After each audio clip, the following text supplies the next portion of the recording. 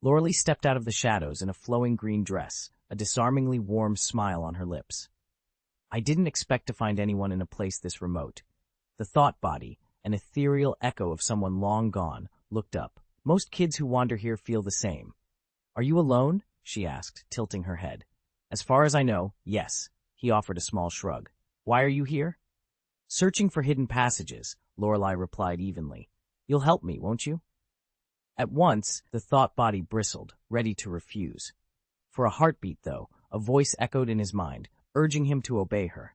He felt it tear apart against his will. His mental defenses were too strong to be broken. Charm magic? A silent gesture? No, it must have been spoken. He forced himself to remain composed. He couldn't afford to act hastily until he understood exactly what kind of witch this Lorelei truly was. The apparition bowed low, its form shimmering with an inner light. Of course, my lady. I will help you in any way I can. Lorelei pressed a hand to her empty stomach. Excellent. I'm both hungry and thirsty. Bring me something to eat and drink first. Right away. With that, the thought body drifted among the trees and returned moments later, carrying 2 pale, almost translucent apples. In its other hand was a simple clay jug filled with cool water. Please. Lorelei didn't hesitate. She bit into one of the apples and closed her eyes in surprise. The flesh was crisp, the sweetness far richer than ordinary fruit. These are remarkable. Did you grow them yourself? The apparition bowed its head modestly. Yes, it took years of careful cultivation. She studied him with interest. An apple like this would grace any noble's banquet table. He gave a shy laugh. You flatter me, my lady. Still seated on the mossy stump, Lorelei tore off another chunk of apple and sipped at the water. The apparition drifted nearer, his tone gentle. Forgive my forwardness, but I realize I don't even know your name. She rested the apple rind on her knee and smiled. I'm Lorelei. He repeated it softly, as if savoring the sound. Lorelei, a beautiful name, perfectly suited to you. She leaned back and took a long drink. You're in luck, then. I've spent what feels like an eternity locked away in Asgard's dungeons. Names and faces blur together down there. The apparition nodded, resolved. Then I shall remember yours, Lorelei, and do everything in my power to see you free. I slipped free the instant the dark elves overran their prison. Torchlight danced across the ruined walls as I drifted through the corridors, my astral form hovering at my shoulder, ready to play its part. Who dared to lock you away? My disembodied echo demanded in mock outrage, brow furrowed. Name them, and I will see them punished. Lorelei leaned against a shattered column, one dark eyebrow raised. A faint smile touched her lips. It was Odin himself, she replied, amusement in her voice. Do you still wish to avenge me? My pulse quickened. Odin? Father of the gods? He had you imprisoned? She shrugged, as if confessing to nothing more than a social faux pas. Oh, I simply bent a few monarchs to my will and sparked a handful of wars across the 9 realms. Hardly a crime, at least in my book. I stifled a grin. Another would-be queen thirsting for power. I just tangled with Hela. Lorelei seemed almost quaint by comparison. Her magic had no hold on me, and in sheer strength of will, she didn't surpass my own. I drifted closer. You said there were secret passages? Her confident posture faltered. The light in her eyes dimmed with frustration. Asgard is riddled with hidden tunnels leading to other worlds. They were my escape routes, but after centuries in chains, their entrances have slipped from my memory. I studied her for a moment, already planning my next move. I knew every forgotten corridor in the palace, every shadowed archway leading far beyond Asgard's gilded walls. Once I guided her out, she'd vanish before she ever suspected my hand was in it. I let my voice draw, up to a low, reassuring murmur. I remember them all. I'll help you find every secret doorway. Which realm do you plan to visit? Jotunheim, Vanaheim, Alfheim, Nidavellir, Vanaheim. The thought projection asked, rattling off names as though reading from a map. Lorelei smiled and shook her head. Why would I go to any of those? They're either barren, sparsely inhabited, or, like most of the Vanaheim, they fall under Asgard's sway. No, I intend to travel to Midgard. A few centuries have passed there. I expect it's ripe for development. If it's prosperous, I can recruit and train an army in no time. The projection sighed softly. What a shame. You'd be better off elsewhere, Lorelei frowned. What do you mean? Why can't I go to Midgard? The projection's expression flickered, too quickly to be genuine. Well, the only secret passage to Midgard is inside my estate. It wouldn't be proper for me to escort you there. It managed a tight, overly polite smile. If you wish to journey to other realms, though, I can certainly arrange it. I know the locations of every portal, but Midgard is off limits. The secret passage to Midgard had been destroyed by Loki.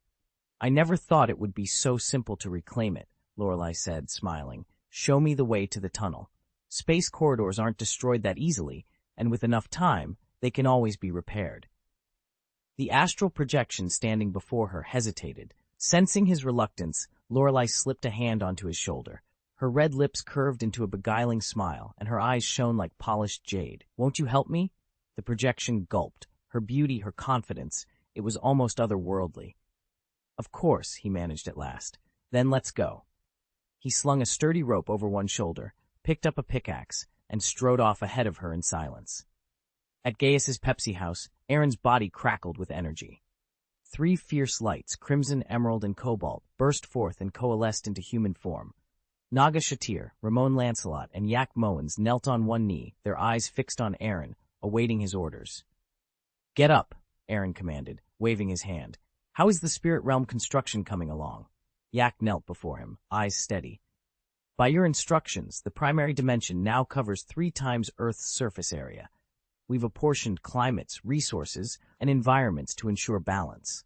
Once you ascend to godhood, we can merge the Black Shadow Kingdom into this realm and manifest a full, living world. Excellent, Aaron said, a pleased smile spreading across his face. That's the best news I've heard in ages. I called you here for 2 reasons. Please speak, Master, Naga said with a flattering bow. If you want stars torn from the sky, they are yours to command. Ramon snorted. Spare me the theatrics, he drawled. It's rude to interrupt His Majesty's briefing, unlike certain less loyal admirers. Aaron's brow flickered. And who might you be implying is disloyal? Ramon's lips curled in a half-smile, but he said nothing. Enough, Aaron said, exasperated. He held up a hand, and both Naga and Ramon immediately lowered their heads in respectful silence. How strong are you now? The 3 disciples fell silent for a heartbeat before Yak answered.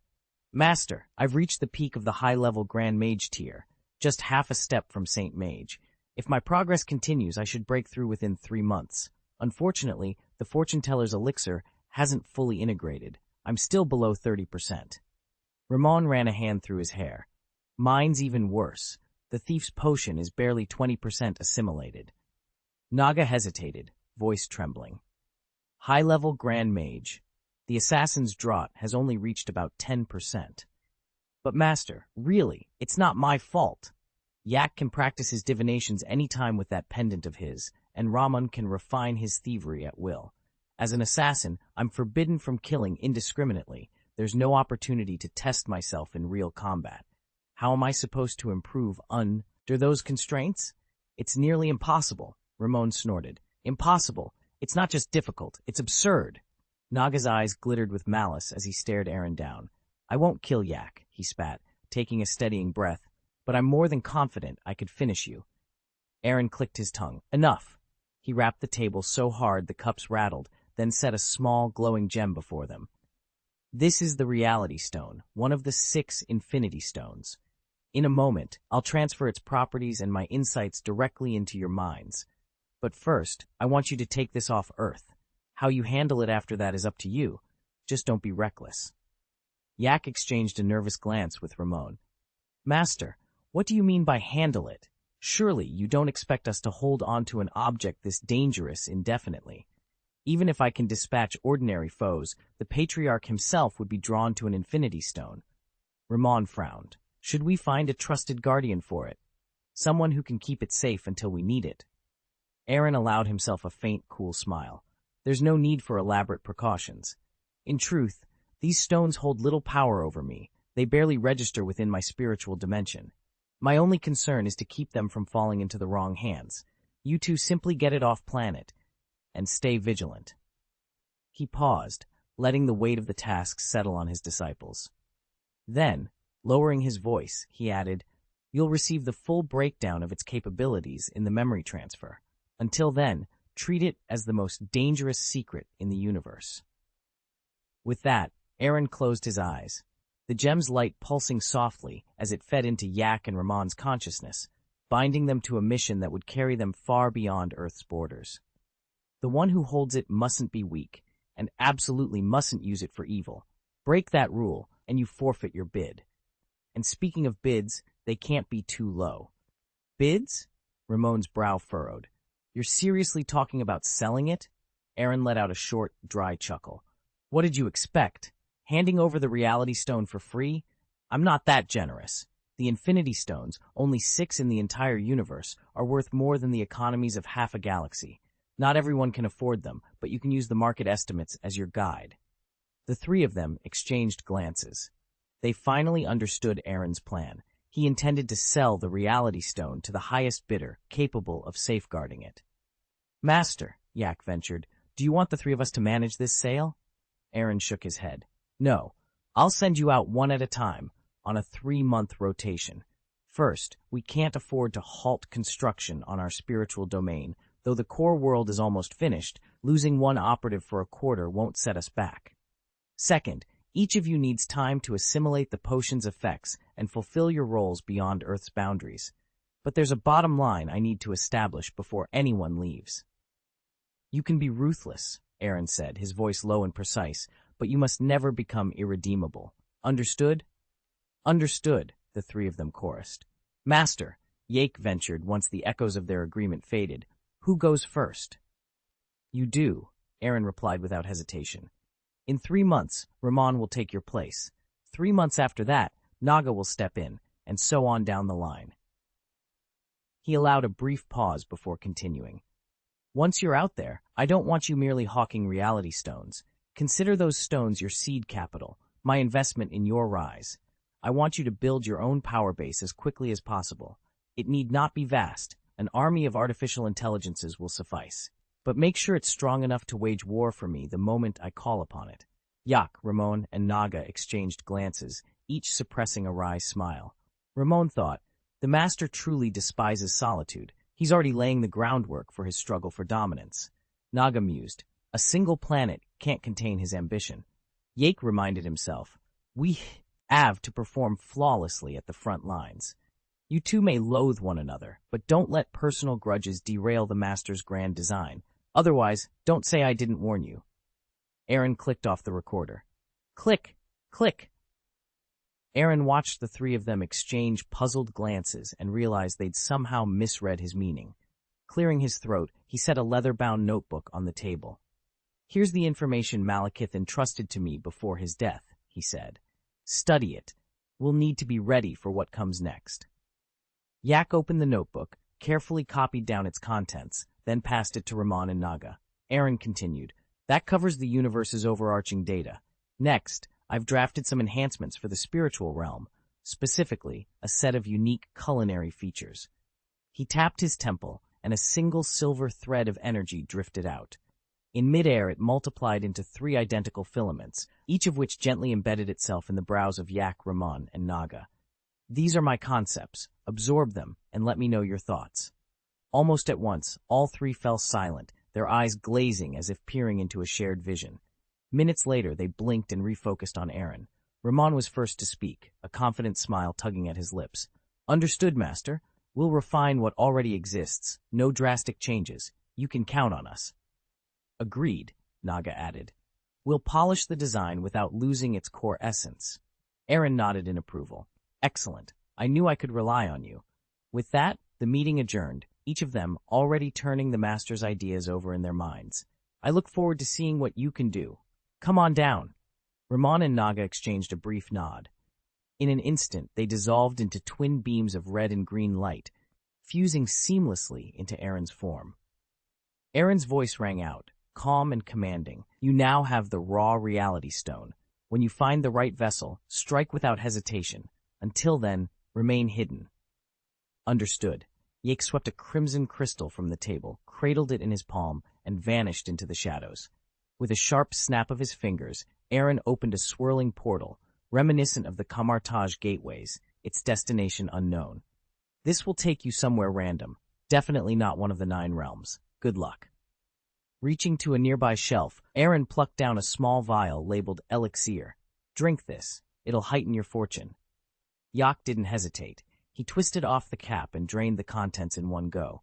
Wiping his mouth, he saluted. Farewell, master. I'll return in 3 months. Stay safe, Aaron replied quietly. Boom. A jagged tear split the air in a back alley wall. Hela burst through the rubble, her breaths ragged, her eyes blazing with fury. Odin's strike had found its mark, yet here she was, very much alive, and more determined than ever. Hela knelt in the narrow alley, frustration simmering beneath her calm exterior. The seal of Helm's Hades had failed to hold her captive, and yet it had stripped away most of her divine power, leaving her with only a mere fraction of her former might. She ground her teeth. Damn it, she muttered. I'll make you pay for this, eventually. Revenge could wait. Right now, her priority was information, and staying hidden from Odin's all-seeing gaze. She scanned the trash piled against the brick wall and spotted a stack of discarded newspapers and magazines. Snatching them up, she flipped through the pages with an unreadable expression. Midgard, America, New York, Hell's Kitchen. She paused, reading each headline under the dim glow of a flickering street lamp. Iron Man, Captain America, Hulk, Thor, a Chitauri invasion. Amazing. As she absorbed every detail, dates, bylines, maps, her mind raced with possibilities. Where exactly had Thor landed? Which of the Avengers was closest? And would any of them recognize the goddess of death in her weakened state? With a barely perceptible gesture, the dark armor that clung to her body melted away, replaced by sleek, modern clothing. A leather jacket, skinny jeans, and boots that whispered of urban sophistication. Her raven hair fell in glossy waves around a face now softened with subtle makeup. Perfect, she whispered, rising gracefully to her full statuesque height. But Hela had more than clandestine precision working in her favor. As she stepped out of the alley into a quieter side street, 3 men loitering nearby froze in their tracks. They were small-time gangsters, classic street thugs, drawn by the sudden presence of a woman whose beauty seemed to hum with unspoken power. Lust and greed glinted in their eyes as they exchanged hungry smiles and loped toward her, whistling. Unfazed, Hela folded her arms, the faintest hint of a smile playing at her lips. She had dealt with far greater threats than these, and soon she would remind the 9 realms, and anyone foolish enough to stand in her way, just how dangerous the goddess of death could be. Chapter 831. There's a road to heaven you never take. It just so happens your family is. Hela let out a soft, mocking laugh as she waved her hand. In that instant, a dagger of pure black energy materialized between her fingers. The street thugs, 6 of them, froze at the sight. Even weakened as she was, Hela's power still eclipsed theirs by miles. Before any of them could draw a breath, the blade shot forward in a blur of darkness, cutting down 5 of the gang in a single, merciless stroke. Only 1 man was left. He collapsed to his knees, staring up at Hela with wide, terrified eyes. His voice trembled as he stammered, "Please, spare me!" Hela narrowed her eyes but did not withdraw the dagger. "Why should I?" she asked coolly. The thug swallowed hard, desperation flooding his face. "My eldest brother works under Jin Bin. He's his lieutenant. If I die here, they'll know who did it. I beg you, I won't tell a soul what I've seen tonight. Just let me live." For a moment, Hela regarded him in silence. Then, with a slight sigh, she withdrew the dagger and let it vanish into mist. "Very well," she said. "You'll live, for now, but 1 wrong word and I'll come for you and everyone you care about." The man bowed so low he nearly kissed the ground. "Thank you, Miss Hela. Thank you."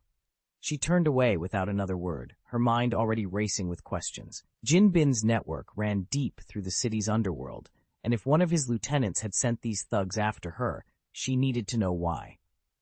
As the trembling gangster scurried off, Hela vanished into the night, intent on uncovering the secrets hiding behind Jin Bin's name. Hela rolled her eyes in disgust. "Who is this kingpin you just mentioned?" The man, known to his underlings as Cockcomb Head, swallowed hard. "The kingpin? You can't seriously have never heard of him." Without warning, Hela pressed the flat of her dagger against his throat. "Answer the question. He's the biggest crime boss in the city, no, in the entire country. Every gang, every racketeering ring, they all answer to him." "Is he powerful?" Hela asked, her voice deceptively calm. "He's ruthless," Cockcomb Head stammered. "Anyone who crosses him ends up dead." A slow smile curved Hela's lips. "How interesting. Take me to him. I may have need of his services. Are you insane? Cockcomb head shook like a leaf. If word gets out, I helped you draw trouble down on the kingpin. They'll kill me, and my whole family, without a second thought. Tsk, tsk. Green flames danced along Hela's fingertips. That won't be necessary. If you die, I'll simply raise you as one of my undead, and you'll still show me the way. Cockcomb head's face went ashen, a cold dread seizing his heart. He could feel his soul screaming a warning. She wasn't bluffing. I'm nothing more than a low-level lackey. I really can't. Then at least take me to one of his lieutenants, Hela interrupted, yanking him forward by the collar. My patience is short. Lead me there before nightfall, and you might just live to see sunrise. The creature with the scarlet, cockscomb-shaped crest blinked blankly, then rose on unsteady legs to guide Hela down a hidden corridor. Lorelei trailed behind them until they reached a rough-hewn stone wall. Is this it? She asked, running a hand across the cold surface. The scarlet-crested figure gave a small, amused nod. This is one of my entrances. If you'd prefer, I can escort you to others. I'd rather see this first, Lorelei replied. With a soft sigh, he pressed against the wall. It swung inward on invisible hinges, revealing a narrow tunnel lit by bioluminescent moss. Lorelei followed him without hesitation, but her expression turned from curiosity to astonishment by the time they stepped into the secret chamber. Before her stood a perfectly appointed cottage carved into the rock, a cozy dining area to one side, a modest kitchen beyond it, a snug bathroom down a short hallway, and, tucked into the far corner, a paneled study lined with bookshelves. The rough stone, ceiling overhead darkened or brightened in harmony with the Asgardian sky outside, and delicate flower beds and winding watercourses framed the space, lending it a quiet, refined elegance. This is your home? Lorelei breathed. He set aside the small hoe he'd been carrying and poured 2 glasses of ruby-red wine. It is. Even in Asgard, you need a nest of your own. He offered her a glass. Very few know it exists. I can see why it stays hidden. The scarlet-crested attendant swirled his wine thoughtfully. I used to worry about Heimdall's all-seeing eyes. He truly can watch over the 9 realms, most of the time. But even his vigilance has limits. He can't be everywhere at once. Lorelei sipped the wine, her gaze drifting around the sumptuous hideaway. Then you're safe, at least for now. He smiled, a faint glimmer of triumph in his eyes. For now. They stood there for a moment, 2 exiles in their secret haven, and as the tunnel closed silently behind them. Lorelei settled into a plush divan and regarded her guest with keen interest. He called himself the missing body and spoke without embellishment. That's no different from being all-knowing and all-powerful, he said, his voice calm. So long as I keep quiet, Odin never notices me. I go about my business in peace. He paused. Once I realized that, I ventured beyond my hiding place and began to explore Asgard. Lorelei folded her hands in her lap. Who are you, really? You can't be Asgardian. He offered a wry smile. My name is Aaron Gaius. Think of me as a man from Midgard. Gaius? Lorelei murmured. I'm sure I read that name in an old chronicle, but that was centuries ago. That would have been one of my ancestors, Aaron admitted with a slight blush. He stood and carried a platter toward her. I made us lunch, pan-seared tuna, seasoned with frost flower petals. Give it a try. Curious, Lorelei picked up a knife and fork. The moment the tender fish touched her tongue, flavor burst across her palate, cool, delicate, utterly new. Her eyes lit up. That's extraordinary. I haven't tasted anything this good in 100 years. Aaron sat beside her, watching her delight with gentle amusement. So how did you make your way to Asgard in the first place? It couldn't have been easy. He sighed and ran a hand through his hair. That's a long story. Lorelei leaned forward, her appetite sated, but her curiosity far from it. Then you'd better tell it to me, every last detail. I once lived peacefully in the atrium, until the day Thor, the god of thunder, was exiled by his father Odin. Loki, the trickster, then sent the destroyer to finish him off. For reasons even I can't fully explain, I managed to disable that fearsome automaton and saved Thor's life.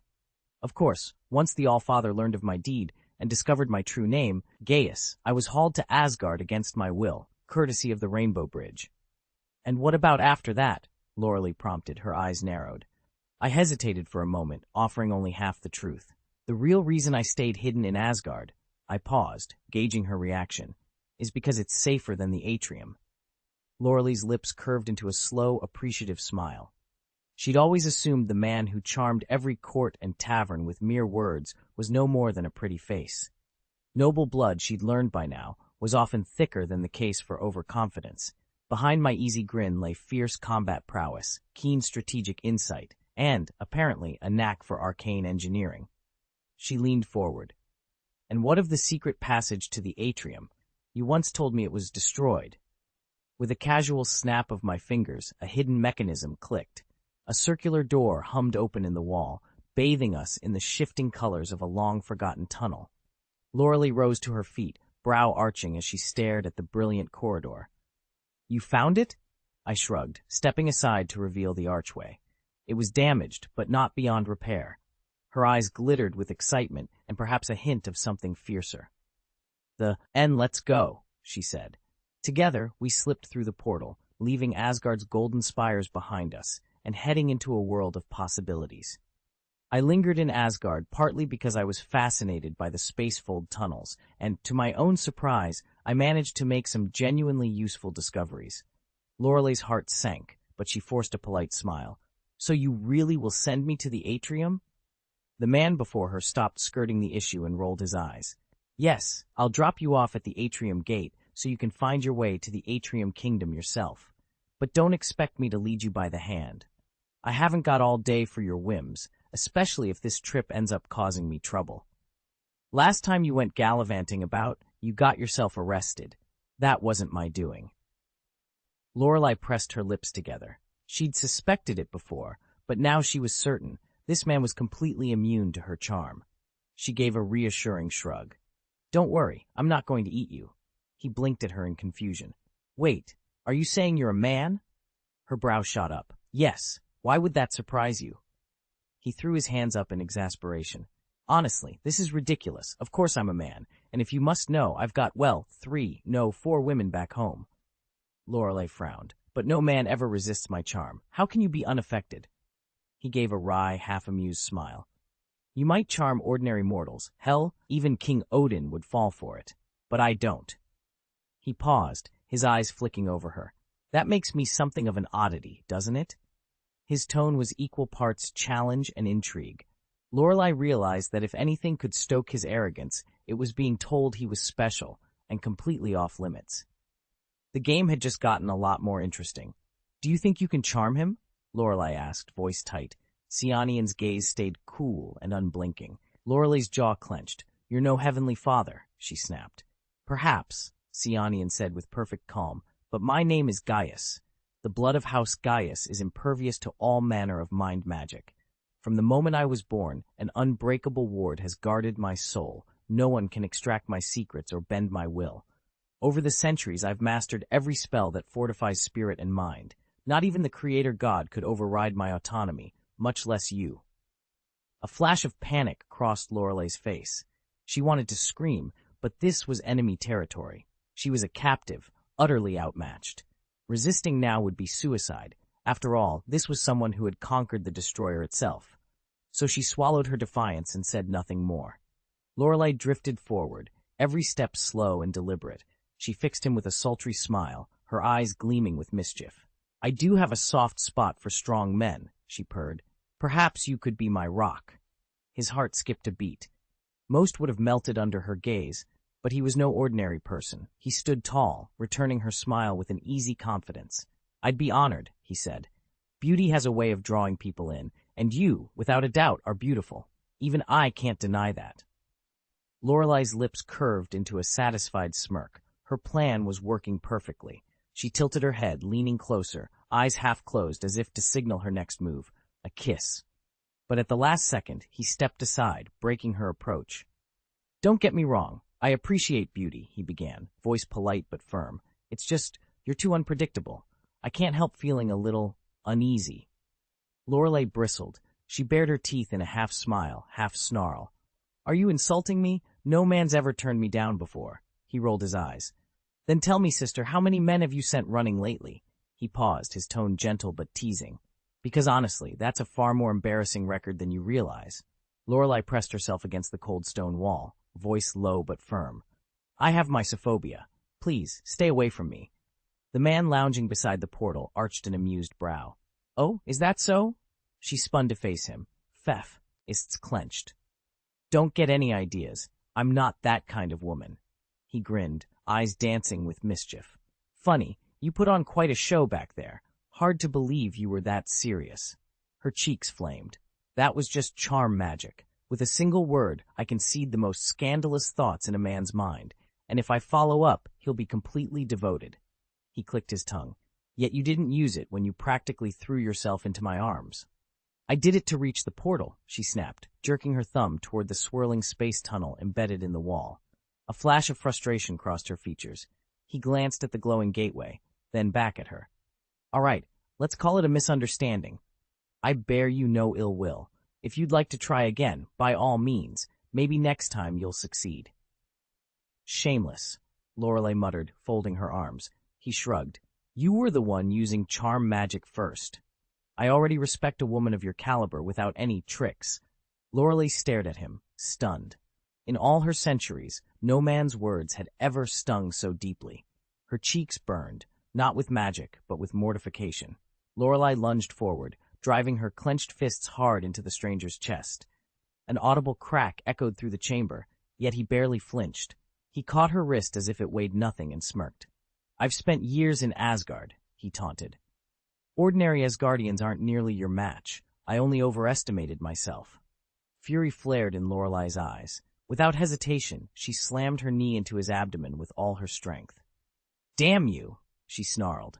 His eyes widened in surprise. Then he staggered back and yanked Lorelei aside in one swift motion. Hey, he protested, rubbing the spot she'd struck.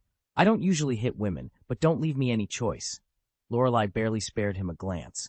She sprang to her feet and sprinted for the glowing portal at the far end of the hall. Not today, she cried. But as she neared the swirling light, her foot caught on something hidden in the stone floor. With a startled yelp, she tripped and crashed forward, scraping her palms against the rough tiles.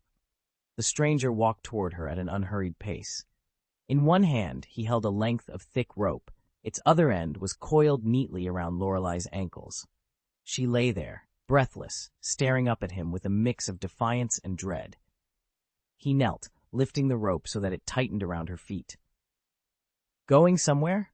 He asked softly, as the portal's blue radiance flickered behind him. Lorelei's heart hammered in her chest, but her spirit remained unbowed. This battle, she knew, was far from over. Why bother? The missing body taunted as he wrapped the final coil of rope around Lorelei's legs, tightening it into a firm knot. Trying to run away right under my nose. How little you must think of me. Lorelei's eyes blazed. She kicked at the rope, but no matter how hard she tried, it held fast.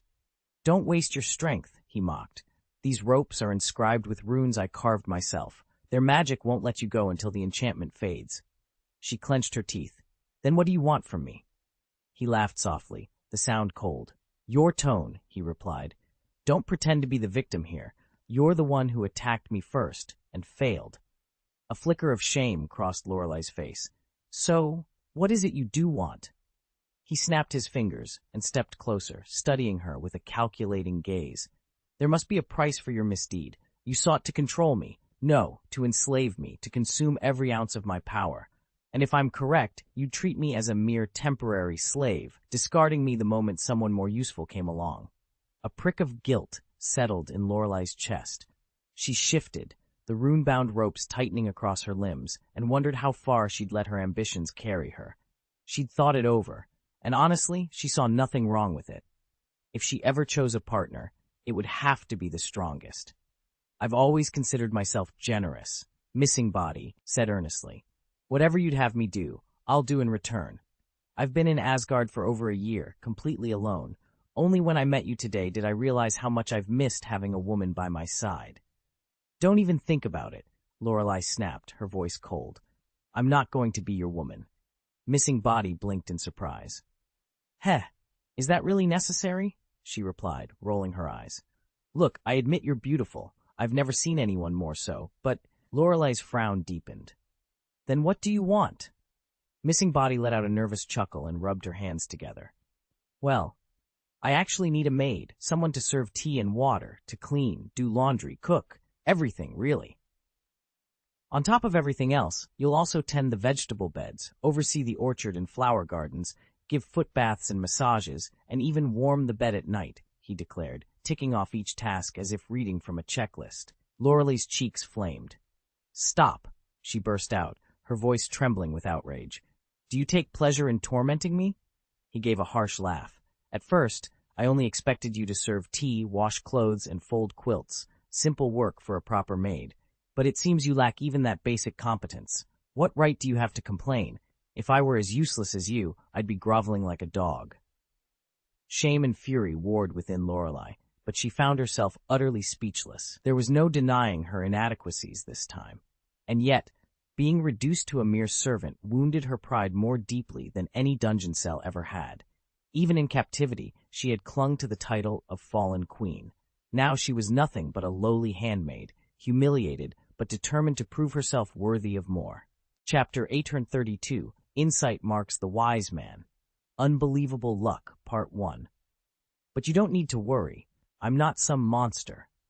The disembodied voice reached out to steady Lorelei, helping her to her feet with surprising gentleness. "I actually enjoy a good joke, and I have a high tolerance for beautiful women. If an old witch tried to cast a charm spell on me, I'd turn it back on her in an instant. Besides, asking you to become my maid won't cost you anything. In fact, you stand to gain a lot. First, I've set up a defensive formation around this place that even Heimdall's all-seeing eyes can't penetrate. No one from Asgard will ever find you here. Second, I am a wizard, and this is my study. If you have magical talent, I can teach you far more than mere charm spells, some real tricks of the trade. And finally, I don't intend to keep you in servitude forever. Once I achieve godhood, I'll grant you your freedom and erase any debts or grudges between us. You'll be as free as you were before we ever met." Lorelei looked up at the unseen speaker, her heart pounding. Beneath the strange calm in his voice, she sensed an honesty she hadn't expected. Perhaps, she thought, this peculiar alliance might be her best and maybe only way out. Lorelei offered a wry smile. "Sounds fair. All right, I give in. Untie me." "Excellent," came the cheerful applause of the stranger. With a sudden shift in tone, they swept a hand through the air and asked, "Tell me, why do you think I only bound your legs and left your hands free?" Lorelei blinked. "I have no idea." The cloaked figure's lips curved into a knowing grin. In an instant, a quill and a length of parchment appeared before them, hovering in midair. The Gaius family prides itself on one particular branch of magic: contract magic. Now, pick up that quill with your delicate hands and sign this agreement. Once our master-servant relationship is formalized, you'll be at liberty to go." Hope drained from Lorelei's expression as she hesitated. She forced herself to reach out and examine the scroll, its binding seal gleaming with arcane energy. Almost against her will, she read the opening clause and couldn't help but mutter, "Seriously, don't take advantage." The stranger chuckled softly. "Advantage, perhaps, but tell me, have you forgotten what it's like to be weaker? If you choose to be my maid, you must adopt the mindset of a maid." Lorelei's eyes flicked down the parchment. The terms were exhaustive. Every duty, every hour she'd devote to Aaron Gaius, spelled out in painstaking detail, all lasting until he ascended to the rank of Heavenly Father. Swallowing her pride, Lorelei lifted the quill. As ink met paper, a faint glow enveloped her limbs. The ropes around her ankles loosened, clattering to the floor. Her hands were free at last, but now so was the unbreakable bond she'd just sealed. Below is a revised, polished version of the chapter. Aaron Gaius slid the parchment across the table. "Aside from the absolute prohibition on revealing my identity, all that remains are the duties of a maid, nothing more, nothing less. If that were truly it, you could sign without hesitation. But there are 3 additional clauses." He paused to meet Lorelei's eyes. "First, I will not intentionally humiliate you, but I may discipline you should your work ever fall short. Second, during the term of this contract, you owe me complete loyalty and must not act against my interests. Third, you must obey any reasonable order I give." Lorelei's hand clenched on the edge of the desk.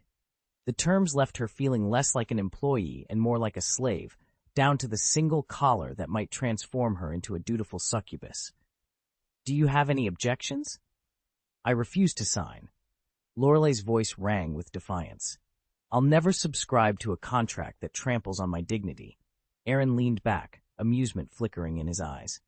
Look at Malekis, the Dark Elf King. When he met me on the battlefield, he bent the knee rather than continue a losing fight. But when it came to his convictions, he followed his art without question. You're no less free to do the same. He tapped the contract. The choice is yours. Do you know why? The reanimated corpse, Miss Nyan, leaned back, casually picked up the bag resting on the table, and took a leisurely sip of wine as if she were at a tea party rather than delivering an ultimatum. Lorelei's heart fluttered. She sensed the menace behind Miss Nyan's words, but still couldn't fathom the reason. Why? Miss Nyan smacked her lips, her tone mocking. Because he has no choice, and neither do you.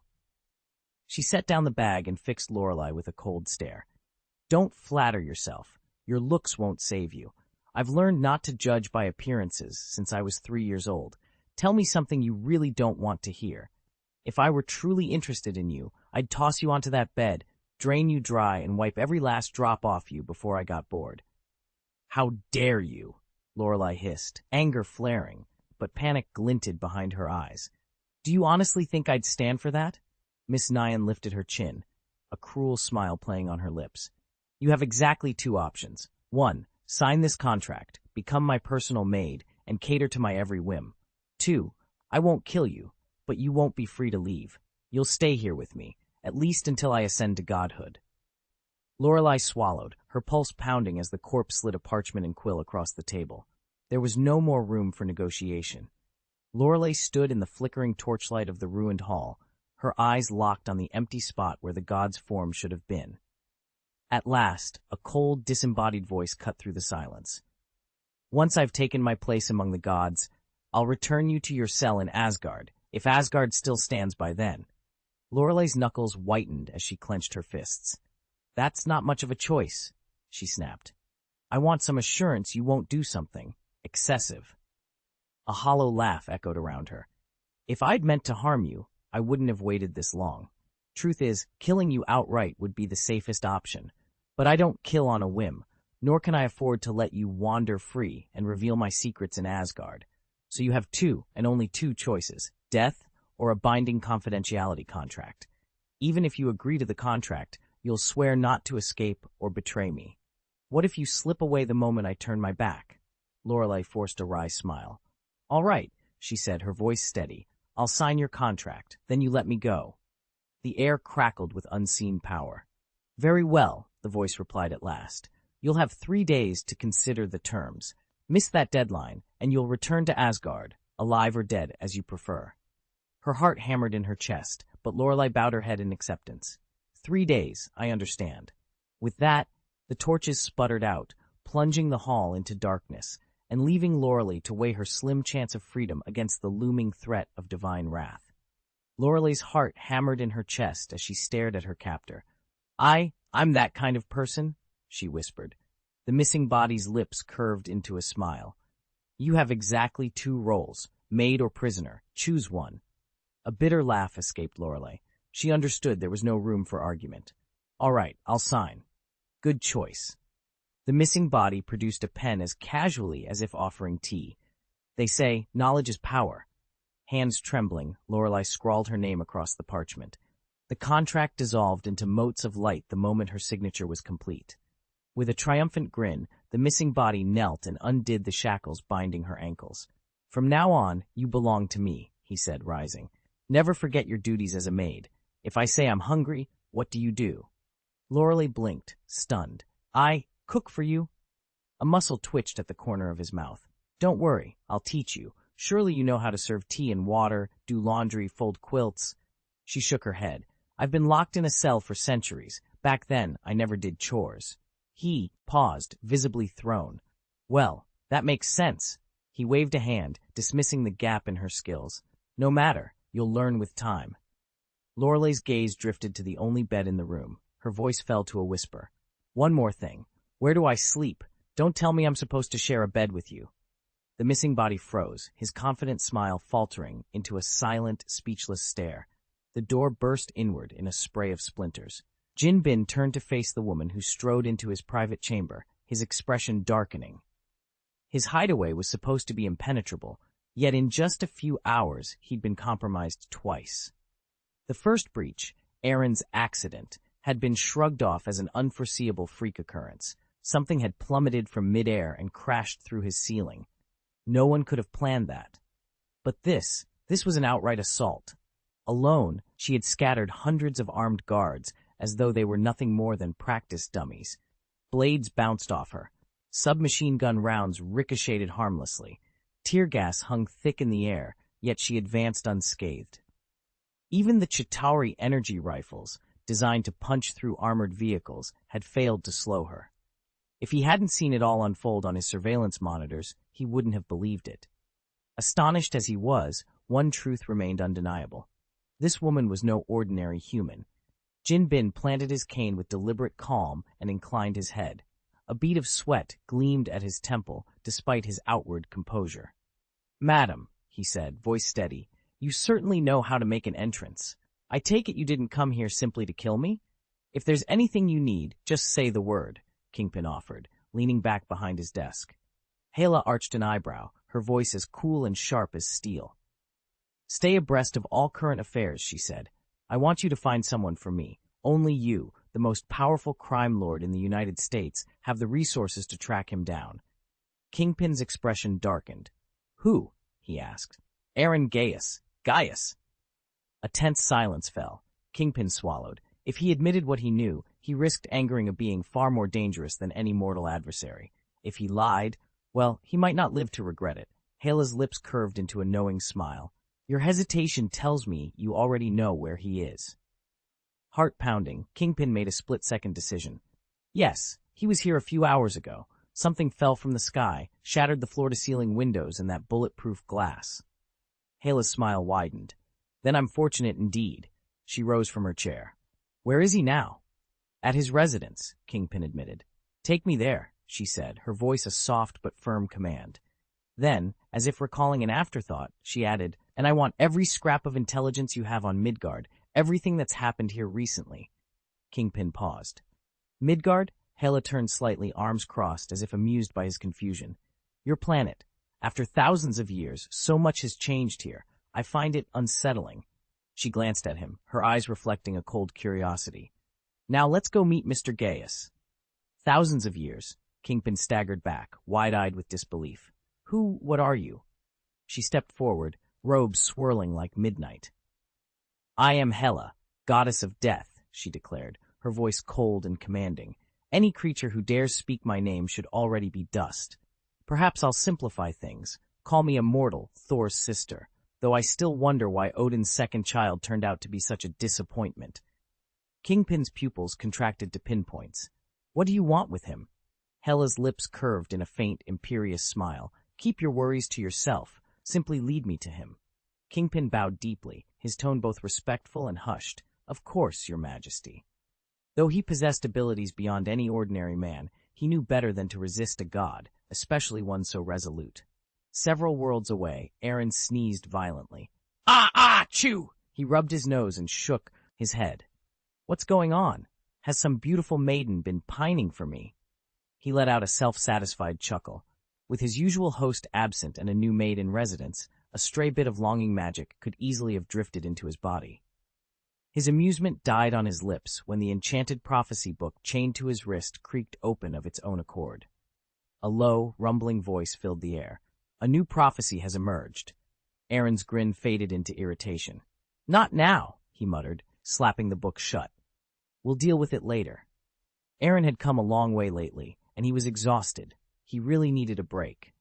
After a moment's thought, he withdrew pen and paper from the drawer and began composing a letter. Fox. At the summons, the red and gold phoenix swooped down, plucked the unfinished note from the table with an elegant twist of its beak, and perched on the edge. "Master, is this letter for Chin? Shall I deliver it right away? Anything else I should bring?" Aaron tapped his pen against the desk, choosing his words carefully. "I want to invite her here as a guest. Ask her when she's free to visit and tell her I miss her." The phoenix's feathers trembled with excitement. "Ah, I knew Chin would be our fourth mistress." Aaron winced. "Actually, she's the fifth." "Fifth?" Fox cocked its head, puzzled. "Who's the fourth, then?" My dear Daisy Louise, Aaron explained. Jane Foster's assistant. You've met her before. Fox blinked, unaccustomed doubt flickering in its fiery eyes. Daisy? She seemed so ordinary. Aaron smiled. That's exactly why I like her. Her background doesn't matter. She's our fourth mistress. Satisfied, the phoenix gave a melodious trill and folded into a swirl of embers, vanishing from sight. Aaron exhaled a long, tired sigh. Then he turned to his inventory menu and opened the food supplies section, mentally planning his next move. Aaron stared at the glittering slab of gem meat in his store's inventory screen. One taste and it would skyrocket his strength. But at 1,000 delicious points, it was staggeringly expensive. He swallowed. He needed it for his training, but he could only afford a single serving. What he really couldn't pass up, though, was the hot spring shark. 200 delicious points each, and perfect for breeding in his on-site hot spring. He also added a sack of golden wheat and a packet of cocoa powder snowflakes, both cheap but potentially invaluable when he entered the spiritual realm next. With a few quick taps, Aaron cleared 4 of his inventory slots and purchased exactly what he needed: 1 unit of golden wheat, 1 of cocoa powder snowflakes, a single portion of gem meat, and 2 hot spring sharks. Exiting the shop interface, he slipped through the door on the right into his private enclosure. There, he arranged his new creatures around the 20-meter-wide hot spring he'd just installed.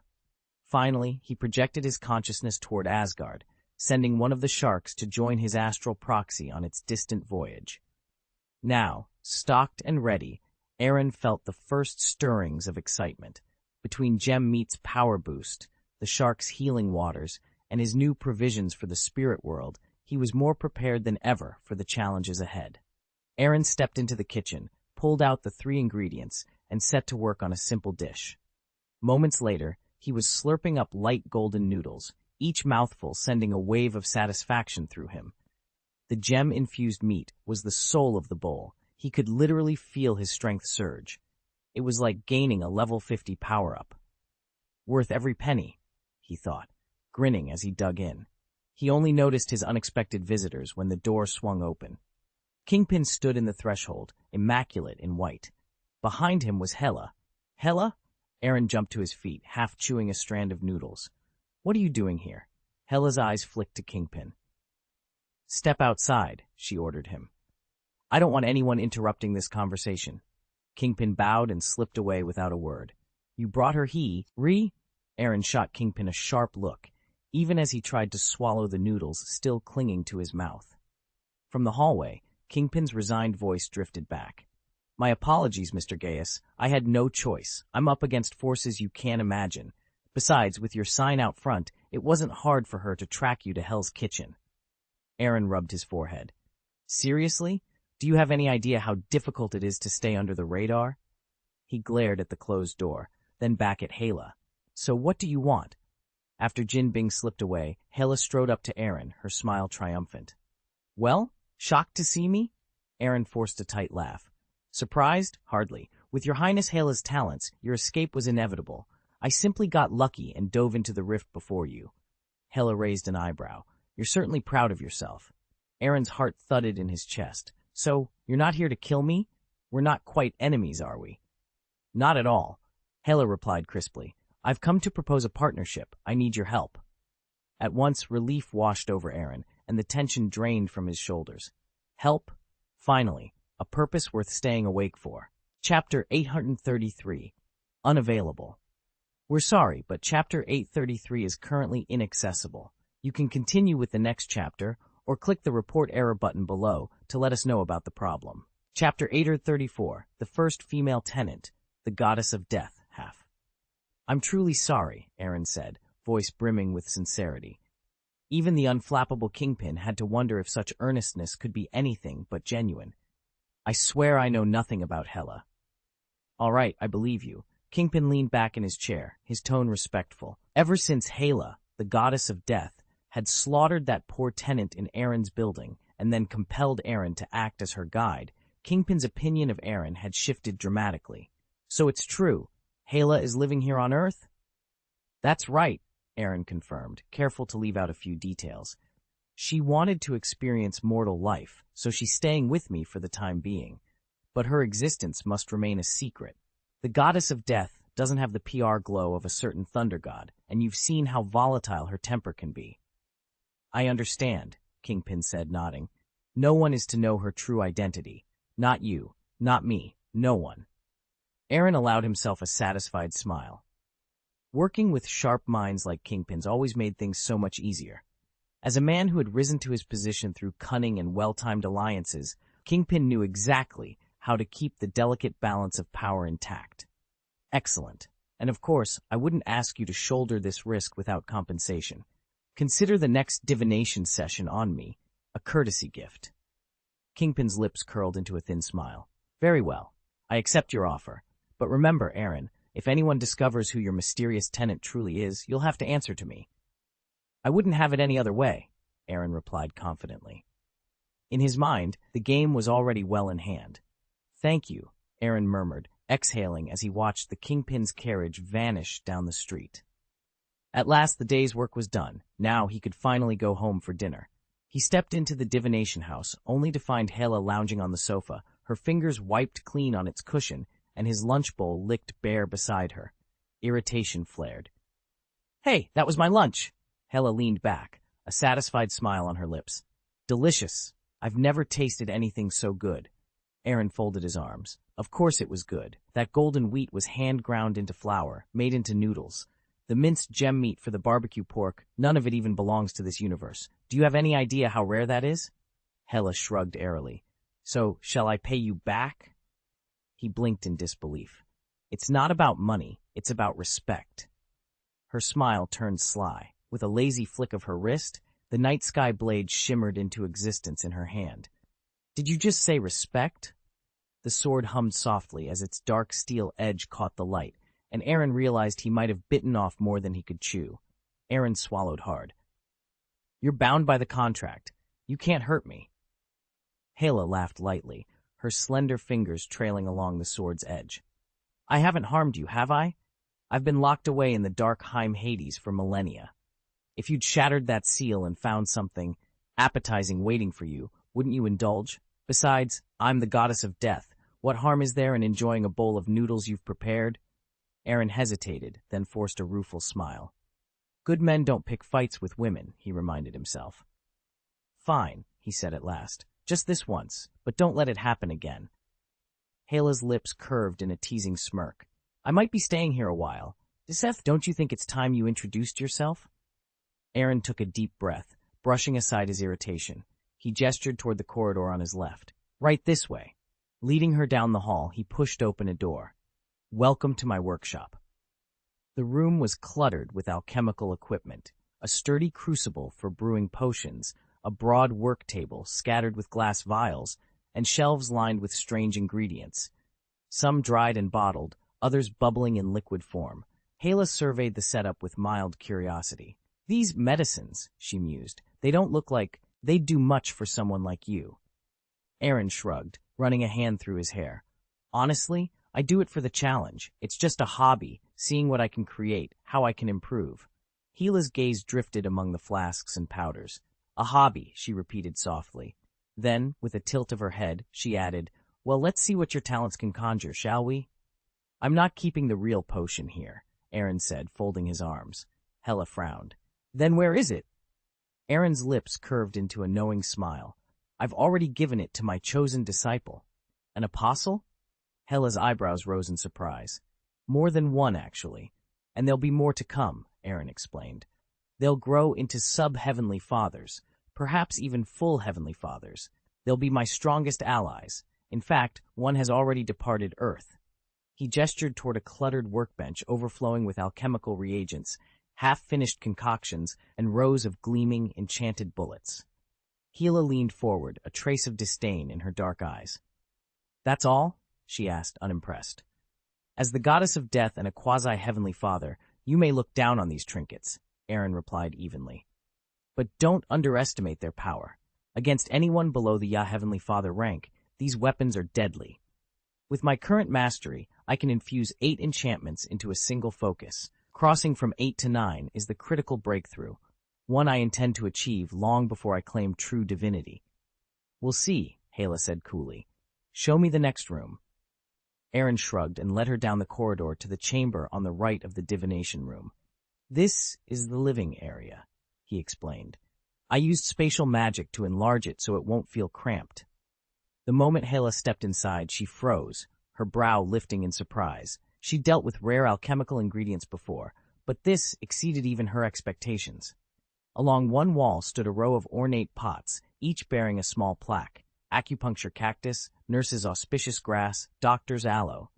Aaron smiled. I paid a small fortune for these, he said, but the real treasure is here. He motioned to a steaming pool set into the floor. From the swirling mist in the water emerged a massive shark-like creature, its broad back breaking the surface like living stone. Around it darted smaller, pale fish, whitening fish and virus fish, glowing softly in the lantern light. Aaron's eyes gleamed with pride. This is the hot spring shark, he explained. It's a living hot spring. The shark produces therapeutic waters, and its companions absorb toxins and impurities from anyone who soaks here. A single bath can cleanse the body and restore vitality. Hela stepped closer, her interest clearly piqued. Impressive, she admitted, nodding thoughtfully. Aaron pointed to the far corner. And over there is the kitchen, he said. A sturdy stone hearth stood beside a reinforced iron safe, promising both warmth and security. Hela took it all in, already calculating the possibilities. This living hot spring alone would be worth far more than most of her own stores, and yet here it was in Aaron's private chambers. She allowed herself the smallest of smiles. Perhaps this alliance would prove more profitable than she'd first imagined. A small portion of the dream ingredients I paid a fortune for is stored in here, Aaron said, leading Hela down a dimly lit corridor. Hela paused at the open door and inhaled deeply. A light, mellow fragrance drifted out, entirely new to her senses. This is exquisite, she murmured, her eyes bright. I can't wait to see what else awaits me in this life of ours. Aaron rolled his eyes. By the terms of their contract, Hela's diet matched his exactly, yet somehow his grocery bills had shot up by half. Welcome to my home, he replied dryly. When you tire of exploring, there's a grand piano in the concert hall. It's perfect for refining one's mood, shall we say. Through that archway is a small study, books, newspapers, everything you need to stay up on current events. And over here, he waved at a raised dais, is where I practice drawing magic circles.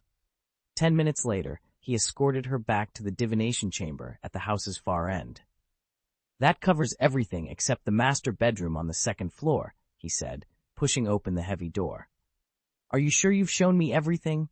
Hela tilted her head, scrutinizing the shadows behind Aaron. Because I could swear there's something more back there, something that feels as vital as Odin's own treasure vault. Aaron caught the mischievous glint in her eye and smiled wryly. Women and their intuition, he muttered under his breath, then turned to continue the tour. Hela stood just outside the hidden door, arms crossed. You're not going to let me in and show me around? Or is this door locked until I get out of your hair? Aaron forced a smile, reached out, and twisted the little lucky cat ornament set into the doorframe. With a soft click, the secret chamber swung open. After you, he said, stepping aside. She strode in without a backward glance. Don't pretend you're excited to play host, Hela drawled. I've seen plenty of treasures in my time, and yours hardly impress me. Aaron merely watched as she surveyed the room. When her eyes landed on 6 intricately carved masks mounted along one wall, she stopped short. Shadow Realm energy, she murmured. You actually wove a piece of that dimension into these masks. He gave a small nod. More than just wove it in, I channeled it, but it's a sensation you really can't describe. You'd have to experience it. A waste of power, she shot back, dismissing his work with a flick of her hand. A shameful waste. I can reclaim that energy any time I choose, Aaron replied coolly. Hela rolled her eyes and moved deeper into the room, shaking her head at each display. Garbage, garbage, she muttered, flicking her fingers toward Jelani's emerald, a simple muggle wand, Weijang's sealed jar, and a handful of other curiosities. All of it, utter trash. Then she paused before a sleek, frost-chilled box set into a glass pedestal. The metal surface was etched with runes that glowed faintly in the dim light. And this, she asked, voice low with genuine curiosity. Did Odin himself give you this icebox? We'll take care of it as soon as we can. Thank you for your understanding. Hela's eyes flashed. You forced it on me. You can't expect me to accept it so easily. It's too bad, but arguing won't change anything. She crossed her arms defiantly. That just shows how out of touch you are. You've always been self-centered. The icebox may seem useless to you, but to me it's priceless. Is that so? Aaron raised an eyebrow. Absolutely, Hela replied, then paused. But I can't tell you exactly why just yet. She glanced down at an elaborately bound tome resting on the table. This book. She traced the intricate glyphs on its cover. It's the Book of Prophecy. Quite a remarkable piece. Aaron nodded. Ever since I acquired it, it hasn't delivered a single favorable prediction for me. He rubbed his chin thoughtfully. Hold on, there was a new entry today. A soft, otherworldly voice echoed through the room. Master, today's prophecy declares that Hela, the goddess of death, will soon arrive. You are destined to enter into a contract with her, an agreement that will irrevocably shape your future. Hela's hand tightened on the book. Aaron felt a sudden urge to tear it apart. If the prophecy merely confirmed what had already happened, where was the value in knowledge so belatedly revealed? Master, if you consult the prophecy book in time, you could make better preparations. Enough. The prophecy grumbled. It's barely satisfactory. Thank you for the compliment, Your Majesty, Goddess of Death, it added with evident relief. I truly hope you and my master will share a bright future. Hela arched a single brow, then flicked her gaze toward a shallow stone basin. And this, a pensieve, came the reply. It holds memories. It certainly has a wizard's flair, Hela Absi, Revered coolly. Her eyes then settled on a long sword displayed on a stand, its blade glowing with a pale silver light. Now that is a genuine treasure. The weapon was forged by Xingyuan, the ancestor of the Gaius family, the prophecy explained.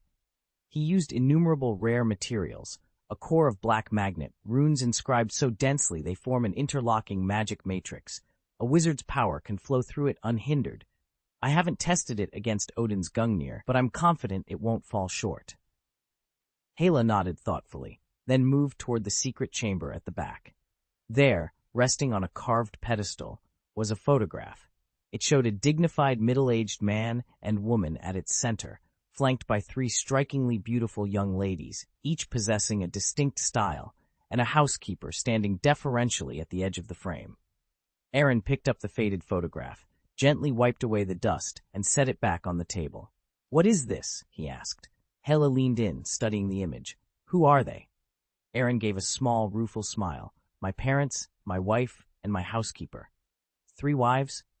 Hela's voice tightened with a strange mixture of disbelief and anger. You have no shame. He shrugged, his eyes distant. Is it so strange? They're all vital to me. I refuse to leave any room for regret. One was my childhood sweetheart, another my classmate for 6 years, and the third, well, I haven't known her long, but I couldn't bear to let her go. I was 18 then, already fortunate enough to follow my heart. Hela let out a harsh laugh. You're impossible. She turned without another word and strode out of the hidden chamber. A short while later, Aaron escorted her to her new quarters. She stepped inside and paused, brows knitting as she took in the bare walls, the single unadorned window, and the simple cot in the corner. Her expression made it clear. The accommodations fell far short of her expectations. Hela swept her gaze over the cramped chamber and said coldly, I know that Her Highness once lived in grand palaces. This place doesn't even measure up to 1/10 of one. Aaron gave a half-smile. If you're talking about square footage, sure, but you've got beds, wardrobes, mirrors, tables and chairs, even your own bathroom. What you're missing is sunshine and fresh air. Neither exists down here in Helm's underworld. He folded his arms. Besides, this is my home. I'm not about to tear it down just to appease some goddess. If you hate it, you're free to leave. I'll even send you $100,000 every month. Hela's fist shot up, but she forced herself to stand her ground. She just signed that contract, and drawing her sword over this would be a breach. She managed. You're so petty. Don't like that? Aaron flashed her a grin. Bite me. He straightened his shoulders, feeling more triumphant than he had in ages. He'd endured plenty of indignities in Helm's realm, with no hope of revenge. He never imagined the goddess Hela would show up in his doorway. And though the contract declared them equals, he was the one who'd written it. Every clause tilted in his favor. Hela's eyes flashed with exasperation as Aaron grinned at her. "From now on, you're the death goddess, with your tail between your legs," he teased. She rolled her eyes, turned on her heel, and slammed her door. "And don't forget to clean up your own mess," she called over her shoulder. "I'm not your maid." "Get lost," Aaron chuckled, triumphantly brushing off her parting shot as he strode back toward the bedroom next door. Later that night, a sudden crash echoed through the divination house. The heavy front door flew open in a violent gust of wind, and a bolt of lightning split the sky outside. Abe stepped into the foyer, clad in his familiar beige pet suit, so dusty from his secret journey from London to New York that every thread seemed weighed down with travel-worn grime. Finally home, he drew in a deep, contented breath, eager to shrug off the dust and settle in for a good rest. But something was wrong. The moment he crossed the threshold, Abe's keen senses caught a foreign scent, an unfamiliar, feminine fragrance that made his fur bristle. A new guest? And a woman at that? His master had welcomed Daisy Louise as the first, then Jean Grey as the second, but a fifth mistress? That made no sense. Knowing his master's fastidious nature, Abe was certain he wouldn't let just any stranger move in. Puzzled, Abe scratched at his ear as a tangle of question marks danced in his mind. He opened his mouth to call out, and then shook his head. If he couldn't figure out who this woman was, perhaps it was best to wait and see.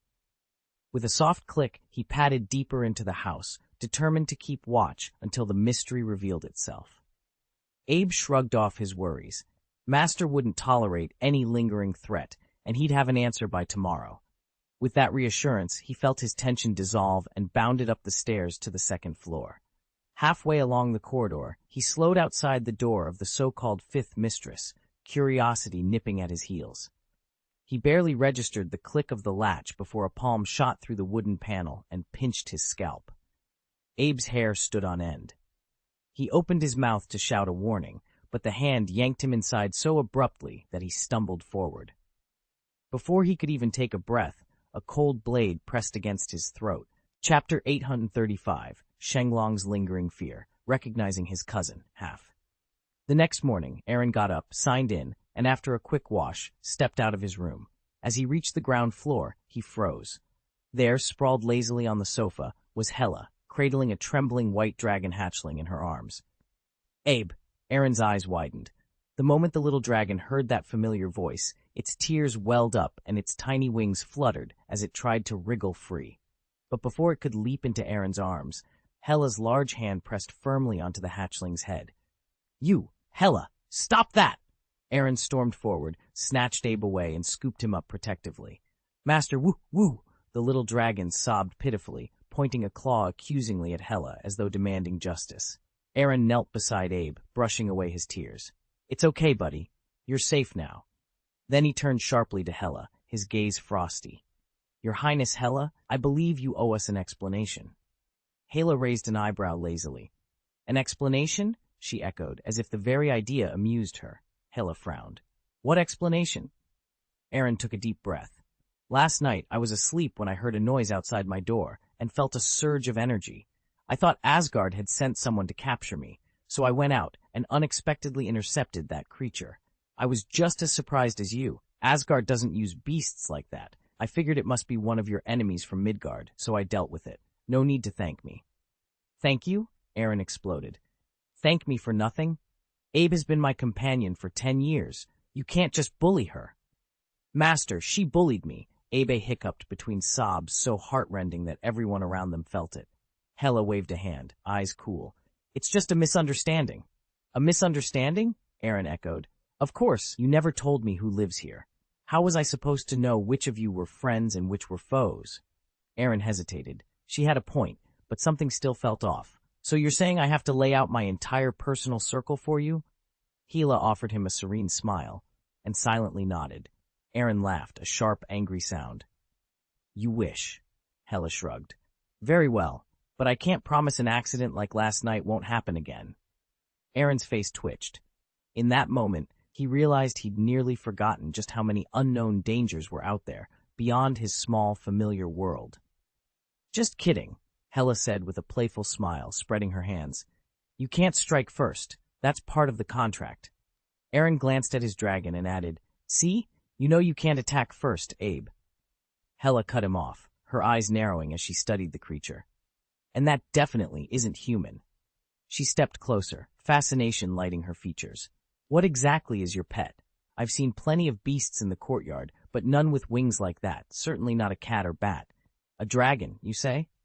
Yet I've never encountered one like this. It hums with magical power, and it even speaks. Dragons of this kind are extraordinarily rare."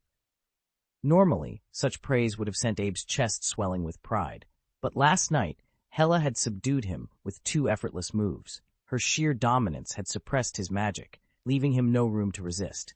Now her words felt less like admiration and more like mockery, cutting into his youthful pride. He let out a wounded snort. Aaron drew a steadying breath, tamping down his own irritation before speaking again.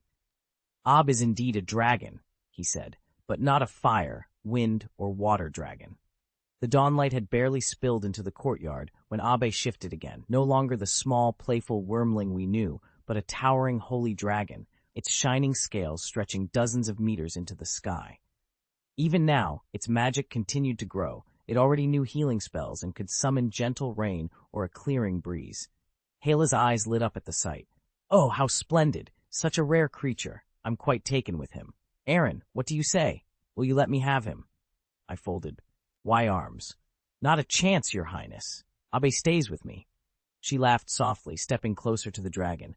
"Oh, but think of the grand vistas he could see in my domain," she cooed, as if offering him a treasure. Abe's massive head dipped in annoyance. He wasn't impressed by mountain peaks or royal courts. I smirked.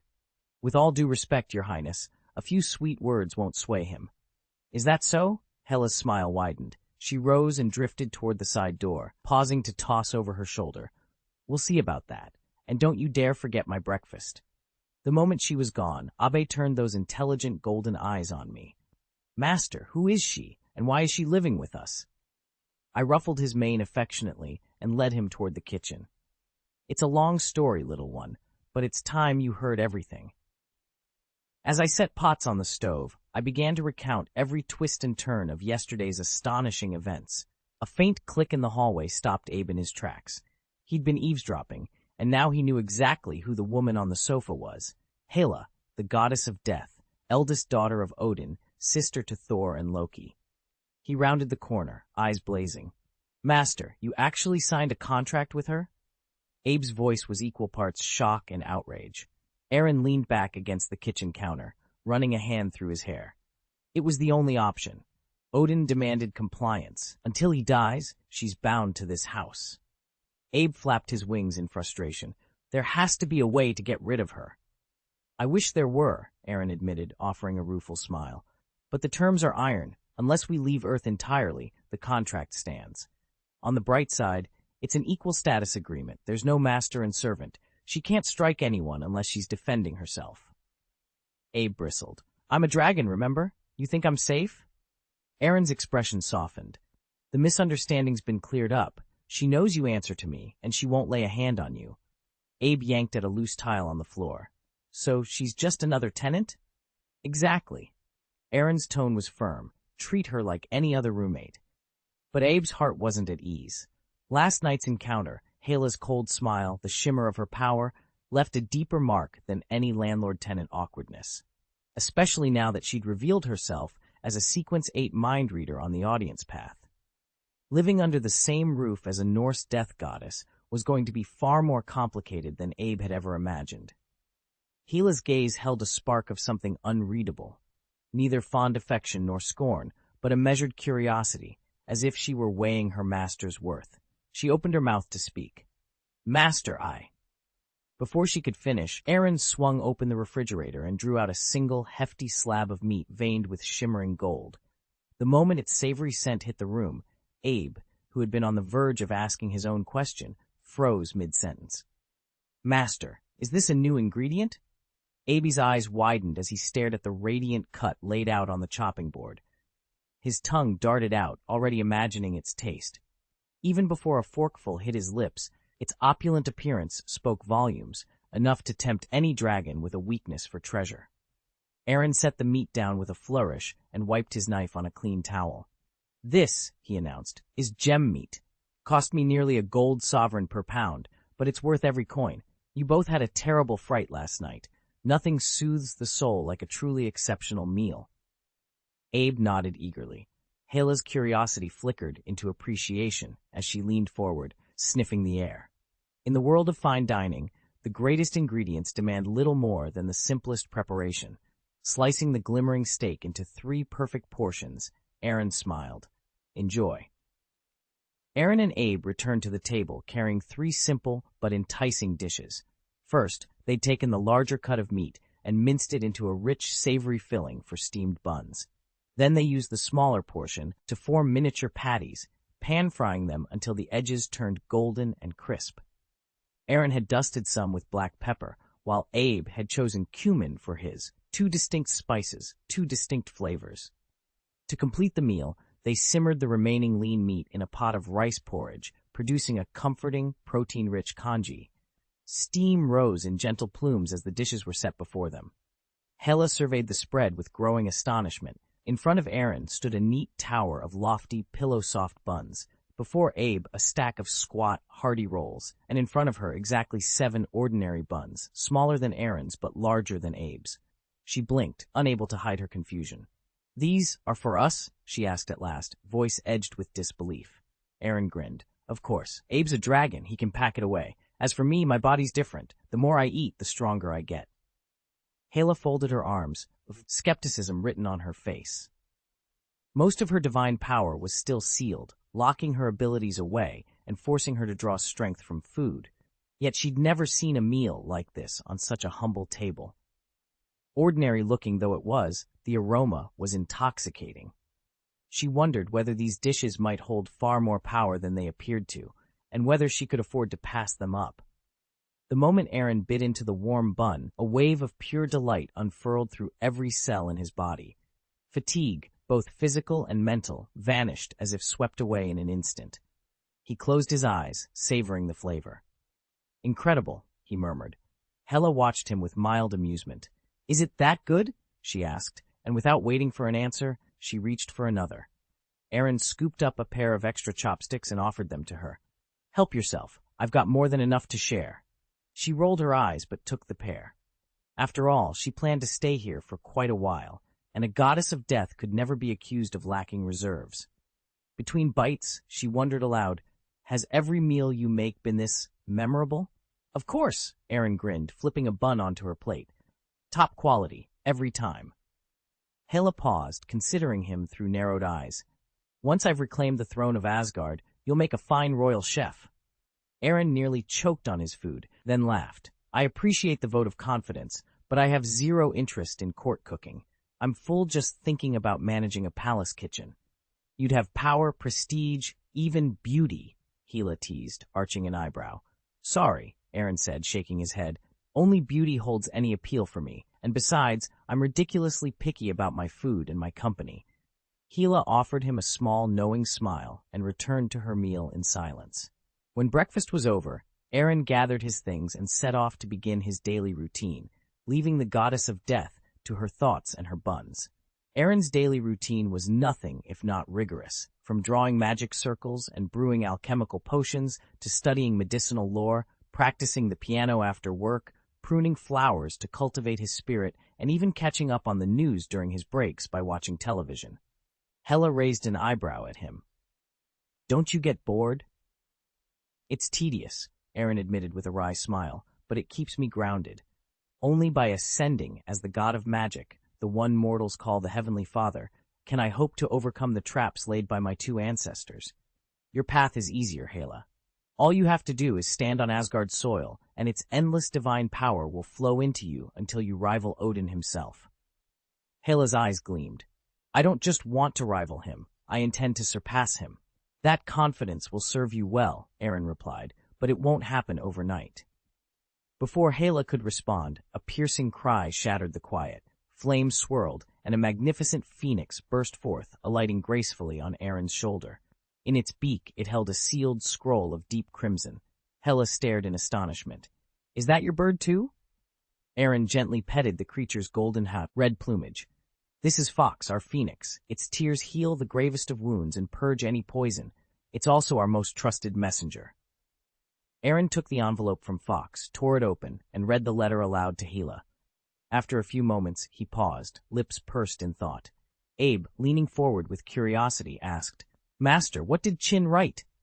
Aaron glanced at Hela, sudden deference softening his features. "Your Highness, may I speak with you privately for a moment?" Hela raised an eyebrow. "Go ahead." Aaron cleared his throat. "My girlfriend is coming to visit in 2 weeks." "Oh!" Hela exclaimed, feigning surprise. "You want me to stay out of sight?" He shook his head, offering a wry smile.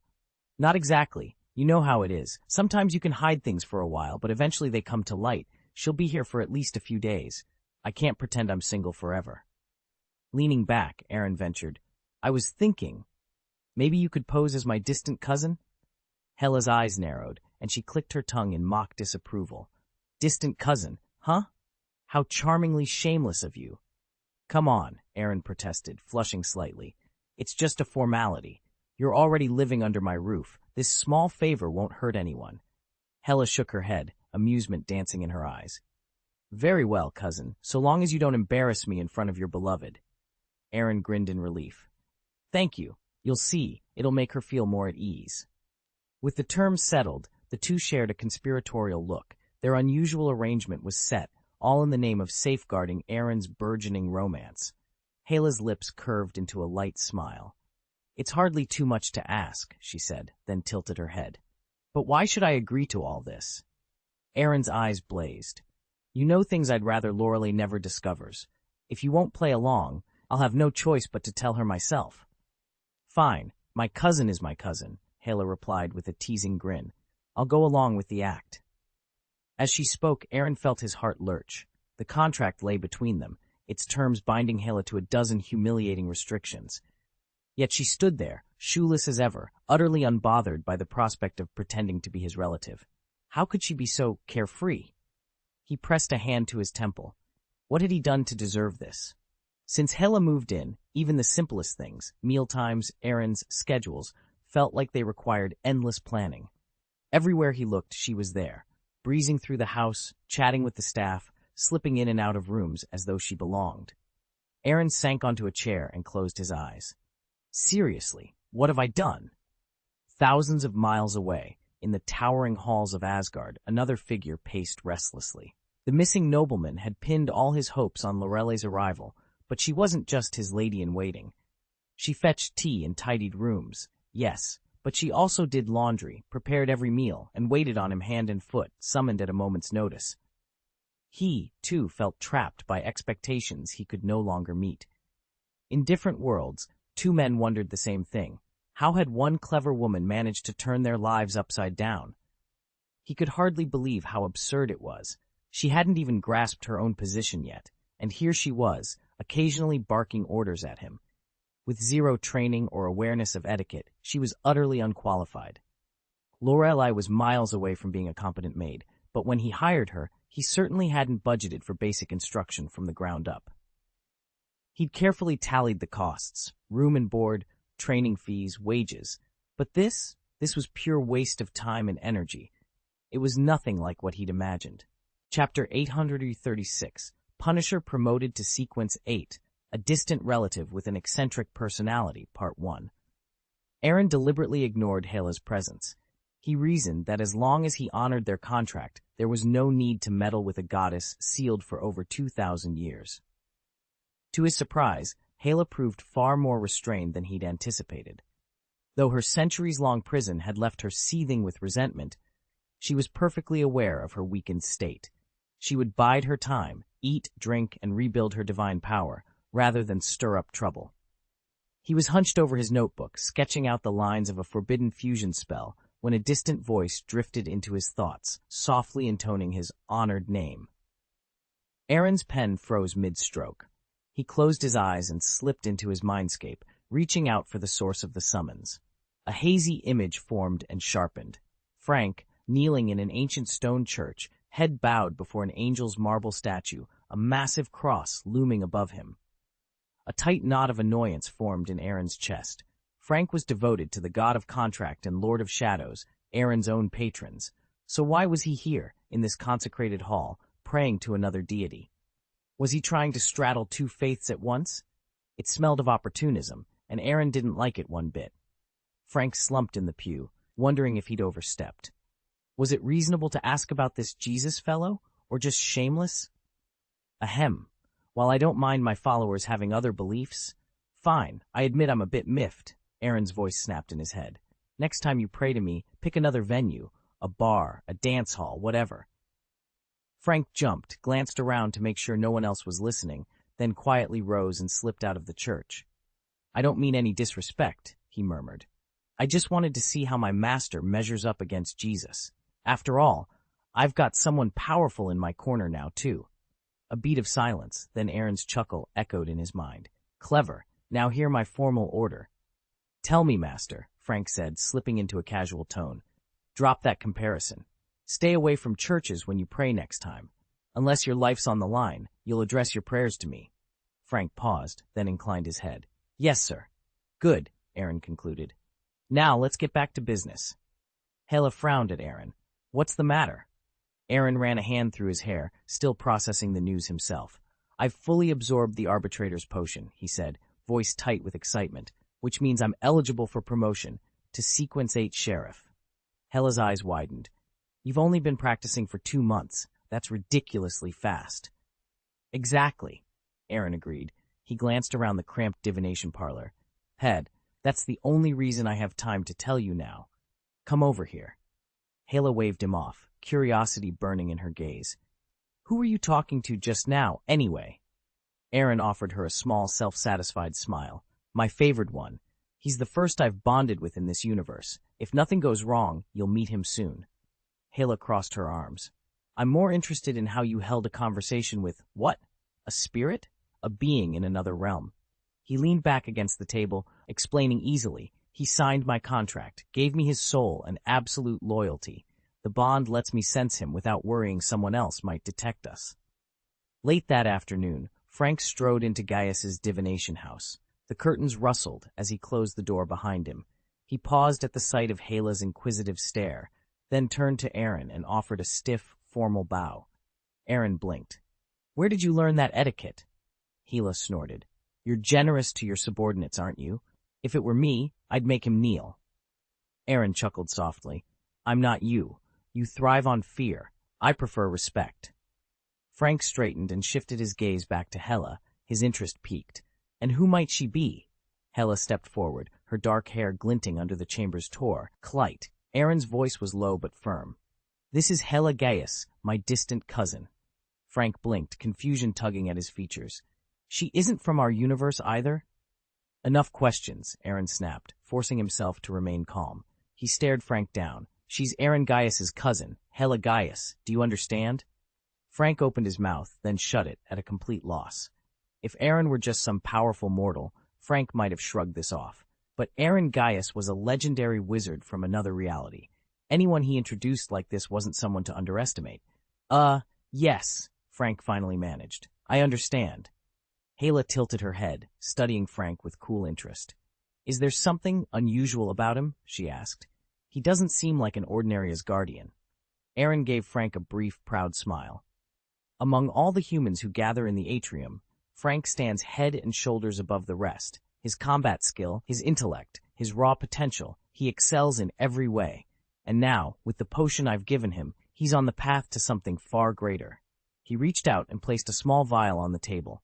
Inside, a silvery blue liquid shimmered. This, Aaron said softly, is the Sequence 8 Sheriff Potion of the Judge's Path. With it, Frank officially begins his journey beyond the ordinary. As Aaron uncorked the small glass vial, Hela's dark eyes flashed with surprise. A potion that grants extraordinary powers? She asked, leaning forward. Aaron gave a faint nod. More potent than anything you'd find at an apothecary. Hela let out a soft laugh. It looks harmless enough now, but a mortal body and mind might not survive such power. Imprudence could plunge them into madness or kill them outright. That's precisely why the infusion must be gradual, Aaron said, his tone serious. They'll ascend in stages, mortal to demigod, demigod to angel, angel to true god. For anyone I value, I'll open every door. Not only humans, cats, dogs, any creature I choose can be guided toward genuine godhood, even rivaling the Celestial Father himself, no matter how long it takes. Abe shifted uneasily in his chair, feeling the unspoken implications. Aaron turned to Frank and slid the vial across the table. This is the Arbiter Path, Sequence 8, the Sheriff. It imprints every person you've ever met onto your memory and dramatically heightens your reconnaissance. You'll perceive hidden anomalies and subtle traces that ordinary senses can't detect. Frank picked up the vial, eyes bright with anticipation. Around the table, even Hella looked intrigued, though she'd never admit it aloud. You'd better find a location you know well and turn it into your secure zone. It'll make operations a lot easier.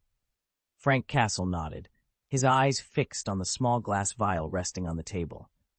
After a moment's hesitation, he snatched it up and, in one swift motion, downed the potion.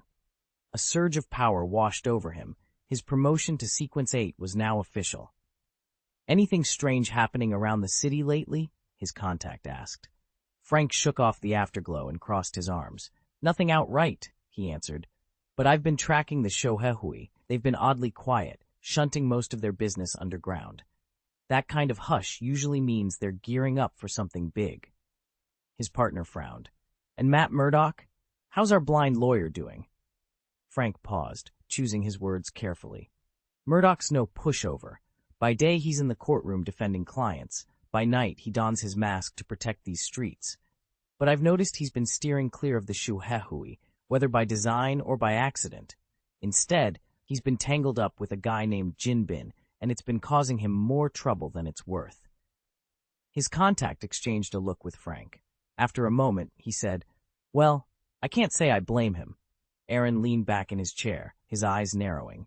He's seen the Shohui's power up close. He knows there's no way he can handle them on his own. Frank hesitated. "So he'll come to me? Not even you?" Aaron's voice tightened with impatience. "You're only an 8th sequence extraordinary. Your abilities aren't strong enough. Don't overestimate yourself." Frank bowed his head. "Understood. I'll be careful." Aaron waved a hand. "Fine, you're dismissed. But honestly, I thought Banner would get promoted before you did." Frank managed a wry smile. He really is something of a monster, but it wasn't his choice. The promotion just came too soon. He gave Aaron a respectful bow and turned to leave. Hella, lounging on the sofa, let out a soft remark. "Lucky bastard." Aaron shook his head. "No, Frank's life is nothing but tragedy. His wife and children were slaughtered. He pledged himself to me for the sake of revenge." Hella snorted. "No wonder there's a melancholy about him. Still, he's killed so many people." "Doesn't matter how many lives he's taken," Aaron replied with a smirk. "Not a fraction of what the death goddess commands." Hella flipped on the TV and settled back into the cushions, signaling she was done with the conversation. Thousands of years have passed, and the level of science and technology in the atrium has advanced significantly. Although it still falls short of the marvels Hella remembers from the divine realm, she must admit, some of the innovations here are astonishing. Late one evening, Hella settled before a holoscreen displaying breaking news from Earth. Images of burning barricades and panicked civilians filled the feed. "Riots in Oslo," the anchor reported.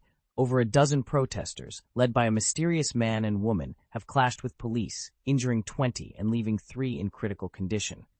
Before dispersing, the pair declared, "We are gods."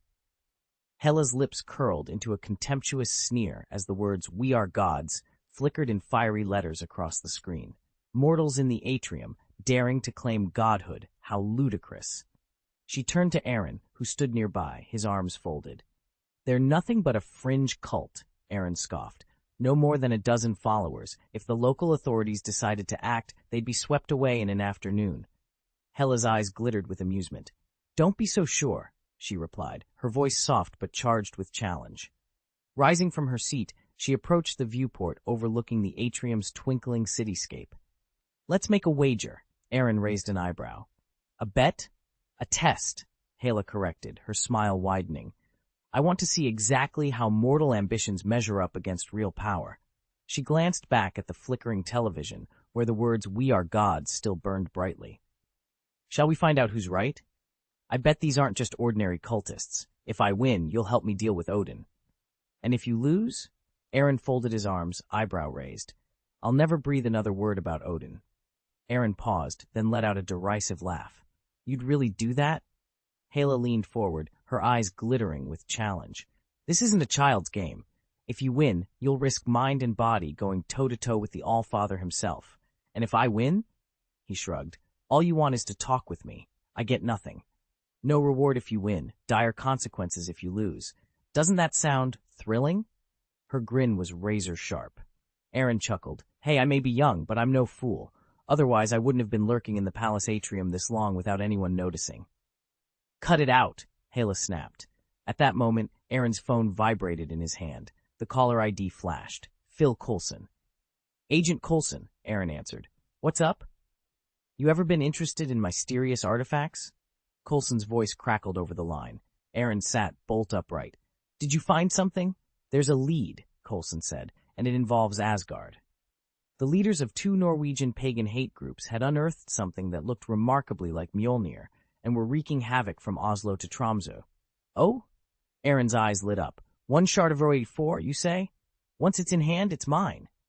As long as you meet my price, the courier replied. Deal. Well, where do I find you? At your doorstep. No sooner had the words left his mouth than a sleek black sedan eased to a stop beside the small divination cottage. The passenger door swung open, and Agent Phil Coulson stepped out, surveyor's calm etched on his face. I admire your efficiency, Aaron said, folding his arms as Coulson approached. Coulson barely had time to nod when Aaron, without missing a beat, gestured toward the sofa. There, a pale woman sat motionless, eyes fixed on the muted television. Her dark hair framed an expression so impassive it could have been carved from stone.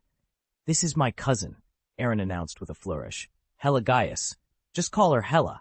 Coulson inclined his head by way of greeting. Good evening, Miss Gaius. Hela offered neither smile nor nod. She didn't even look his way. Don't mind Agent Coulson, Aaron said, chuckling as if this were the most natural introduction in the world. She's a bit withdrawn. Coulson's lips curved into a polite smile, but inwardly he bristled. S.H.I.E.L.D.'s dossiers on Aaron Gaius had been a patchwork of speculation and redacted files, half-truths at best. Now this supposedly distant cousin materialized out of thin air. He was beginning to suspect there was far more to Aaron's family tree than met the eye. Aaron closed his eyes, forcing himself to swallow his doubts. To believe her so readily would be an insult to his rank as an 8th-level agent, but endless suspicion served no purpose. He'd placed operatives here under cover, and even if S.H.I.E.L.D. management ran a sweep, they'd come up empty. And if anything ever did surface, Fury would block any formal probe. Over the last few weeks, Nick Fury had wrung every drop of truth from a single vial of Veritaserum, and the findings had left him colder than ice. Hydra had infiltrated S.H.I.E.L.D. in force. Though the total number fell short of Fury's worst-case estimates, far too many of his friends and brothers-in-arms were Hydra assets. Worse still, the shadowy hand of Hydra reached into the Council itself. Fury's greatest dread was that he still didn't know their names. Under those circumstances, tapping S.H.I.E.L.D.'s vaults to investigate Hela Gaius would be little more than a flashing neon sign to Hydra's operatives. A soft knock cut through the tense silence. Sorry to interrupt, Phil Coulson said, pushing the door ajar and slipping inside. He offered Aaron an apologetic smile. Should I come back later? Aaron forced a small nod. Thanks, Phil. I'll be out in a minute. Coulson lingered a heartbeat, then backed away and closed the door behind him. As the lock clicked, Hela Gaius settled forward, her eyes alight with curiosity. You strike me as someone who enjoys a good mystery, she said, voice low and provocative. Aaron met her gaze, every instinct warning him not to trust her, yet he dared not show it. Let's just say I'm very interested in what you might have to offer. Hela's emerald eyes gleamed with amusement as she crossed her arms. So it's not just for display, then? Aaron didn't bother denying it. I didn't expect you to figure that out. This artifact has a very specific use, something to do with ancient magic. I can't explain the details right now. At any rate, Hela pressed, you said it came from Asgard. How did it wind up with you? He shrugged. Don't ask me. I've been sealed away for millennia. I missed everything that happened in the meantime. Hela clicked her tongue. Tsk. Your Highness Hela, my respect for you just took a 50% nosedive. She paused, lips curling into a sly grin. Though I suppose there's still half left. Aaron blinked. Her moral bar seemed even lower than he'd feared. Whatever, he muttered. I'll be gone for a few days. Try not to make trouble while I'm away. At least now you know more about my family's affairs than you ever did back in Heim Hades. If you want to get out and stretch your legs, fine, but you go alone.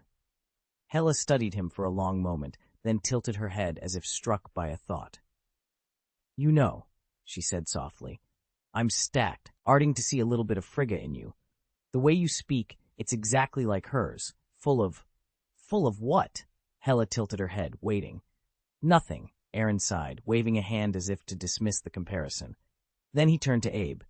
You'll stay here too. If she oversteps, remind her of her boundaries. Abe's eyes went wide, the memory of that night creeping back. My lord, master, I'll go with you, Don't worry, Aaron said with a tired smile. She won't hurt you, and besides, he paused, rubbing the back of his neck. She's going to live under our roof for years. You're not going anywhere either. Hela's grin grew wider. She ignored Abe's anxious gaze, reached out, scooped him up effortlessly, and set him gently beside her. For a heartbeat, the three stood in tense silence, Abe trembling at their feet, Aaron surveying Hela with cautious eyes, and Hela basking in her own triumphant glow, already plotting how best to make this new household her domain. Chapter 837, Norse Mythology Expert, Legend of the Berserker, Half, Seville, Spain. The S.H. Yield Airbus touched down just off the university campus. Agent Coulson led Fitz, Simmons, and Aaron across the cobblestone quad toward a modern glass building. Aaron stopped, brows furrowed. What are we doing here? Coulson glanced over his shoulder. This case, designation 084, has a clear connection to Norse mythology. We've traced its origins to several ancient sagas, but the artifact itself is incomplete. Fortunately, this university houses one of the world's foremost experts on Norse legend, Professor Elliot Randolph. He may help us piece together what we still don't know. Fitz tapped his tablet, bringing up a schematic of 084. Based on our analysis, at least 2/3 of the object, or its power, are missing. The final third surfaced recently in Norway, in the hands of a fringe pagan group led by Jacob Nystrom and his girlfriend, Petra Larsen. They're ordinary civilians, yet 084 seems to have granted them extraordinary strength. Survivors report that Petra knocked one of her own associates dozens of meters with a single palm strike. He died instantly. Aaron raised an eyebrow. So it's an amplifier of physical power. Any side effects? Simmons shook her head. We have no data on adverse reactions. That's exactly why we need Randolph's expertise. Coulson pressed the call button at the door. It slid open with a soft hiss, and a young woman in a student's robe stepped out, clutching her transcript. Her shoulders slumped as she scanned the printout, her expression dejected. Without noticing the newcomers, she turned and hurried down the hall. Coulson exchanged a look with his team, then nodded and stepped inside, ready to question the professor. Behind her, a middle-aged man, Professor Elliot Randolph, was closing the door. He turned as Coulson entered the room. Professor Randolph, Coulson greeted with a warm smile. Agent Coulson, Randolph replied, stepping aside. Please, come in. Coulson's eyes landed on the fountain pen Randolph held between his fingers, a Waterfield Model 44 in pale gold, its 14-karat nib inlaid with mother-of-pearl. Nice pen, Coulson said. Waterfield 44, right? 14K gold nib, mother-of-pearl inlay. Randolph chuckled, clearly pleased. Impressive. I didn't realize you were a collector, Coulson grinned. I'm curious, how does a government paycheck cover such treasures? London find. Randolph shook his head. Not London. A tree in Norway, though unfortunately we never dug up the original. From Fitz's suitcase on the floor, Coulson produced a slender, rod-shaped plastic replica. He placed it in Randolph's hand. This is our discovery, in 3D form at least. Randolph studied the model intently, his finger tracing the carved runes. His eyes widened. Remarkable. By these markings, it has to be a fragment of a berserker's staff. He stepped to a nearby shelf, rifled through a pile of tomes, and pulled out a cobalt blue volume. Flipping its pages, he found what he was looking for. Here it is, a myth from the late 12th century. It tells of a formidable Asgardian warrior, one of the legendary berserkers. Berserker army? Yes, an unstoppable force. Berserkers charge into battle like enraged beasts, leaving nothing but ruin in their wake. One alone is as powerful as 20 warriors. Aaron's brow shot up. 20 warriors? Are we talking humans or Asgardians? Asgardians, of course. Aaron pretended to cower. That is genuinely terrifying. Agent Coulson rubbed his chin. How does a man with only a staff become such a juggernaut? The staff itself is steeped in potent magic, the informant replied. Any warrior who wields it is instantly seized by uncontrollable rage. Or there could be some scientific principle at work that we simply haven't discovered, Simmons suggested, frowning. She hated leaning on magic as an all-purpose explanation. From the back of the room, Randolph chuckled. They also say he's got a brilliant mind and a magnetic smile. Fitz leaned forward, eager. Lie. So where is this legendary warrior now? The informant's expression grew wistful. Legend has it he came to Earth for the sake of war and ended up falling in love. Simmons's eyes widened. Oh? Who was it he fell for? He paused, choosing his words carefully. Not a single person. He fell in love with life on Earth, our people, our way of living. His devotion ran so deep that when his army returned to Asgard, he simply stayed behind. What about the cane? Coulson asked. His gaze fixed on the little wooden fragment Randolph turned over in his palm. Randolph swallowed hard. My mentor feared its dark power would fall into the wrong hands, so he shattered the staff into 3 pieces and hid each one in a different place. Does the manuscript give any clues? Coulson pressed. Randolph laid the brittle, leather-bound journal on the table and flipped to a dog-eared page. Yes, but only in riddles. He recorded each hiding spot as a short poem, echoes of ancient texts that have long since vanished. The first clue speaks of trees. That's the piece we've already recovered. The second reads, east of the river, beneath the scorching sun, buried in the earth, beside the bones. It's a bit macabre, Randolph admitted. And the third clue? It doesn't even rhyme. It simply says, closer to God. Simmons frowned. That could point anywhere. Aaron tapped his chin. Or anywhere. Obvious. A church is literally the closest place to God. As for the battlefield east of the river, sun blazing overhead, bones in the ground, that sounds like an ancient war site. But millennia can change a landscape entirely. Identifying it now will be the real challenge. Coulson leaned back in his chair, staring at the map spread out across Fitz's desk. Red pins marked dozens of possible sites. These locations aren't isolated, Fitz warned, shrugging. They could be anywhere on Earth. You can't just traipse around checking each one. Coulson turned to Professor Randolph, waiting for his insight. Randolph tapped his chin, eyes darting across the map. It's doable, he admitted, but I'd follow the old Viking routes. Take Baffin Island off Canada's coast. Archaeologists have unearthed Norwegian relics there that rank among the world's most precious prehistoric finds. That area could hold the answers you need. Thank you, Professor, Coulson said, nodding. With a clear lead at last, he stood, offered a polite farewell, and slipped out of the office. In the quiet lounge a few corridors away, Aaron lounged on a battered sofa, idly flipping through his task panel. A new notification blinked into view. Collect the cane of the violent warrior. Reward, 300 magic points.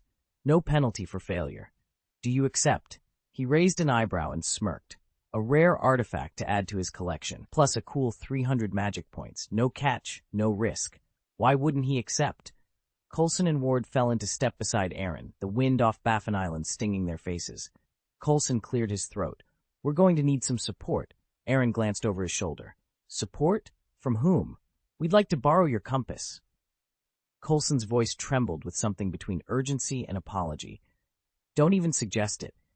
Aaron's refusal was instant. He'd seen too many as shield. Loans turn into permanent acquisitions. If Nick Fury ever laid hands on Jack's compass, he'd never give it back. Besides, the Berserker's cane is too dangerous to leave unaccounted for. Finding it now could save lives. Ward stepped forward. Exactly. Delaying only costs more casualties. Aaron folded his arms. You two can spout your noble rhetoric all you like, but remember who Fury is and what he'll do to get what he wants. Coulson glanced at Skye, who was scrolling through her tablet. What about your intel? Skye's eyes were dark. The Nystrom Forum on the dark web is a madhouse. These fanatics actually believe they can ascend to, get this, the god of death and destruction. Aaron couldn't help but crack a wry smile. Ambitious, aren't they? He aided his compass and met Coulson's gaze. But it stays with me. If you want backup, you'll have to ask Fury yourself. Ward sighed, and Coulson simply nodded. They all knew what was at stake, and that the coming hunt for the Berserker's cane would test them more than any mission before. I have to admit, they've got nerve, Coulson said, voice low. The goddess of death is still roaming the earth, and they're trying to claim her power? You have to hand it to them. Ward frowned at the hollow screen. So these, Birdmen, are our only leads? Sky nodded, scrolling through a series of maps. All signs point to them, and it looks like they've gone underground, probably to hide their movements or to search for the next piece of the staff. Randolph suggested following the old Viking routes. Aaron chimed in, leaning over Sky's shoulder. Any other promising locations? Quite a few, Sky replied, switching layers on the display. There are ruins along the Volga River in Russia, ancient sites around Kiev, and oddly enough, Seville in Spain. Aaron smacked his lips. Seville? That's a long shot. Not so much, Sky countered. The Vikings raided Seville twice in the 8th century. There's a place called Eldvenino, a small church built atop an even older crypt from the same era. Underneath that, you've got Roman foundations dating back to 206 BC. May stepped forward with her tablet. I pulled down high-resolution satellite imagery. There's definitely Viking-era masonry sealed beneath the church floor. It's east of the Guadalquivir, just beyond the Old Town district. A network of unexplored catacombs runs beneath it. Ward studied the map. That fits our pattern, sites that line up with known Viking incursions. If the Birdmen are following the same trail, that could be our next target. Coulson gave a final nod. Then Eldvenino it is. Let's gear up and get out there. Aaron's eyes lit up. If that's where the second cane is buried, we can start digging as soon as we get to Seville. Let's go. Just then, the church bells tolled noon.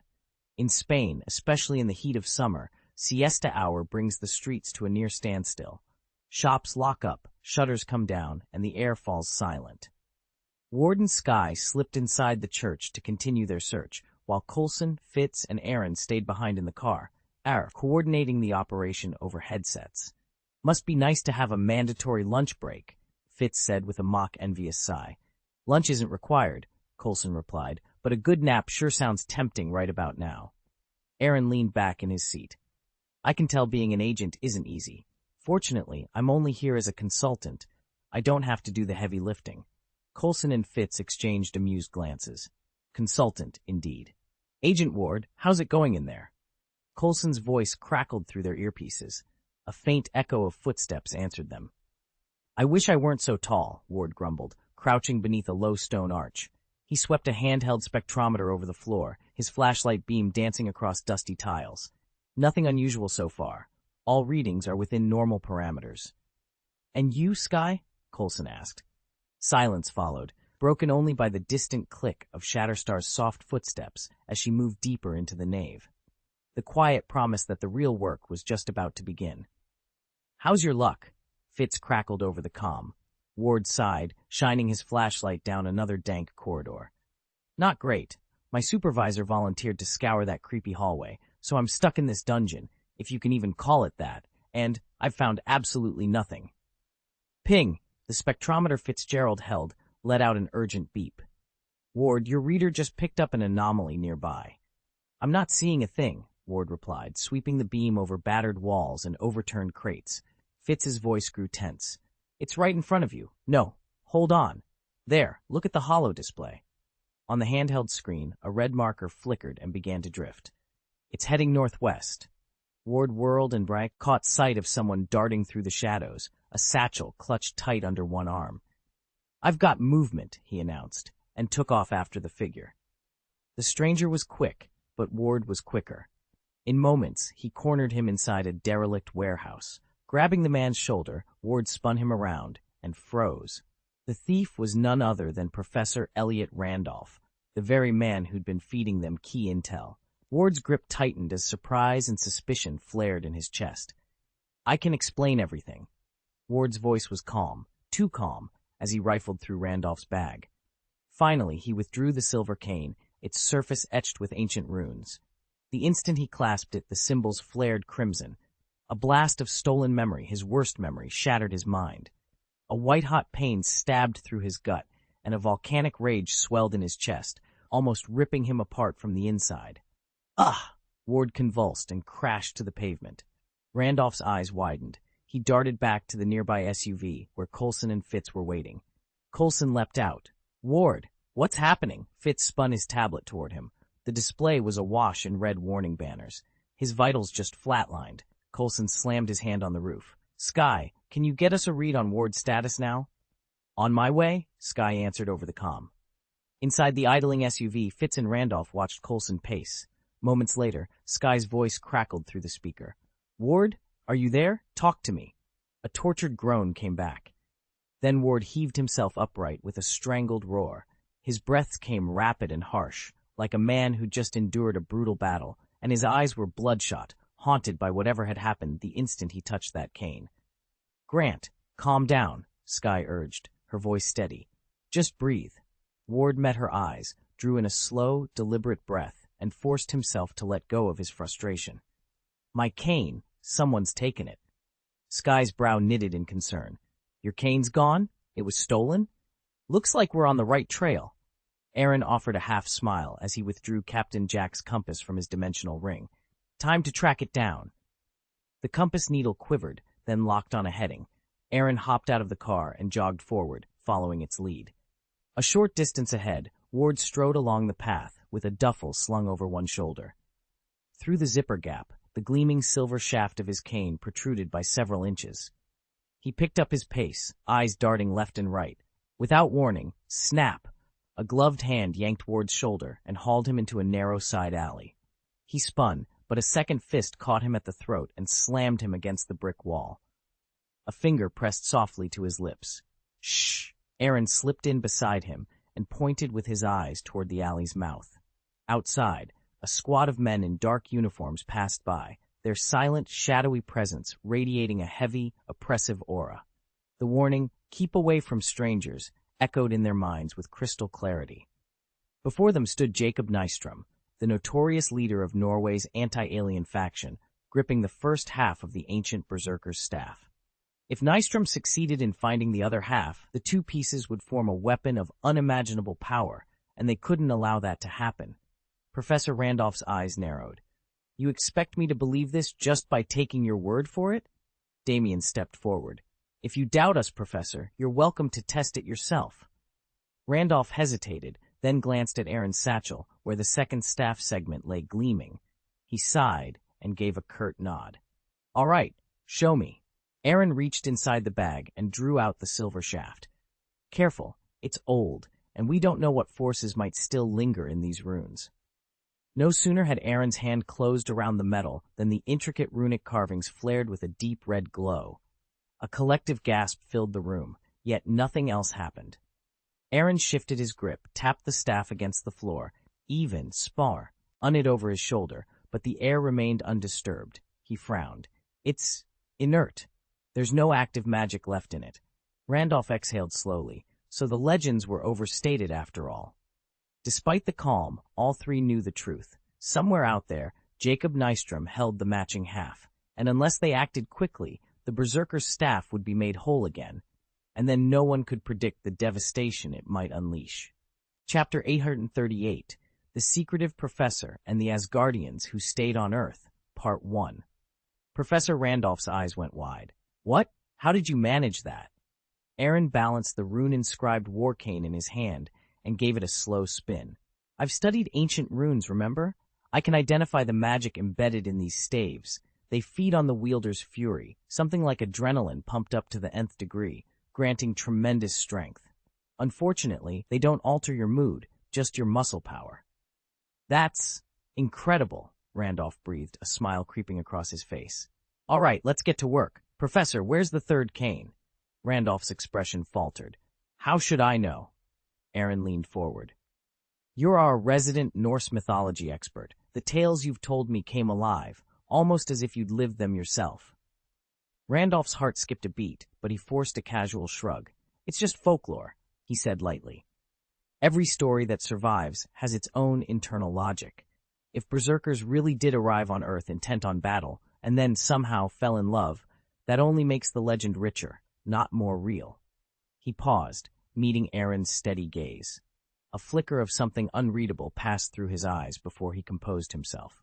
So, he continued, what do you really think happened? To keep the staff from falling into the wrong hands, the berserker shattered it into 3 pieces and concealed each fragment separately, leaving behind only a cryptic riddle to guide anyone who dared seek it. The legend itself is spectacular, but one crucial fact often goes overlooked. Berserkers are Asgardians, and even the most humble Asgardian can live up to 5,000 years. Professor Randolph's Adam's apple bobbed as he swallowed. What are you suggesting? Aaron leaned forward, eyes bright. When the berserker first came to Earth on his mission, he would have been in his prime, say between 1,000 and 2,000 years old. Even if we grant him an extra millennium, he'd still only be around 3,000, an age that's well within an Asgardian's natural span. In other words, no matter how much time has passed, this berserker could easily still be alive, and he'd still have 1,000 years of life left. So tell me, Professor, who do you think this berserker is now, and where might he be hiding? Randolph shifted in his seat, clearly unsettled. That, honestly, exceeds my expertise. Aaron offered a wry smile. I'm not casting doubt on your scholarship. Had you stayed silent, I'd simply have written you off as an academic hopelessly obsessed with Norse mythology. Aaron strode across the study, eyes blazing with incredulity. You've had the berserker's manuscript all this time, he said, voice sharp. It plainly lays out the puzzles that lead to the staff's hiding place, yet you never bothered to solve them. That's hardly what I'd expect from someone so captivated by Norse mythology. Surely your devotion should outdo any pagan zealots. Professor Carlyle regarded him calmly. I do love that era of history, he admitted, but out of respect for the berserker's legacy, I held back. Had I not learned that a secret cult uncovered the first fragment of the staff, I wouldn't have traveled halfway across Europe in search of the second. Frankly, I never believed we'd actually find it. Aaron let out a short laugh. Your excuses are entertaining, Doctor. Think about it. The first piece lies in Norway, the very cradle of Viking myth, yet the second sits here in Seville, in our own city. Too neat to be a coincidence, don't you agree? Carlyle leaned forward, steepling his fingers. Providence or not, the staff's fate is ours to decide. We must retrieve it before those fanatics do. Aaron's lips twitched. Professor, you managed to recover this cane before S-Shield. Even by your standards, that speed is remarkable.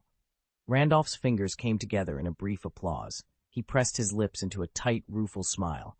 I'll confess, I had selfish reasons. I wanted first access, to be the one to study it. I tried to restrain myself, but this time, I just couldn't hold back. Aaron raised an eyebrow at the professor's frank admission. He slipped his hand into the teleport ring at his waist and withdrew a polished flintlock pistol. Admirable honesty, he said, voice cool. But I have a straightforward and admittedly crude test in mind. Asgardians can shrug off gunshot wounds that would fell a human. 1 or 2 shots won't kill them. At worst, they'll suffer a few grazes. Perfect for gauging this cane's properties under stress. Randolph paled so visibly that Aaron almost felt sorry for the poor man. No, he burst out, voice cracking. You can't do that.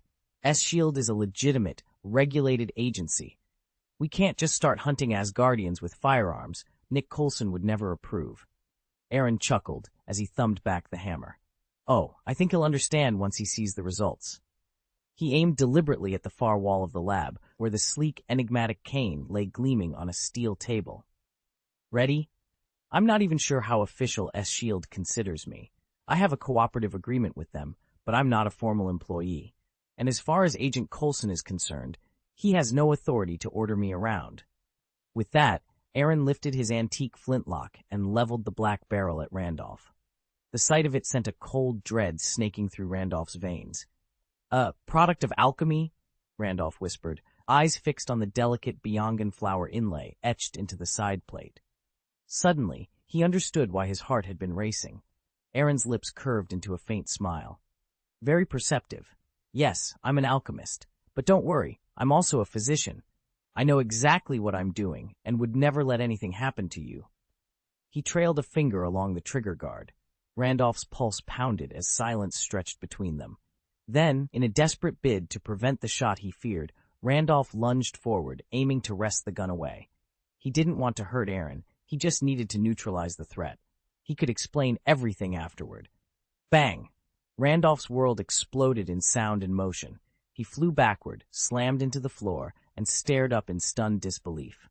Aaron took a calm step back, held the flintlock steady, and squeezed the trigger again. Under Randolph's horrified gaze came click, click, click. The chamber was empty. Randolph lay there, breathless and braced for another shot, only to realize Aaron had never intended to fire at him at all. I was a bit too hasty stepping out just now, and I even forgot to load my gun, Randolph sneered, chastising his own impulsiveness. Yet as he regarded Aaron, he realized the younger man meant him no harm. Randolph slapped his hip, straightened up, and studied Aaron with a newfound seriousness. And you don't strike me as an ordinary young man either. Aaron offered a faint smile. That's because I was born with supernatural gifts. Randolph arched an eyebrow. Supernatural powers and an alchemist's mind. I've kept a low profile in this courtyard for 1,000 years, but my wit hasn't rusted with age. So, who exactly are you? Someone very much like yourself, Aaron replied cryptically. Then, fixing Randolph with an intense gaze, he added, Now, retired warrior, where is the third segment of the cane? Randolph bristled at the title. What do you intend to do with it? Nothing nefarious, Aaron said smoothly. I merely wish to add it to my collection and study its properties. I give you my word, I won't use it to harm the world. For a moment, Randolph's suspicion hung thick in the air, but as silence stretched between them, his doubts began to ease, and he found himself leaning toward belief. Aaron stood firm as the berserker's staff crackled with power, yet it failed to touch him. According to legend, only 3 kinds of people could resist its fury. First, those pure of heart, empty of all anger, like a blank sheet of parchment. Second, those who felt anger but had the willpower to master it. Third, those so overwhelmingly powerful that no artifact, however enchanted, could sway them. Aaron clearly wasn't the first. His eyes held neither the emptiness of innocence nor the simplicity of a child. Nor was he the third. A youth of modest station couldn't possibly rival the might of cosmic beings, and he certainly didn't treat divine artifacts with contempt. That left the second category, a person who wielded his own rage, unbroken and resolute. The staff's voice, and Randolph's at the same time, dripped with reluctant respect. Very well, it said, I could explain how it works, but what do I gain in return? Aaron folded his arms. Name your price. Randolph glanced around, wariness flickering across his face. He was supposed to be an immortal descendant of Asgard, yet here he was, bargaining for anonymity. Keep my identity secret, he finally blurted. Let me live in peace on Earth. He ran a hand through his hair. In the Middle Ages, Midgardians worshipped us as gods. Not much has changed. A slow smile curled on Aaron's lips. Your secret's safe with me, he promised. The staff's crackling energy subsided, and Randolph allowed himself a quiet sigh of relief. In that moment, 2 very different worlds reached an unspoken truce, one born of restraint, one of understanding, and the night fell into a tenuous calm. After Thor's arrival, Thor, the thunder god, there could be no doubt left. Gods truly walk the earth. It's not the same, Randolph said with a tight-lipped smile. Ever since I renounced the berserker's fury, I gave up any claim to divinity. But blood doesn't lie. I'm still an Asgardian. If anyone discovers my true heritage, my quiet life vanishes overnight. I don't want to be paraded as a celebrity, or worse, dissected on some laboratory table. Aaron inclined his head in understanding. I respect your wish for anonymity. I can keep your secret, but I can't stop everyone else from drawing their own conclusions. Just remember, you're pitting yourself against S-Shield. Don't underestimate them. The 2 men exchanged a look, one of relief that the truth remained hidden, and one of lingering concern for what would happen if it ever came to light. Though this agency was virtually unknown on Earth, it was still a legitimate organization, well-resourced and brimming with talent. Coulson? Professor Randolph rubbed his temples. I'm all ears, but before we go on, what should I call you? Aaron offered a friendly smile, flashing 2 rows of perfect teeth. Just Aaron. He kept his surname to himself. Given the close ties between Asgard and Gaius, he couldn't risk Randolph reading too much into his identity. All right, Aaron, Randolph said, nodding. As you suspected, the third segment of the staff is hidden inside a church. In Ireland, Aaron confirmed. One and the same, Randolph agreed. At that moment, Coulson and Fitz appeared, breathless with urgency. Aaron let out a silent sigh of relief. If they'd arrived only a few seconds later, he might already be dead. But in the end, it scarcely mattered. The Berserker's staff would wind up in his hands whether he found it first or S.H.I.E.L.D. did. Professor, you're hiding something, Phil Coulson said, eyes narrowing. Elliot Randolph spread his hands innocently. The cane's with Aaron now. I found it, but I didn't have time to call you.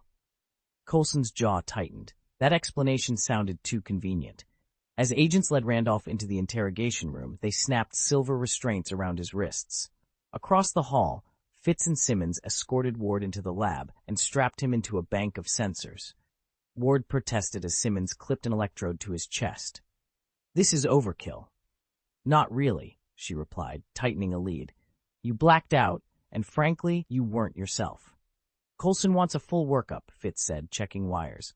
He glanced at Ward. Before you passed out, did you feel claustrophobic? Ward rolled his eyes. Why? Panic attack. We need to rule it out, Simmons explained. I don't have panic attacks, he grumbled. Good. Racetrack closed on that theory. Fitz tapped his tablet. Tell us, did your episode start after you touched the cane? Ward stared at the monitors, breathing slowly. You think the cane did this? Any residual symptoms? Unusual powers? Simmons asked. Ward shook his head. Nothing noticeable. Behind the one-way glass, Skye leaned forward, hands clasped. Randolph sat calmly, gaze fixed on the camera. Skye cracked her knuckles. All right, Professor. Your turn now. Time to see what you're really made of. Fitz leaned forward, eyes fixed on the readout. What's the last thing you remember before you passed out? Ward yanked his arm from the blood pressure cuff with a frustrated grunt. This is a waste of time. We need to find that cane, now. Ignoring him, Fitz pressed on. What do you remember? Randolph's face flickered with uncertainty, something I haven't thought about in years. Skye exchanged a worried glance with Ward. Maybe we shouldn't press him. He's already pulling away. Ward cut her off with a frosty glare. Quiet. At his command, the hum of the lab died away. All three agents turned to the large monitor as Fitz tapped a few controls. The screen blinked, then filled with the image of a spare, dimly lit interrogation room. A man, Aaron, poured 2 measures of amber brandy into crystal glasses. The liquid caught the single overhead lamp, glowing like molten gold. Please, Aaron said, offering a glass to the other man seated across from him. Have a drink. Randolph accepted it with a nod and took a measured sip. Excellent brandy. Not cheap. Lucky me, I sampled the same vintage years ago. Aaron's eyes narrowed in the low light. I don't believe we were properly introduced. I'm counting on you to cooperate fully from here on. And keep in mind, S.H.I.E.L.D. is very particular about evidence. Falsehoods won't stand up to our scrutiny. On the monitor, Randolph's expression shifted. He understood perfectly. He was free to weave any story he wanted, so long as S.H.I.E.L.D. had no proof to the contrary. The agents in the lab shared a silent look, realizing that uncovering the truth would take far more than a single memory scan.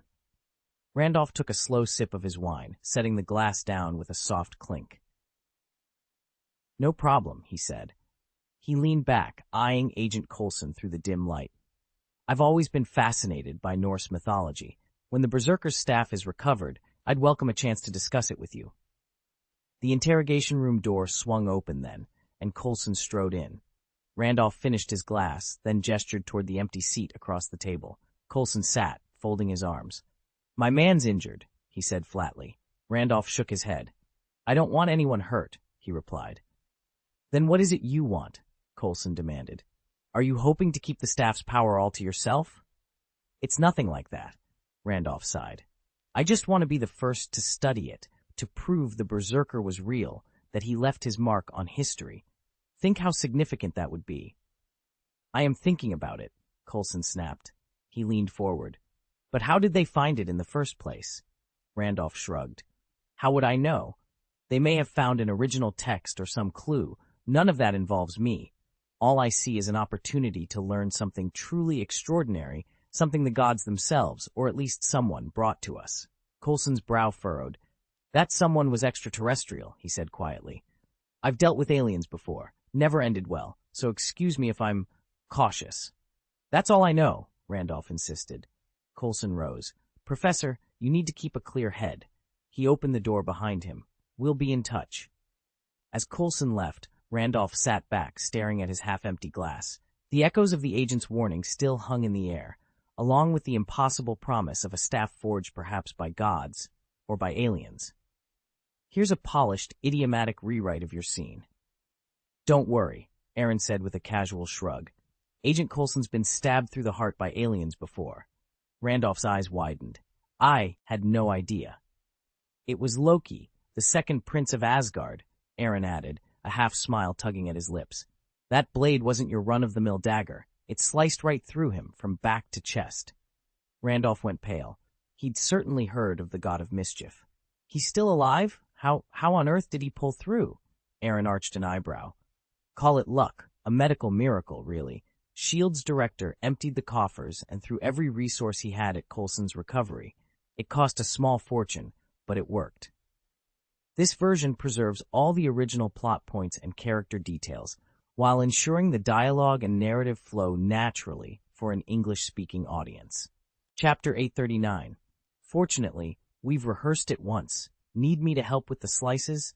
The din echoed off the concrete walls of the basement, where dozens of hooded figures had gathered. At the front of the crowd stood Jacob Nystrom, their self-declared leader, his voice booming through the chamber. We are the new order, he declared, cane raised high. The gods have stolen our world from us. We will become gods ourselves and take it back. This is our reclamation. A wild cheer rose from the assembly, growing more fervent with each word.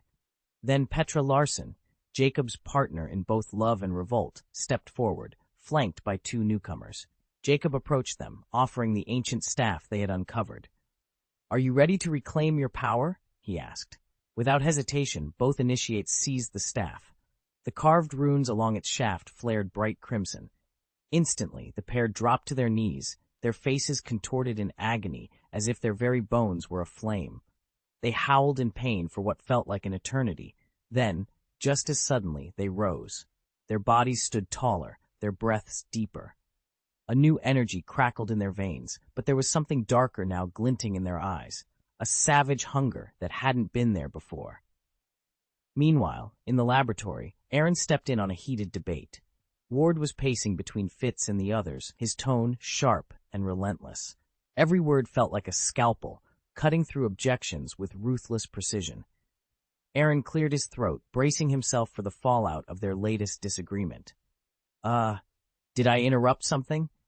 Simmons stepped into the cluttered lab, eyes flitting between the scattered tools and the two men standing near a locked display case. No, not at all, Fitz replied with a wave of his hand. He turned to Aaron. In fact, you're just in time. You've got the Berserker's cane there, don't you? Let's see it. Aaron met Fitz's gaze coolly. It's in a private collection, secured, not exactly on display. Fitz's smile vanished. He leaned forward, voice low and firm. Not until you've paid for it. Until then, that cane belongs to S.H.I.E.L.D. Aaron shrugged. I didn't find it for you, Fitz. I stumbled onto it myself. Technically, it's mine. Ward, who'd been leaning against a workbench, snapped upright. Enough of this nonsense. He strode over and yanked Aaron by the collar. Hand it over, now. A faint smile curled at Aaron's lips. With a quick twist, he wrenched Ward's arm. A sharp crack echoed in the room. Ward grunted and loosened his grip. Fury flared in his eyes. Instinctively, he balled a fist and drove it into Aaron's chest. Aaron caught the punch effortlessly, then dropped low and swept Ward's legs out from under him. Ward hit the ground hard, scrambling back to his feet as Aaron straightened, expression cool and disdainful. Is that the best you've got? Aaron asked, tilting his head. Ward clenched his teeth, fists raised, but hesitated, unprepared for an opponent so calm under attack. Simmons cleared his throat. Maybe we should all just calm down. The rules are clear. Until the transaction clears, that cane stays locked up. Ward stared at Aaron, chest heaving. Fitz moved to secure the display case. Aaron stepped back, hands raised in mock surrender. Fine, he said. Keep your prize on ice. When I'm done settling the bill, I'll take it. No hard feelings. Ward shrugged off the pain, brushing dust from his uniform. You'd better pay up then. He turned and stalked away, leaving Fitz and Simmons to lock the case. Aaron watched them go, an unreadable expression on his face, then slipped out the door as well, Kane still waiting behind glass. The overhead lights hummed as they bathed the interrogation room in a harsh white glow. Grant Ward lay perfectly still on the metal table, eyes shut so motionless that, but for the faint flutter of his lashes, he might have been a living statue. Gemma Simmons leaned forward, her brow furrowed at the row of delicate needles arranged beside him. "Is this acupuncture?" she asked. "Arprist. I've only seen it in old texts, like some kind of mystical healing art." Skye shot her a wry grin. "It's not kung fu," she said, gently shoving Aaron's hand aside. Calmly, she picked up the thinnest needle and plunged it into Ward's chest. "But this anesthesia shot is chilling enough." Aaron swallowed hard. "I didn't want to kill him. This was the only way to stop him." Leo Fitz stepped closer, peering down at Ward's still form. "How is he now?" Aaron withdrew the syringe and stepped back. Almost instantly, Ward's muscles twitched. He lurched upright, then collapsed into the nearby chair. "Feeling better?" Aaron asked, voice unsteady. Ward rubbed his chest, his eyes glassy with pain. "Sorry, I couldn't stand it." Skye crossed her arms and studied Ward's face. "You can see it plain as day. He's furious." Fitz glanced at Aaron and then at the ornate cane leaning against the wall. "Wait a second. You touched that cane earlier. You don't look so good yourself." Before Aaron could respond, Simmons seized his arm and ushered him toward the portable vitals monitor in the corner. "Leo's right," she said briskly. "Take off your jacket. We need to check your blood pressure." Aaron hesitated, heart pounding. Since the moment he'd walked through Asield's doors, they'd been desperate to run a full physical on him, and every test had failed to turn up anything. Now, as Simmons prepared the blood pressure cuff and Skye watched intently, he wondered, could they succeed where everyone else had come up empty? Skye pressed closer to Ward's side, worry evident in her eyes. "You really don't need anything?" she asked. Ward shook his head. "I'm fine." Aaron leaned back against the lab bench, a smug grin on his face. "Whether something happens or doesn't lie in your hands," he said, his voice light but firm. He scooped up a vial from the counter and dangled it between them. "Remember, I'm not just a pharmacist. I'm also a doctor, one who's performed surgeries on stage. In other words, when it comes to medical matters, I outrank you both. I decide what happens here." Skye glanced from Aaron to Ward. "But if Ward's really okay, why is he like this?" She swept a hand at Ward's pale face and trembling fingers. Aaron tapped his chest with a knowing smile. "It all comes down to willpower, spiritual purity, and painful memories. Take me. My mind is strong, my spirit clear. Most of my memories are happy, so the berserker's cane has no hold over me.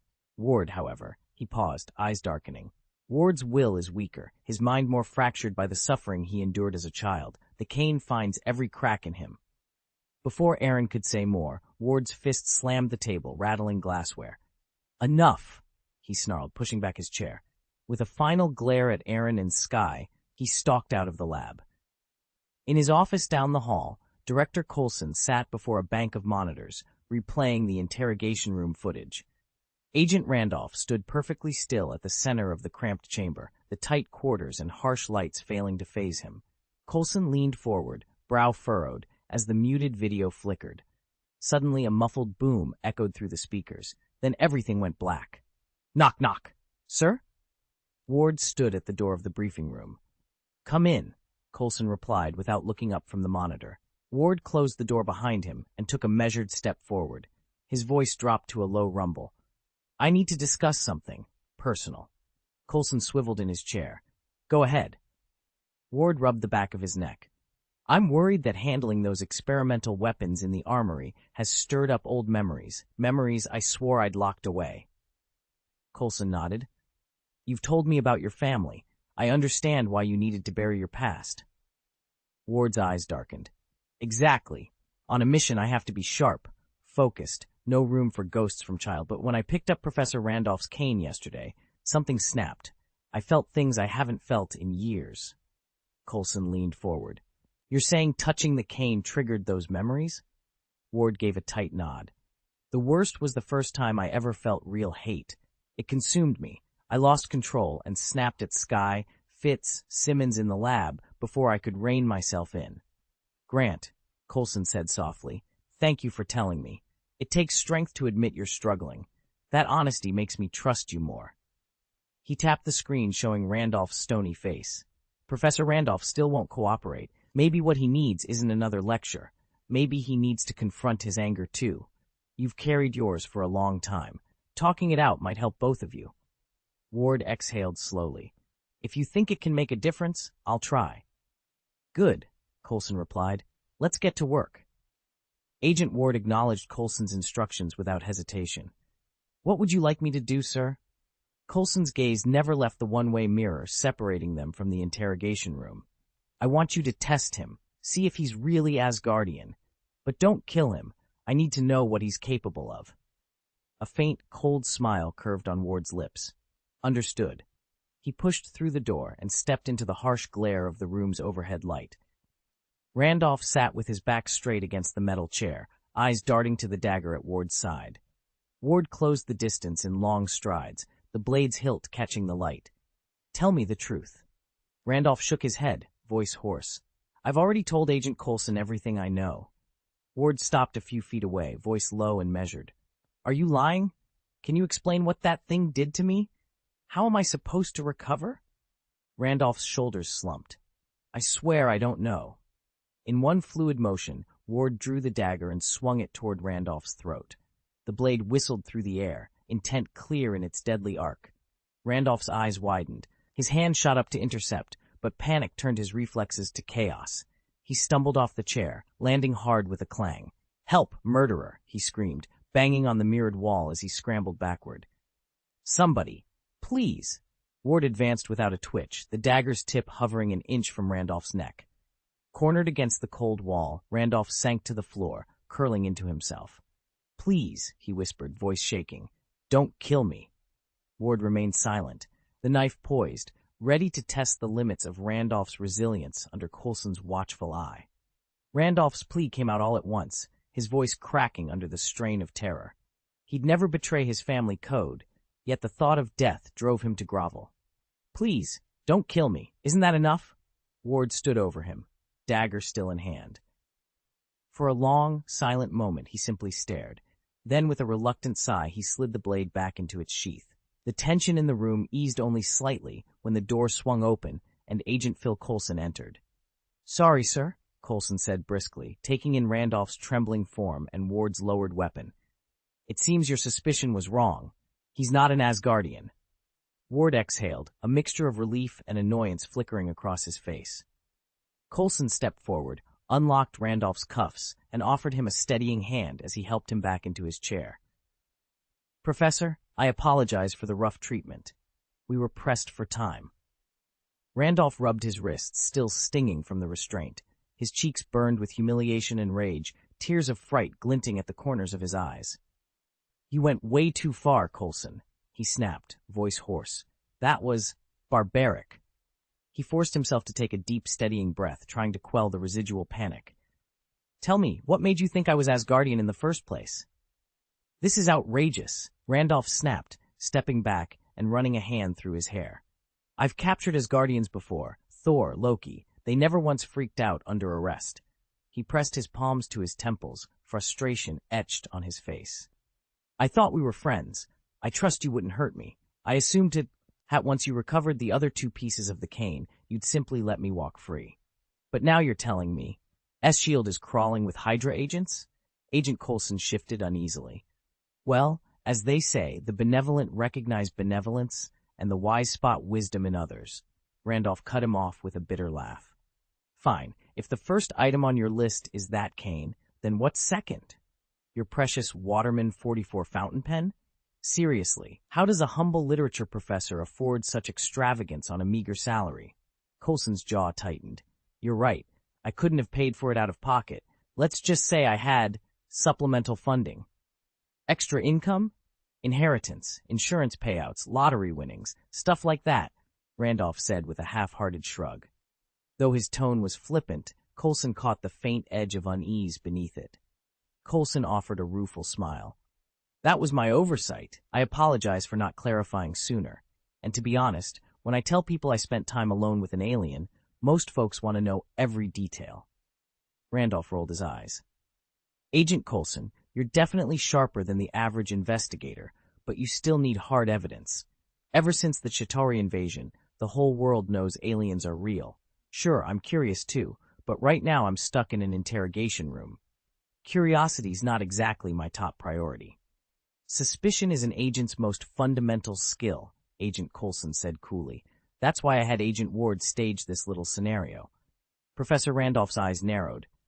Are you satisfied now? Enough to know you're still holding back, Coulson replied. You're hiding something from us. Randolph's face tightened with bitterness. He cleared his throat. My family swore an oath generations ago to protect the secret of the Berserker. I can't break that vow. I understand your predicament, Coulson said, but the situation has changed. The cultists have already recovered the first fragment of the cane. They won't stop until they have the second, and the third. That was precisely why I encoded the locations as riddles, Randolph sighed, running a hand through his hair. I wanted to ensure the cane didn't fall into the wrong hands. Riddles don't cut it, Coulson insisted, meeting Randolph's gaze steadily. We need the exact spot of the third fragment. Now. Randolph slumped in his chair, defeat flickering in his eyes. There's an old temple in Ireland where the Berserker first fell in love. That is where the third piece lies. Coulson nodded. May. Set course for Ireland. On it, came the crisp reply over his earpiece. He turned back to the professor. Professor Randolph, Agent Ward has some questions for you. I hope you won't hide anything this time, Ward said, his eyes locked on Randolph. Randolph cleared his throat. What did the staff do to you? It forces every dark corner of your heart into the open, Ward replied bluntly. It's extremely unsettling. The staff's forged from a rare, near-indestructible metal and adapts to whoever wields it. Ward's gaze sharpened. Then why isn't Gaius affected? Randolph hesitated. He's an exception. His face went slack as recognition dawned. Wait, did you say Aaron Gaius? Ward raised an eyebrow. Aaron Gaius, senior advisor to S.A. Shield. Randolph's shoulders slumped in relief. Of course, that explains everything. Agent Coulson stepped forward. Professor, you'll have to be more specific. Randolph waved a hand, dismissive. Forget I said anything.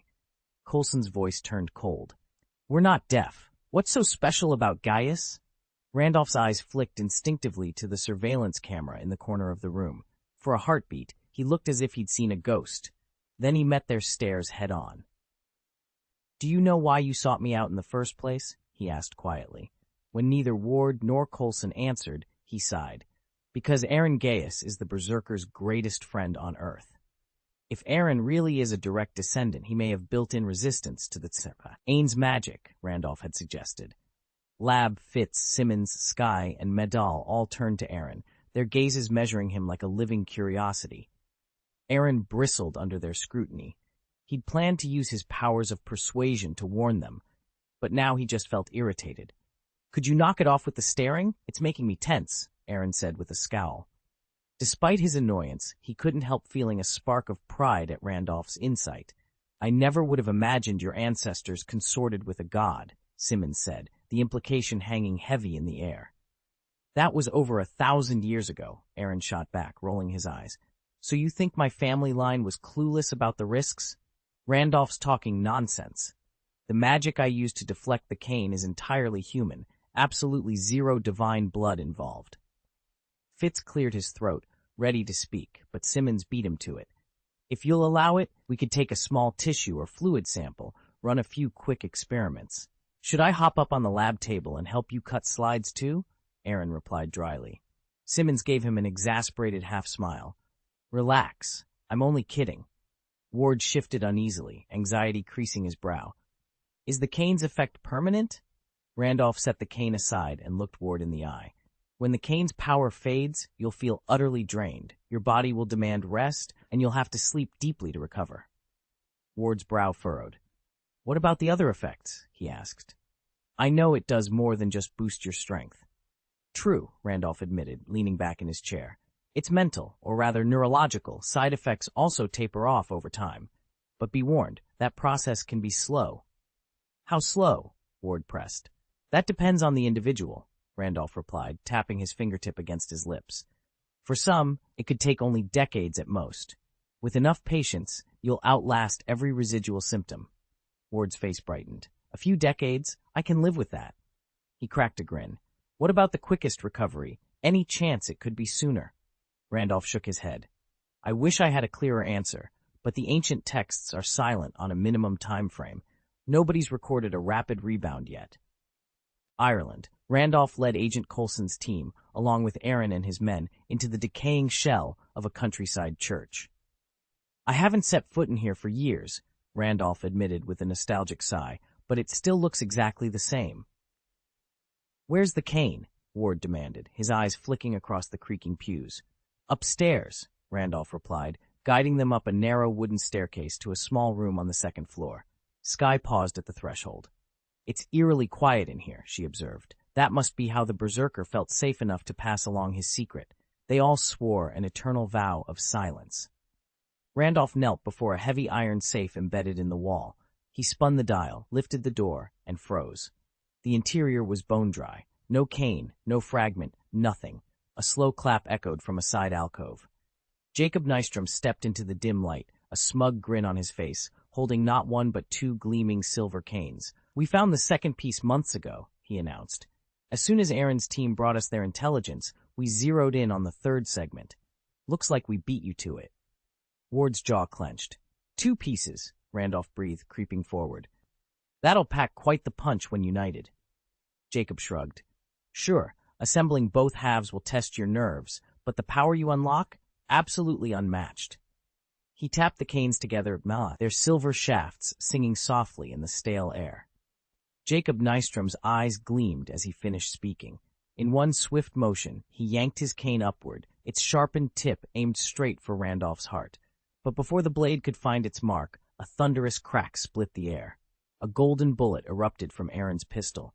It struck Jacob's cane with explosive force, sending sparks showering as the metal bent and the blade whipped aside. Stumbling, Jacob skidded back against the balcony railing. Aaron cocked an eyebrow, his voice dripping with contempt. Cold weapons in the 21st century? Really, Jacob? He holstered his smoking gun and glanced at Randolph, who crouched just out of harm's way. Now, tell me, whose reflexes do you think are quicker, yours or my bullets? Mortals, Jacob spat, straightening his shoulders despite the dented cane. You can't fathom the glory of God. Do you honestly believe your puny firearms can threaten divinity? Aaron laughed softly, the ghost of a smirk playing on his lips. That depends. What kind of god are you exactly? A street thug basking in a sliver of power. Frankly, shooting you would feel like a waste of good lead. Jacob turned to Agent Coulson, who stood behind them on the landing. Agent Coulson? May I kill him? Coulson swallowed, eyes flicking nervously between the two men. Give it your best shot. Before he even finished speaking, Jacob lunged forward again, this time wielding 2 canes like deadly batons. He let out a feral roar and charged. But Aaron didn't hesitate. With a single, fluid motion, he stepped in close and delivered an open-palm strike that caught Jacob square on the chest. The impact hit him with the force of a battering ram, and Jacob sailed backward over the railing, disappearing down to the floor below in a heavy crash. Silence fell, broken only by the distant echo of Jacob's fall. Aaron dusted his hands and exhaled. Next time, he muttered, use something that can actually stop bullets. Jacob Nystrom felt the surge of power in both silver canes as he righted himself. Despite falling several meters from the gallery, he stood unscathed within seconds. He flexed his arms and shot a grin at Aaron. These canes are more useful than I imagined. Aaron smirked. Looks like your damage resistance just got a few levels stronger. Randolph raised his hands in a placating gesture. Artifacts come in tiers, 3, 6, or 9 levels. The Berserker Warrior's staff is one anyone can wield. It bolsters the combat effectiveness of an entire force, but a single strike isn't earth-shattering. It pales next to Thor's hammer, Mjolnir. Just then, the great church doors slammed open. 24 burly men stormed in, moving like predators as they surrounded Jacob. He tightened his grip on the canes, silver light glinting off their shafts. His grin widened. Advantage, mine. Go, kill them. At his command, the henchmen surged up the stairs like ravenous beasts, eager to unleash blood and screams on anyone in their path. Aaron tilted his head, eyes locked on Randolph. Coulson? Randolph met his look with a knowing smile. Actually, they're To be continued. Coulson's puzzled frown followed Aaron as he hefted his sidearm. Crimes may not lead to death, Coulson reminded him, voice low and tense. Aaron gave a lopsided grin. Relax. We're just shifting the damage from the head to the limbs. Without another word, he raised the sleek Higanbana pistol and squeezed the trigger. Boom, boom, 3 deafening shots cracked through the chamber. The first wave of fanatics crumpled instantly, crimson blooms spreading across their thighs as they transitioned from rage to agonized screams. Higanbana's magazine held only 8 rounds, though, and Aaron knew the close-quarters fight was far from over. He whipped out 2 silver acupuncture pistols, vaulted from the second-floor balcony, and landed with the grace of a cat. Stone tiles cracked under his boots. Below him, Jacob Nystrom's eyes flared with red fury. Twin silver canes erupted into life, veins of scarlet light pulsing along their shafts. With a roar, Jacob charged, swinging both canes in a vicious X-slashing arc aimed straight for Aaron's head. Aaron twisted aside at the last possible moment. One silver blade hissed past his temple, the other skimmed his shoulder. Simultaneously, he snapped his wrists. The first acupuncture needle knit through Jacob's right forearm from wrist to elbow. The second stabbed into his left arm. Jacob's roar turned into a strangled gasp as paralysis spread through his limbs. He stumbled, canes slipping from numb fingers, and collapsed to his knees, helpless at last. Aaron holstered his pistols, eyes scanning the chaos. The battle was far from over, but at least one of their deadliest foes lay neutralized on the cold stone floor. Jacob Nystrom's arms shook uncontrollably, even though the berserker cane had bolstered his strength. With a clatter, the 2 halves of the silver staff slipped from his grip and hit the stone floor. Seizing his chance, Aaron snapped the broken rods around the warp ring, an alchemical device barely larger than his fist, and with a sharp kick launched it like a flying discus. The ring spun through the air, striking Jacob squarely in the chest. He hurtled backward, crashing into the far wall with a sickening thud, and slid to the floor in a crumpled heap, unconscious. Before the surrounding cultists could converge, Aaron produced his anesthetic injector.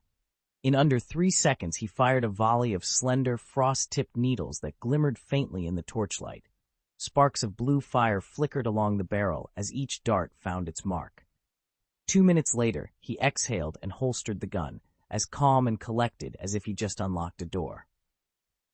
Done, he announced, brushing imaginary dust from his coat. Agents Coulson and Fitz, along with the rest of the team, gaped at him in stunned silence.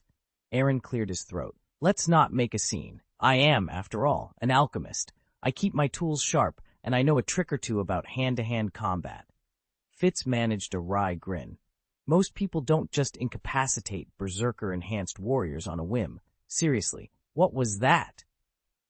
Aaron simply shrugged, pocketed the warp ring, and set off down the corridor, already 5 steps ahead of the astonished onlookers. Simmons stared at the devastation in a daze. They wiped out everything, she whispered. I've never seen anything like it. Aaron gave a contemptuous curl of his lip. At a mid-level threat, conventional weapons still work wonders, but these guys weren't exactly elite, just a bunch of bare-fisted idiots. If we'd positioned even a few of those blue-fire gatlings, let alone dozens, out here, Eldiv wiped them all out in minutes. Fitz and Simmons exchanged uneasy glances. They knew there had to be something off about Aaron's theory, but neither could find a retort. Just then, with a soft click, another door swung open. Petra Larson strode in, her eyes locked on Jacob Nystrom, who was pinned like a grotesque statue against the far wall, and fury darkened her face. Sorry, Aaron said, rubbing the back of his neck. He drew a small, hibiscus-engraved pistol and loaded a pale gold cartridge into its chamber. I'm not afraid of you. Petra's eyes narrowed. She let out a fierce cry and lunged forward as if she could tear Aaron apart by sheer will. Aaron's finger tightened on the trigger. Boom. The pale bullet struck dead center between Petra's eyebrows. A vivid red stain blossomed on her forehead, and she crumpled to the floor without a sound. Petra, who'd been charging across the warehouse floor, suddenly faltered mid-stride.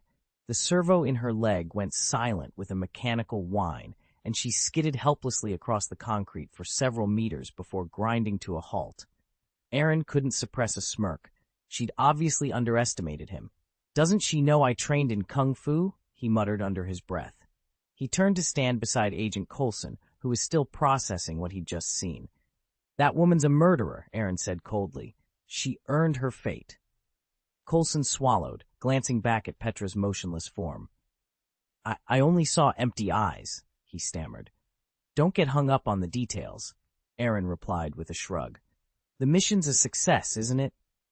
Coulson ran a hand through his hair in frustration. Technically, Aaron had recovered all 3 fragments of the pagan relic staff, and the entire Norwegian cult that had been after them lay neutralized, but they'd never suspected those zealots were operating here in the first place. Without another word, Aaron reached into his satchel and withdrew the trio of carved wooden segments. The fragments thrummed to life, each piece pulling inexorably toward the next. In seconds, they snapped and fused, sealing themselves into a single 2-meter staff etched with ancient runes that glowed faintly in the warehouse's low light. He rolled the staff between his palms, a triumphant glint in his eye. "Now that's more like it." Objective updated. Retrieve the Berserker's staff mission. Status completed. Reward plus 300 magic points. Penalty for failure, none. System. Reward received. System. Congratulations, host. You have completed the mission and earned 300 magic points. Aaron offered a small nod. He slipped the battered Berserker's staff into his spatial ring, where it vanished in a shimmer of light, another prize added to his growing vault. Then he turned his attention to the man seated opposite him. Dr. Elliot Randolph sat rigidly in the leather armchair, eyes darting around as if expecting hidden cameras behind every light fixture. "Relax," Aaron said with a gentle smile. "No need to be on edge. I've got a few questions for you. You are, after all, a walking encyclopedia." Randolph exhaled, but his body stayed tense. "Perfect timing," he replied. "I actually have some questions of my own. There's no bugs in here, right?" Aaron waved a hand dismissively. "This is my private quarters. S.H.I.E.L.D. wouldn't dare install surveillance in my own room." A trace of relief softened Randolph's expression. He leaned forward, elbows resting on his knees. "All right," he said, lowering his voice. "Tell me, are you Gaius?" Aaron blinked, taken aback. "What? No, of course not." Randolph shook his head, as though Aaron didn't understand. "Not quite what I mean. Coulson kept asking me that during my debriefing. He kept saying, 'Are you Gaius?'" Randolph's voice dropped to a whisper. "So are you Gaius?" Aaron frowned, bewildered. Internally, he thought, "Do I really look like some long-lost warlord?" "Absolutely not," he said more firmly this time. Randolph studied him for a long moment, then slowly exhaled. The question hung in the air, unanswered, as the 2 men sized each other up in the quiet of the private suite. "Can't you at least tell me if my ancestors are connected to you?" Aaron demanded. Randolph blinked, not in disappointment but in relief. He'd always suspected Aaron wasn't the Gaius he'd once known, and now his instincts were confirmed. "Even after 1,000 years in the atrium, you still think my best friend might be Gaius?" Aaron folded his arms. "I'm serious. You call yourself Randolph. You claim you've never gone by another name, and yet everyone here acts like Gaius is a name to fear." Randolph sighed and shook his head. "No, I've never used that surname. I made up a plausible backstory the moment I arrived and told no one otherwise." Aaron raised an eyebrow. "Why? What's so dangerous about the name Gaius? I've fought beside Thor, captured Loki, even sparred with Sif and the 3 warriors of Asgard. The moment I mentioned I shared the name Gaius, they all looked at me as if I'd cursed the hall. Then they laughed it off, claiming it was mere coincidence." Randolph's shoulders tensed. "Trust me, it's better if you don't know the reasons." "Not good enough," Aaron pressed. With a helpless shrug, Randolph offered a rueful smile. "Fine, I'm just an ordinary stonemason, nothing more. I spent centuries carving marble and granite, day after endless day. After a while, even eternity grows tedious. I signed up for the atrium's guard just to walk away from my chisels." Aaron leaned forward. "Then start walking. Tell me what you know." Randolph met Aaron's gaze, the weight of untold centuries flickering in his eyes. "All right," he said softly. "But remember, some stones are better left unturned. I need to understand why this misunderstanding happened." Randolph paused for a moment, then spoke in a low, measured tone. "The Gaius family has produced 2 truly formidable mages. The first, whose name has been lost to the ages, rose alone to challenge the ancient gods themselves, those beings who sprang forth at the universe's birth. The second, known as Aaron Gaius, appeared thousands of years ago. He wasn't quite as spectacular as his predecessor, but make no mistake, he was no lightweight. He tormented most of the new gods who emerged on Earth, driving many of them to abandon this world and establish their divine realms elsewhere in the cosmos. Aaron shivered despite himself. He'd heard these legends before, but the sheer scale of their power never failed to unnerve him. Ancient gods, elder gods, even the new gods, none escaped their wrath. Lucky for me, I've never been close to either one, Aaron said with a forced chuckle. Then, frowning, he asked, "But why would you think I belong to the Gaius line? Honestly, if I could, I'd change my surname in a heartbeat." Randolph's eyes grew serious. There are plenty of people in the atrium named Gaius, but they're all ordinary, hardly worth a second glance.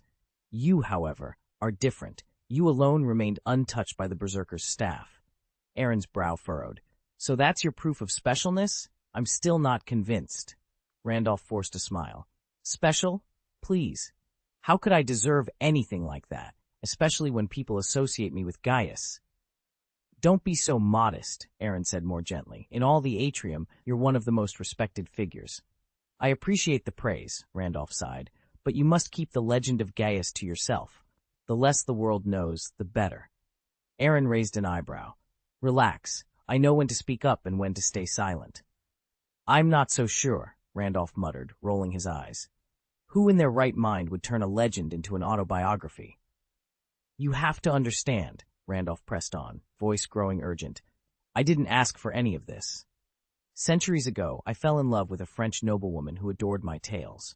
I spun her a long, utterly fantastical story, no truth in it at all. But her brother, a priest, transcribed every word. Before I knew it, people were revering me as a saint. It's farcical. All I want now is an ordinary life among ordinary people. I vow I'd never harm anyone. That's my bottom line." Aaron regarded him for a long moment, then gave a slow nod. "Very well. Your secret's safe with me. Since you insist, I'll take your word for it." "Reluctantly," Randolph said, exhaling in relief. "Now, what is it you want to ask me?" Aaron leaned forward, his voice low. "Hela Odinson, the death goddess."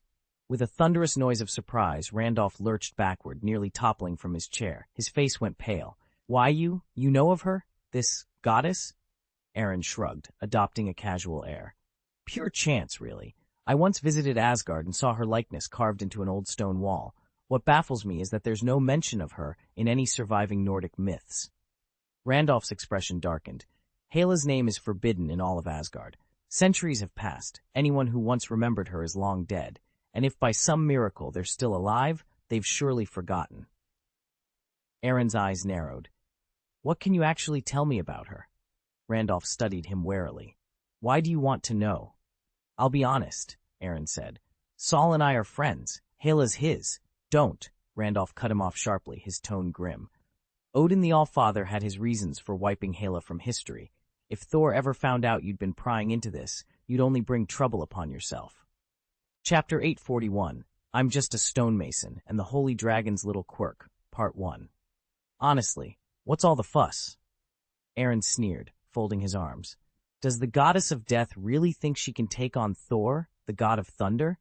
Randolph chuckled, his eyes lighting up with amusement. "That's the funniest thing I've heard in millennia. Everyone knows Thor's might. It's legendary, but don't underestimate the so-called goddess of death."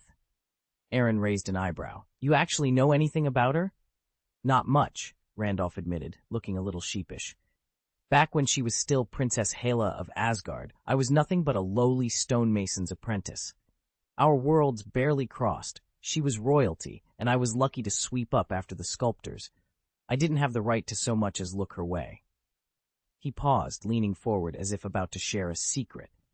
Then came the civil war that shook Asgard to its core. King Odin dispatched his elite Valkyrie legion to put down Hela's rebellion.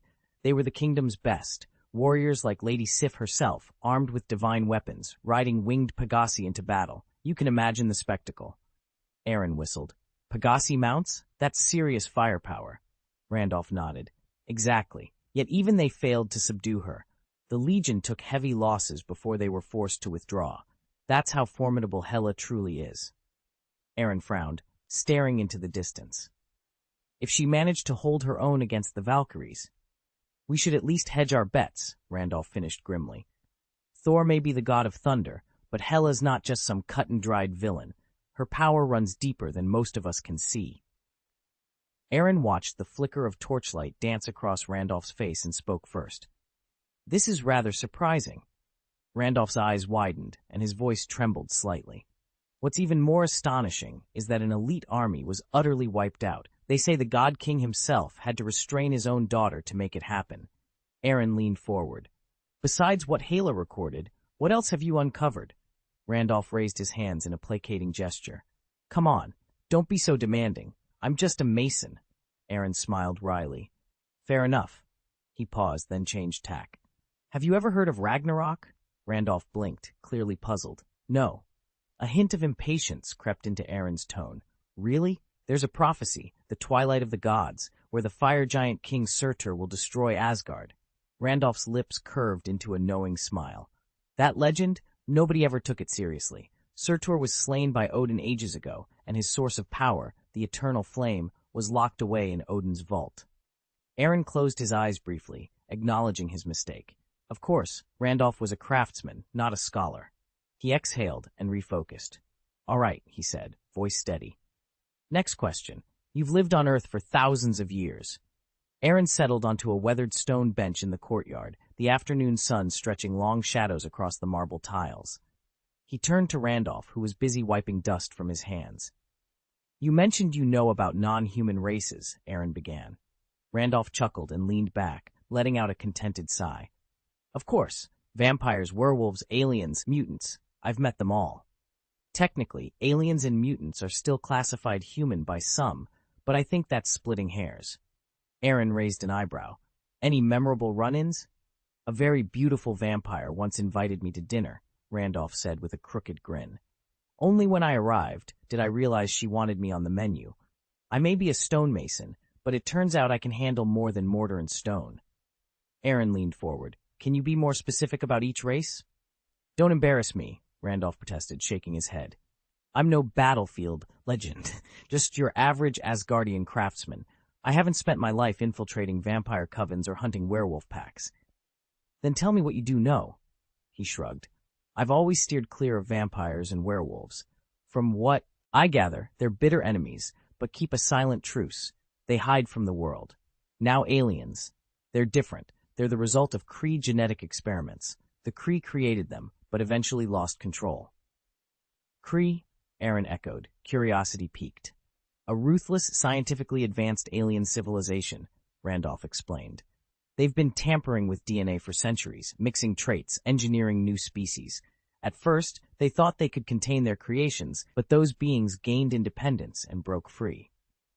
Aaron absorbed the information in silence, the weight of Randolph's words settling between them. Randolph gave a half-smile. That's the extent of my knowledge. If you want real expertise, you'll have to find someone who studies these races full-time. The two sat quietly as the sun dipped lower, each lost in thoughts of ancient experiments and shadowy rivalries hidden just beyond the world's sight. Malekith shrugged, almost sheepish. All right, he admitted, we're one of the most powerful civilizations in the universe. Aaron laughed in disbelief. Aliens really know how to show off. Randolph grinned, but his expression darkened almost immediately. Laugh all you want, he warned, but if it ever came down to it, we'd lose everything. Aaron's face hardened. What about the Kree? Didn't they try and fail to conquer Earth? They're long gone now, Randolph said, shrugging again. After their defeat here, they pulled back, but while the Kree have abandoned Earth, another race has quietly set up shop. Aaron frowned, trying to understand. Who are you talking about? Randolph leaned forward. The Skrulls. Aaron's eyes widened. The Skrulls? The shapeshifters? Exactly. Randolph's tone was matter-of-fact. They can mimic anyone's appearance, even copy memories and personalities, natural-born imposters. I know about their reputation, Aaron said slowly. But, on Earth. One night, Randolph continued, I drank too much and got behind the wheel. I was cruising down the highway, barely able to keep straight, when I caught movement in my rearview mirror. A guy in the next car was shifting, right there, full transformation, from human back to Skrull. He never saw me. Aaron's voice dropped. So there are Skrulls living among us, just blending in as ordinary people. More than a few, Randolph confirmed. After the Kree overran their homeworld, Skrull refugees scattered across the galaxy. Earth became a convenient refuge, a planet full of chaos, plenty of conflicts to hide in. We could be surrounded right now by their agents. Silence fell. In the dim light of the bar, none of them moved. The idea that any friend, any neighbor, or even someone they'd passed on the street might be an alien imposter sent a chill through all of them. Suddenly, the stakes felt higher than any cosmic battle they'd ever imagined. And with the Skrulls already here, hidden in plain sight, there was no telling when or where they might strike next. Those who made it to Earth must be only a tiny fraction of them. "Do you think they'll warn the other survivors?" Aaron asked. Randolph's face went pale. The possibility was too terrible to contemplate. He swallowed hard, then forced himself to calm down. "Don't worry so much, Siku. The Skrulls are already vastly outnumbered by humans. Even if every last survivor showed up here, they wouldn't pose a significant threat." Aaron leaned back and shook his head. "So, you really are an alien, one who'd rather find a nice, quiet spot to live. People's loyalties are complicated. I'd like to think that we're just worrying ourselves for nothing. But if those Skrulls decide to strike, war might be unavoidable. Are you going to tell S.H.I.E.L.D. about this?" Randolph ventured. "No," Aaron said with a wry smile. "Nick Fury and his team have enough on their plates already. I'd rather not drag them into this mess." He shrugged. "Sure, the Skrulls are a problem, but they don't scare me. They can't fool my subocular scanners, and I highly doubt any of them could replicate Gaius's memories perfectly. Besides, their abilities are so twisted that if word ever got out, half the brass in Washington wouldn't be able to sit still."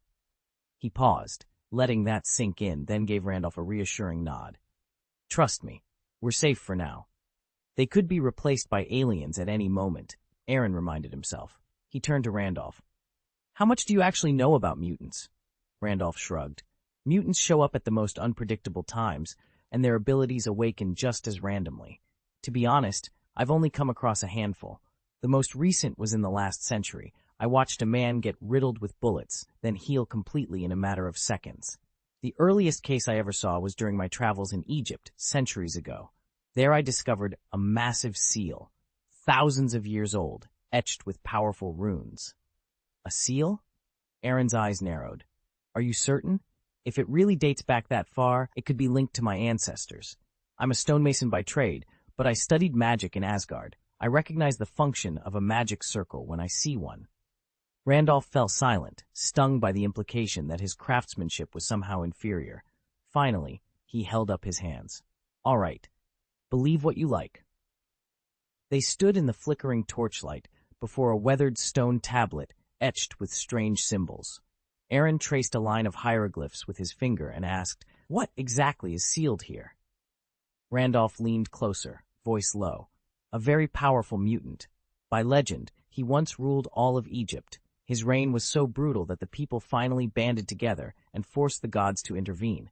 They trapped him in this tomb, carved his story onto the walls. But that's all the record we have. The rest of the tablet has crumbled away. There may be deeper chambers with more inscriptions, but I'm not willing to risk it." Aaron studied the fragmentary text. "And after all these centuries, is the seal still holding?" "Barely," Randolph admitted with a sigh. "Time has taken its toll. The seal's become porous, the wards almost faded. Don't get complacent, though. A mutant's lifespan can far exceed a mortal's. Even confined this long, he may only be weakened, not destroyed. He could be as fearsome now as when he first fell." A chill ran down Aaron's spine. His mind flashed to the story of Hela, the Asgardian goddess who, after eons of imprisonment, emerged intent on vengeance against Odin. If a goddess could come back hungry for blood, what hope did they have against an ancient mutant god? "We'll need reinforcements," Aaron said, closing the distance between them. "If he's still at full strength, then this is bigger than any of us." Randolph nodded grimly. "Agreed. The moment he breaks free, there'll be hell to pay." They stood in silence, the torch sputtering, the weight of centuries pressing in around them, and the knowledge that whatever lay behind the seal was far from gone. After breaking the seal, his first thought was vengeance against Horn. Unfortunately, Horn had long since departed this universe, leaving only his descendants as targets. Aaron swallowed hard. The bad news, a formidable enemy was on the verge of escaping. The good news, that enemy still didn't know Aaron's true identity. As long as he stayed under the radar, he'd remain safe. "Anything else?" Aaron asked. "No, that's all I've got," came the reply. With a soft click, the line went dead. Aaron exhaled and ran a hand through his hair. "Thank you, Professor. What you've told me has been immensely helpful." Randolph's voice crackled back, sheepish. "Don't mention it. I'm just wondering why you're so invested in all this." Aaron sighed, frustration edging his words. "Because I live here, Professor. I'd give anything for the peace you have. You're an Asgardian, yet you've managed to carve out a comfortable, sustainable life on Earth for thousands of years. But all I want is a stable, peaceful existence, and my power glows like gold in the sun, drawing every unwanted eye." Silence answered him, but Aaron already knew the truth staying hidden was his only hope. Side gigs as a pharmacist, alchemist, and healer have put me squarely on S.H.I.E.L.D.'s radar, and even earned me a place among the Avengers' acquaintances. Because of that, though I'm nothing more than a regular Earthling, I can't slip through the cracks if danger comes calling. In fact, my life has become far riskier than that of any normal person. Randolph sighed heavily and gave my shoulder a sympathetic pat. "I understand, Aaron. I really do." I ran a hand through my hair. "All I'm hoping for is world peace, admittedly a luxury. Failing that, I need to keep my head down, steer clear of trouble, and gather as much reliable information as I can." Randolph shrugged. "I wish I could do more, but I'm tapped out. All I can do is wish you luck."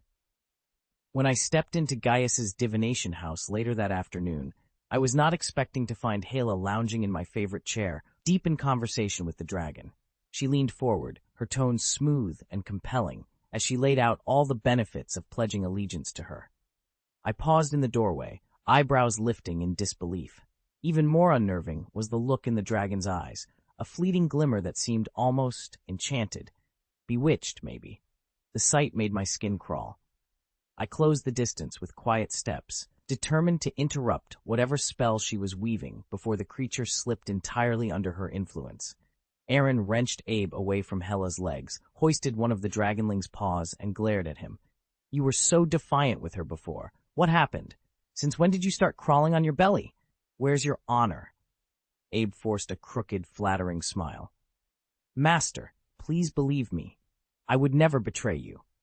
"Flattery won't change the facts," Aaron said sternly, and squeezing Ab's snout. "Swearing loyalty isn't the same as being alert to deception." "I haven't been deceived," Ab snapped back, kicking his stubby legs in midair. "You're too trusting. Someone could have sold you off while you were busy counting your coins." He puffed out his chest. "Besides, I'm a mind reader now. You can't trick me anymore." Aaron studied him for a moment, then relaxed his grip. Abe's newfound ability had indeed altered everything. During Aaron's absence, Hela had revealed a great many truths, spoken at sword point no less, and to Abe's astonishment, every one of them had turned out to be true. Abi had never suspected that his master bore an ancient pledge to Asgard, yet in truth, one existed. Long ago, Fox's ancestors and Frigga's father had sealed a betrothal with Hela, the Asgardian goddess of death.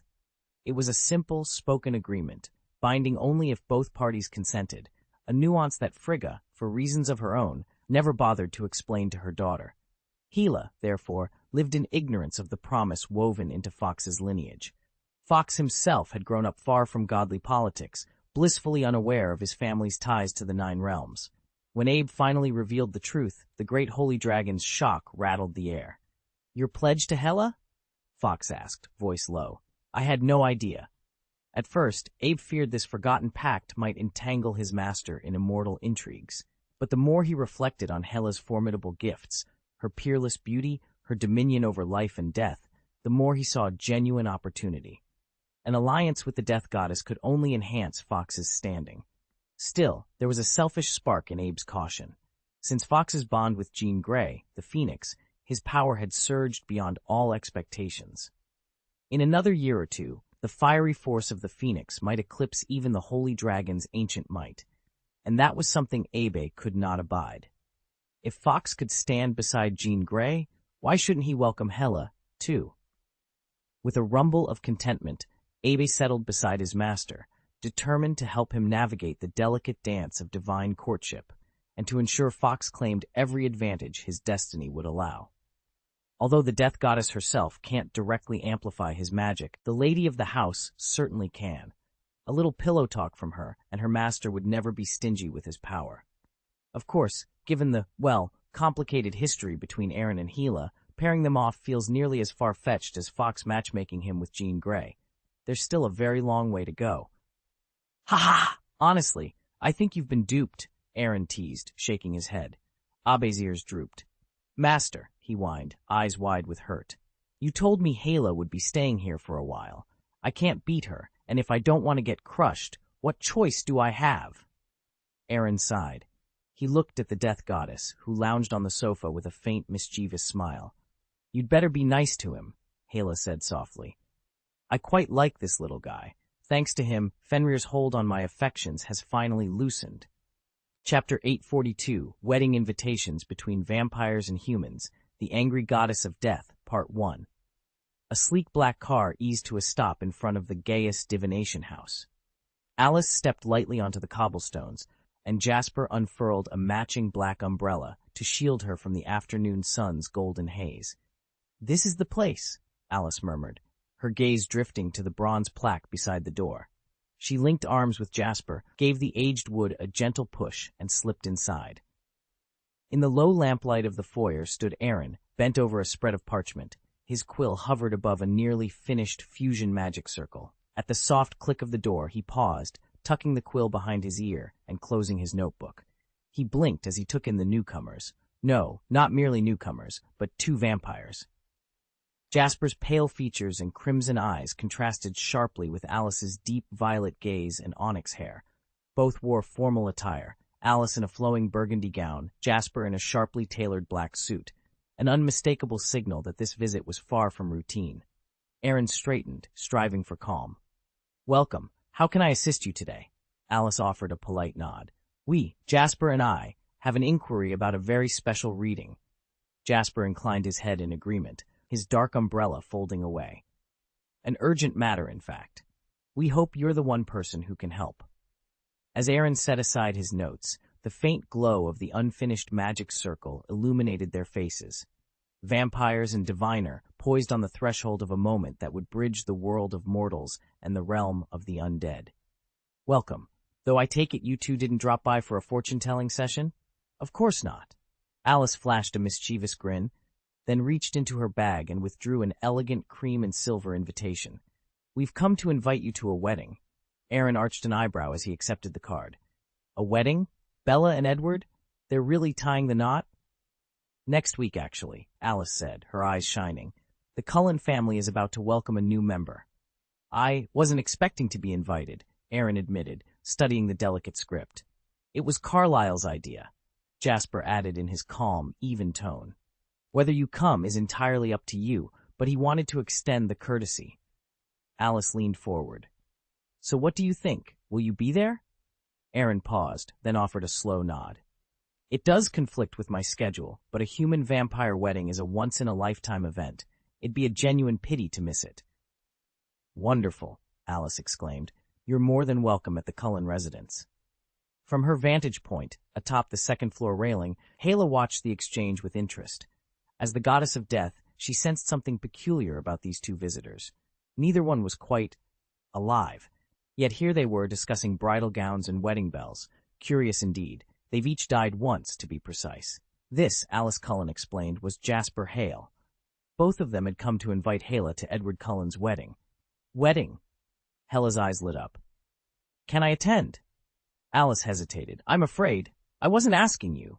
Hala drifted down the staircase with a wry smile, fixing Alice with an unwavering look. "Can I go?" Alice blinked, taken aback by the goddess's insistence, then managed a nod. "Of course." Aaron, for it was he, slapped a palm against his forehead, his face paling. Inviting the goddess of death to a wedding was tantamount to inviting disaster. Any slight, real or imagined, could turn the ceremony into a bloodbath. "Alice, maybe we ought to reconsider," he said, striving for calm. Hala turned on him, amused. "Oh? You don't approve?" She raised an eyebrow. "You do realize I can't be locked away at home forever." "Locked away?" Aaron's mind whirled. Hela was no harmless pet, unlike Abe, who could be left to doze by the hearth. Who could say how long it would be before the goddess of death grew restless and wandered off to wreak havoc? He forced a polite smile. It's nothing, really. I just think you should rest for a while. Alice stepped forward, curious. Aaron, by the way, who is this? She tilted her head toward Hela, eager to learn more about their unexpected guest. Hela Gaius, a distant cousin of mine, Aaron announced in a flat tone, brushing off the amused twitch at the corners of Alice and Jasper's mouths. Whether you believe me or not, I know it's true. Alice narrowed her eyes. Are you sure you're not mixing us up?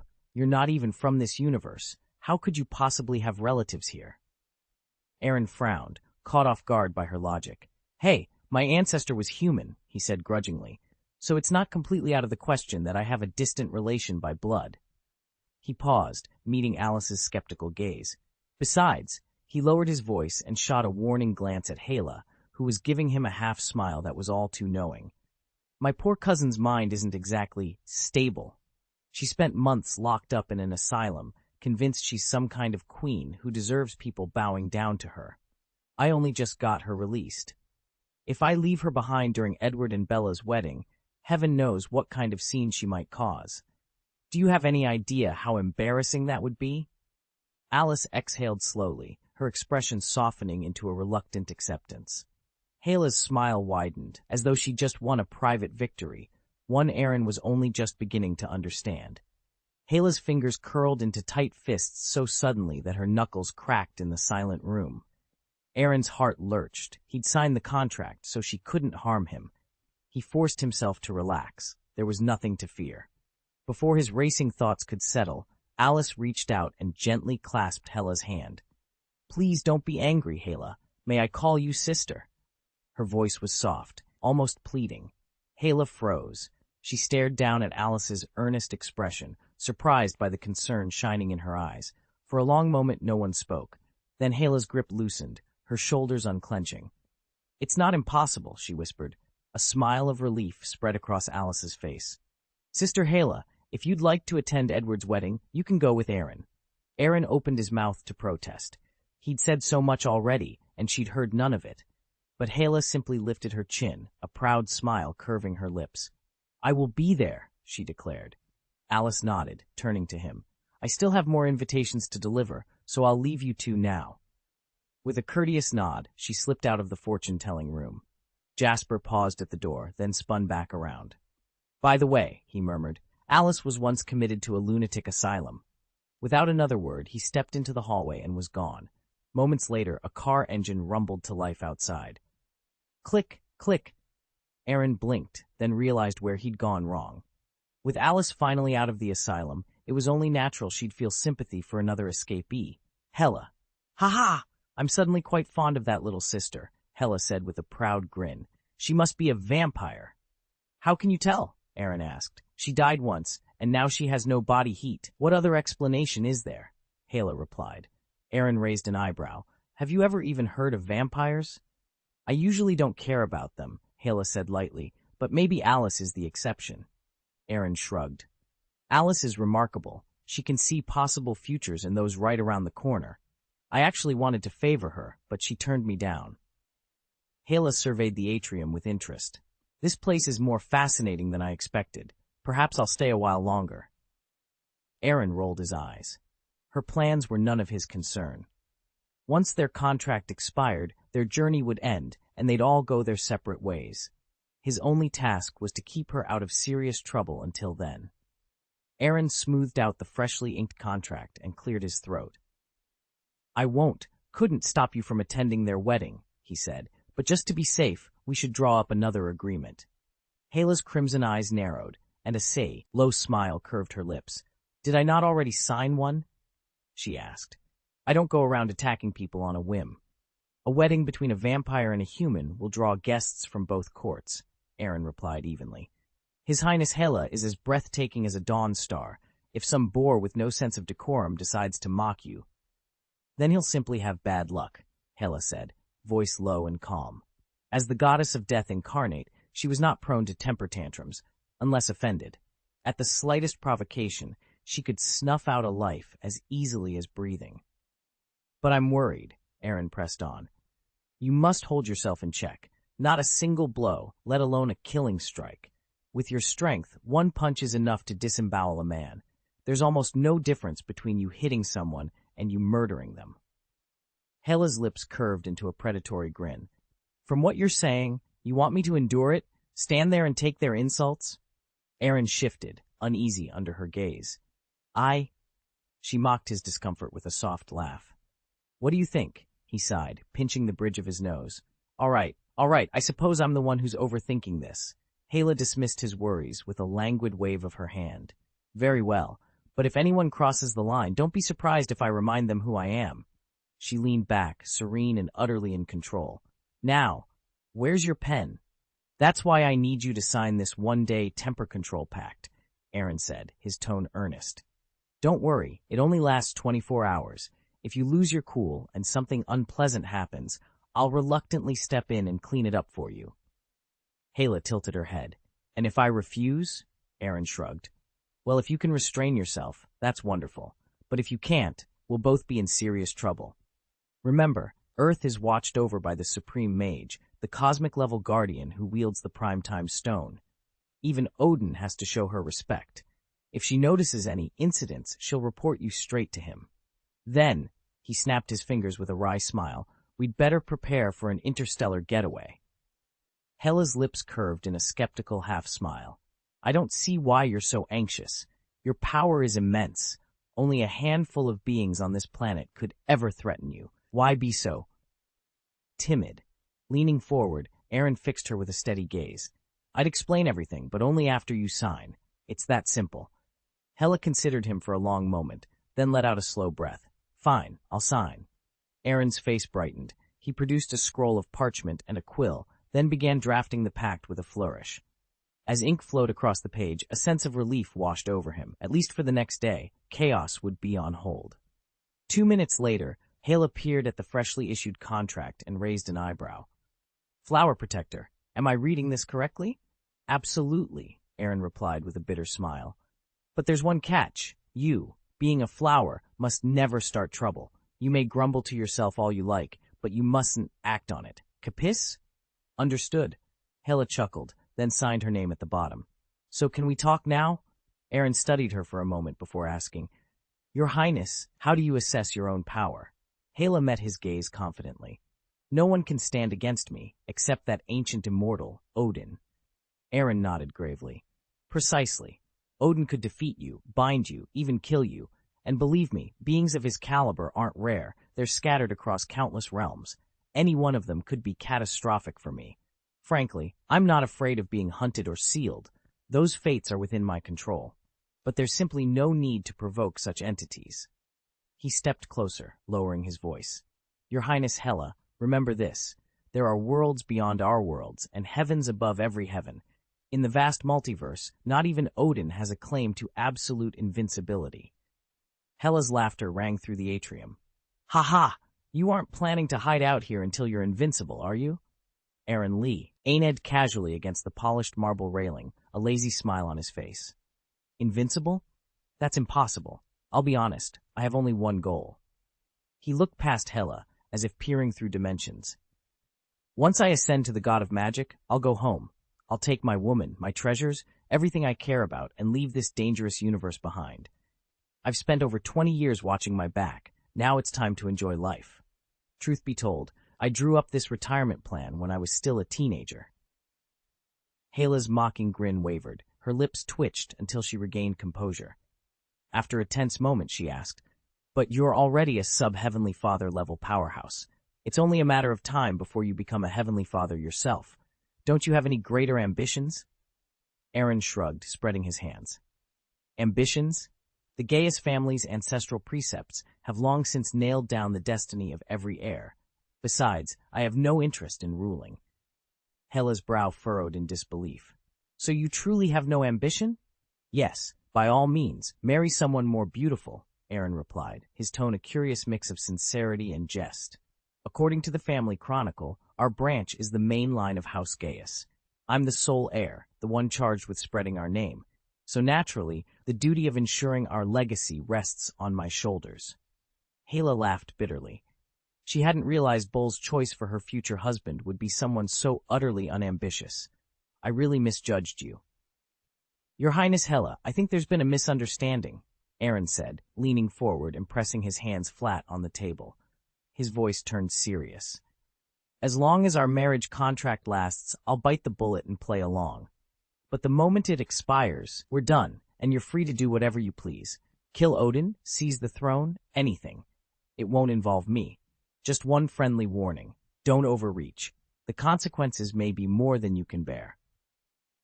Save your warnings, Hala snapped. She swept up Abe, who lay curled like a dozing child on the sofa, and turned toward the staircase leading to her chambers on the second floor. Aaron exhaled the moment Hala stormed up the stairs, a sly smile curling the corner of his mouth. He knew better than to trust this woman. Her ambitions could bury him in an instant.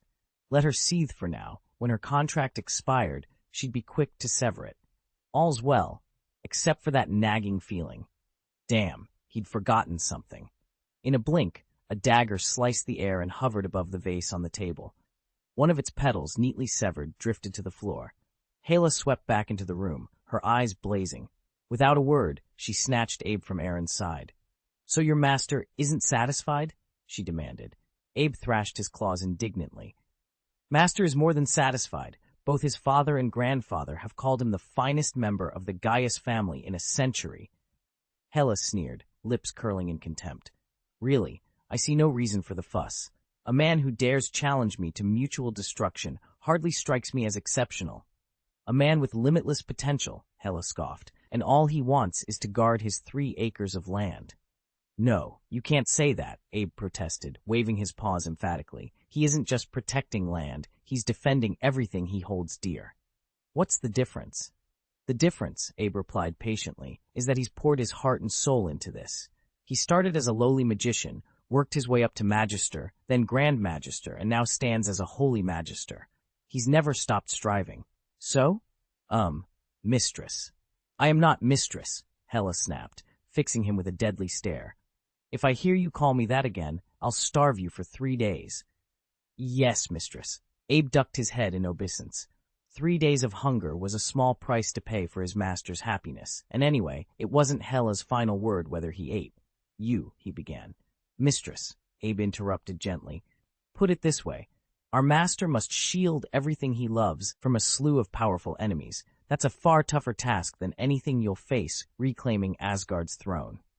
Hala fell silent, caught off guard by his logic. Chapter 843, X-Men's Internship Mission. This Woman Doesn't Seem Trustworthy, Part 1. Aaron was baffled. Despite his best efforts to appear unambitious, Hela's attitude toward him remained as cold as ever. He'd assumed that the proud goddess of death would at least cast a few disdainful looks his way. He'd poured out his sincerity, hoping to lower her estimate of him and thus draw her attention elsewhere, but evidently none of it had registered. What Aaron didn't know was that his little act had actually worked at first, only for Abe to step in and undo everything with a few casual remarks. It's said that no matter how diligently you guard against intruders, it's the ones you least expect who slip past your defenses. Aaron didn't understand all the details, but he shrugged it off. After all, it was just a whim. If it succeeded, great. If it failed, no harm done. Several peaceful days passed. Then, one morning, Jean Grey arrived at the divination house, accompanied by Fox. The moment they stepped through the door, Jean stopped in her tracks. The interior had been completely refitted. Every surface spoke of timeless elegance and subtle grandeur that was hard to capture in words. Aaron, Jean called up the staircase. Almost immediately, a door on the second floor swung open. She looked up with a bright smile and saw a striking woman descending the steps, an amused curve to her lips. "Who are you?" she asked. Chin's expression shifted as he studied the newcomer, her hair, her profile, even the confident tilt of her shoulders. She was just a little taller than he was and carried an air about her that made him uneasy. "Don't be nervous," the woman said smoothly. "I'm Aaron's cousin. Call me Hala." "Cousin?" Chin blinked, then forced a gentle smile. "Oh, of course. Hello, cousin. I'm here to see Aaron. Do you know where he is?" "At work," Hala replied, nodding toward a door on the left side of the reading chamber. He'll be tied up for a while. You're welcome to wait. I don't mind, Chin said quickly, waving a hand as he sank into a nearby chair. When Hala reached the bottom of the stairs, he couldn't help but add, he never mentioned he had such a beautiful cousin. Hala gave him a knowing look. He doesn't tell you everything, does he? If you like, I could share a few family secrets. I promise you won't be disappointed. Chin's cheeks warmed. That wouldn't be proper. Aaron said he'd tell me when the time was right. Hala chuckled softly, her eyes glinting. And who knows when that might be? She leaned against the stair rail, clearly enjoying the tease. Chin opened his mouth, unsure how to respond, as the door to Aaron's office swung slowly shut behind them. Believe me, some truths are better discovered sooner rather than later. Chin bit her lip, stalling for words. At that moment, the studio door swung open, and Aaron stepped out, Abe close behind him. Aaron froze when he saw Chin, and then practically stopped breathing when his eyes fell on Hala, seated opposite. Chin, he said, forcing a friendly smile. Hala, I trust I wasn't giving you any trouble? No, my cousin's been quite polite, Hala replied coolly. Cousin? Aaron echoed, relief flooding his features. Right, cousin. Still, isn't it a bit odd for you to be here now? Hala shot him an imperious look, then rose. Catch me later, she snapped, and walked off toward her room. Aaron turned back to Chin, puzzled. What did she say? Chin offered a half smile. She wants you to come talk to her. Aaron's brow furrowed. Talking is fine, but remember, Hala's only your cousin, not your sister. Don't take everything she says at face value. Oh? Chin tilted her head. She's only just been released from a mental institution, Aaron added quietly. She isn't entirely stable. Chin nodded slowly, her mind racing with mixed emotions. It turned out Aaron's cousin Kin had already pieced together some of his secrets, and he was desperate to keep them under wraps. Flashing her a reassuring smile, he said, Trust me, once you get here, we'll never bring any of that up. Again, I'll make you a big lunch, we'll catch a movie, and then we can ride the Ferris wheel. Chin's cheeks flushed. Isn't that a little childish? No, it's too sudden. I'm not ready for all that. He held her gaze. It's just two friends hanging out. We're only 20. Shouldn't we be making memories while we're young? Well, when you say it like that, I guess you're right. Aaron leaned closer. Just promise me we'll make today something special, just the two of us. Oh, and how did Professor X's exam go? Chin's eyes lit up with pride. We all passed the written test. Then he gave us different assignments to choose from. It's basically our first X-Men internship. X-Men? Like the Avengers? In a way, she admitted, but our status means we can't exactly stand out in the sunlight like the Avengers do. Aaron nodded thoughtfully. Maybe that's for the best. Being a hero isn't as easy as it looks. On the contrary, Chin said, leaning forward, we'll be out in the open. One mistake, and we'll be the targets of every headline. Aaron rubbed his temples. Can't you just bow out? Why would I? Because it's too dangerous. Aaron's voice was low and serious. The balance between mutants and humans is so fragile it's bound to snap sooner or later. When that happens, everyday mutants can hide, but the X-Men will be plastered all over the news. I'm not quitting, Chin replied firmly. If we mutants give up on ourselves, what hope do we have? And I'm a mutant too. When the balance collapses, I won't be safe any more than you. If we can delay it, why wouldn't we? Aaron sighed, running a hand through his hair. You really know how to leave me with impossible questions. Chin smiled. Enough about that for now. Tell me about your internship. What are you working on? Maybe I can offer some advice. Of course, if it's inconvenient, just forget I asked. It's not inconvenient, Chin replied, his voice tinged with regret. I simply haven't confirmed it yet. Someone's been sent to recruit Magneto. Absolutely not, Aaron shot back without thinking. A novice hunting a boss-level target like Magneto? Professor X must be out of his mind. It's not as dangerous as you think, Chin said quickly. Magneto may disagree with the professor's methods, but he still sees mutants as his kin. He wouldn't harm one of us. Point is, you're not going, Aaron insisted. Chin sighed. Fine. Here's the next assignment. We need to find a mutant named Logan Howlett. His regenerative abilities are extraordinary. Aaron's brow furrowed. A self-healer? I remember Randolph mentioning a guy who got beaten to a pulp on the battlefield and just kept fighting. What does the professor want him for? He's perfect for the Mutant Academy, Chin explained. Logan's combat experience would make him an ideal instructor for our students. Aaron nodded slowly. That actually sounds manageable. Anything else? There's a third option, Chin continued. We could track down newly awakened mutants and shelter them, or we could find those who've lost control of their powers and committed crimes and help them reform. Aaron weighed the choices in silence, his mind already racing through the risks and rewards of each mission. Chin leaned back in his chair, studying the projections flickering before him. The professor recommends option 3. It's the safest choice, he said casually. Aaron shook his head, arms crossed. Option 3 is Professor X's pick. Besides, it's not even our turn to decide yet. A slow grin spread across Chin's face. You know, he said, I've just thought of a fifth alternative, one that sounds far more interesting. Aaron raised an eyebrow. What's that? Chin tapped at the holo display, and the map zoomed in on northeastern Africa. We go to Egypt. A friend of the professor has uncovered ancient ruins there, relics linked to mutant activity. Aaron's calm demeanor vanished. No, you can't go to Egypt. Absolutely not. Why are you so worked up? Chin asked, amusement flickering in his eyes. Because, Aaron said, voice tight, there's a powerful mutant sealed in those ruins. He's been locked away for thousands of years. If he's ever freed, no one can predict what he'll do. Worse still, he bears a grudge against Gaius. Chin's expression sobered. He leaned forward, elbows on the table. All right, he said quietly. Tell me what you know. Aaron swallowed, tension lining his features. I don't have all the details, he admitted, but whatever's trapped beneath those sands is dangerous, beyond anything we've faced. As soon as you return, you need to warn Professor X. Those ruins are off limits. No one should set foot near them.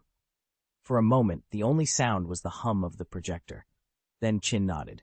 Understood, he said, but that doesn't mean we can ignore what lies buried in Egypt. We'll take every precaution, no surprises. He met Aaron's gaze, determination in his eyes. We do this right. If you break into the ruins and set him free, it'll be a disaster, Aaron said, his voice taut with urgency. Chin hesitated, concern creasing her brow. Are you sure? He nodded, eyes shadowed. I can't explain how I know, but you must trust me. Once he's out, who knows how much havoc he'll wreak? And whether you can stop him or not is beside the point. Mutants everywhere will be exposed. The fragile peace between humans and mutants will collapse. You've seen what could happen. Her heart thudded in her chest. I'll go back and tell Professor X right away. Hold on. Aaron caught her by the wrist and drew her close so that her back pressed against his coat. You finally get a day off and you're gone in minutes. Before she could answer, his lips were on hers. The world narrowed to warmth and breath, a rush of sensations so intense she lost all track of time. 10 minutes passed in a single, searing kiss that left her cheeks aflame and her thoughts scattered. When Aaron gently released her, Chin leaned against him, still dizzy. He tucked a strand of hair behind her ear and smiled, all seriousness melting away. Professor X hasn't even approved the dig yet, he reminded her softly. There's no real rush. Just tell him you delayed it because of a vision I shared. She blinked, gathering herself. Okay, she whispered. I'll say it was your divination. That's it, he said, his hand warming hers. That's all you need to say. Chin managed a small nod, her mind still echoing with the warning and the taste of his kiss. What lay buried in that ancient site was dangerous enough. The precarious balance between two worlds was at stake, and now she carried both a secret and a promise, neither of which would be easy to protect. Follow my instructions. Don't worry about a thing. Just relax. Aaron dabbed gently at Chin's tear-streaked cheeks. Rest here for a while. I'll call you when lunch is ready. With that, he turned and slipped through the door on the right side of the divination room. He'd just stocked up on fresh ingredients at the market, so he intended to indulge them with a proper meal today. Left alone on the sofa, Chin rubbed her reddened cheeks and muttered, He really is a brute, always bossing people around. A few minutes later, Hela cleared her throat. Fancy a chat? Chat? Chin looked up, startled. About what? Hela's dark eyes danced as she descended the stairs. I want you to get to know my cousin better. She'd initially hoped Chin would ask about him on her own, but judging by the way Chin was blushing, that wasn't happening. Chin blinked, puzzled. Your cousin? What do you mean? Hala shot a knowing glance toward the right-hand door. Tell me, what kind of person do you think he is? Chin thought for a moment, then spoke softly. He's kind, considerate, fiercely capable, and utterly righteous. She trailed off, uncertain how to put her thoughts into words. I like him, Chin said, summoning all her courage, and he likes me too. Hala laughed softly, shaking her head. Perhaps, she replied, but he's hiding far more from you than you realize. Chin squared her shoulders. I know, but it doesn't change how I feel. As long as he's sincere with me, that's what matters.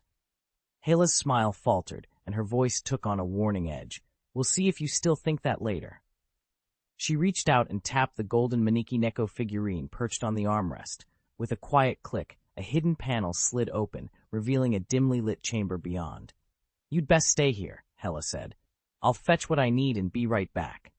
Before Chin could answer, a glowing orb of flame burst into view at the doorway. From its center sprang Fox, a magnificent phoenix, spreading his fiery wings in a fierce barrier. His amber eyes glowed with protective intensity. Though Fox sensed no evil in Hala's heart, his instincts screamed that she must be stopped. Hala met the phoenix's glare without fear. Stand aside, little guardian, she said gently. I'm here to help your mistress. Fox's wings trembled, but he shook his head, refusing to yield. Then don't say I didn't warn you. Chin fixed Hala with a steely look. Fox, move aside. Let my cousin through. The fox hesitated for only a moment before reluctantly slipping back and perching on its ledge. A slow, knowing smile curved Hela's lips as she strolled into the hidden chamber. Moments later, she reappeared, a single photograph held carefully between her fingers. Fox's ears flattened in alarm. His mind raced. Hala never brought out personal items unless she meant trouble, but he dared not interfere. The photo was already in her hands. Hala presented it to Chin with a flourish. Here you go. Be gentle. This is his most precious possession. Surely you don't want to damage it. Heart pounding, Chin took the photo. The image showed a family posed in front of a grand estate, a stern father, a gentle mother, a serious-looking uncle, and 3 young women whose matching features suggested they were sisters, or cousins. Chin's mind buzzed with questions. Whoever he was, this picture meant everything to him, and now it lay exposed, as vulnerable as the secrets it held. Have you seen this? Hala asked, holding out her phone. Chin peered at the screen, confusion clouding her expression. Cousin, what is this? With a soft sigh, Hala tapped the display. Those are the 3 women he's been seeing. Yes, the ones who've already met his parents. He shouldn't have kept it from you. Chin's lip trembled. Her eyes reddened as she bit back a sob, forcing a bitter smile. He told me that when the time came, this photo would be his confession to me. So that's her, Chin whispered, hands clenched at her sides. Not even a mistress, but still another woman in his life. Hala reached out, resting a gentle hand on Chin's shoulder. Look, she said quietly, he's incredible in so many ways, but he's fickle.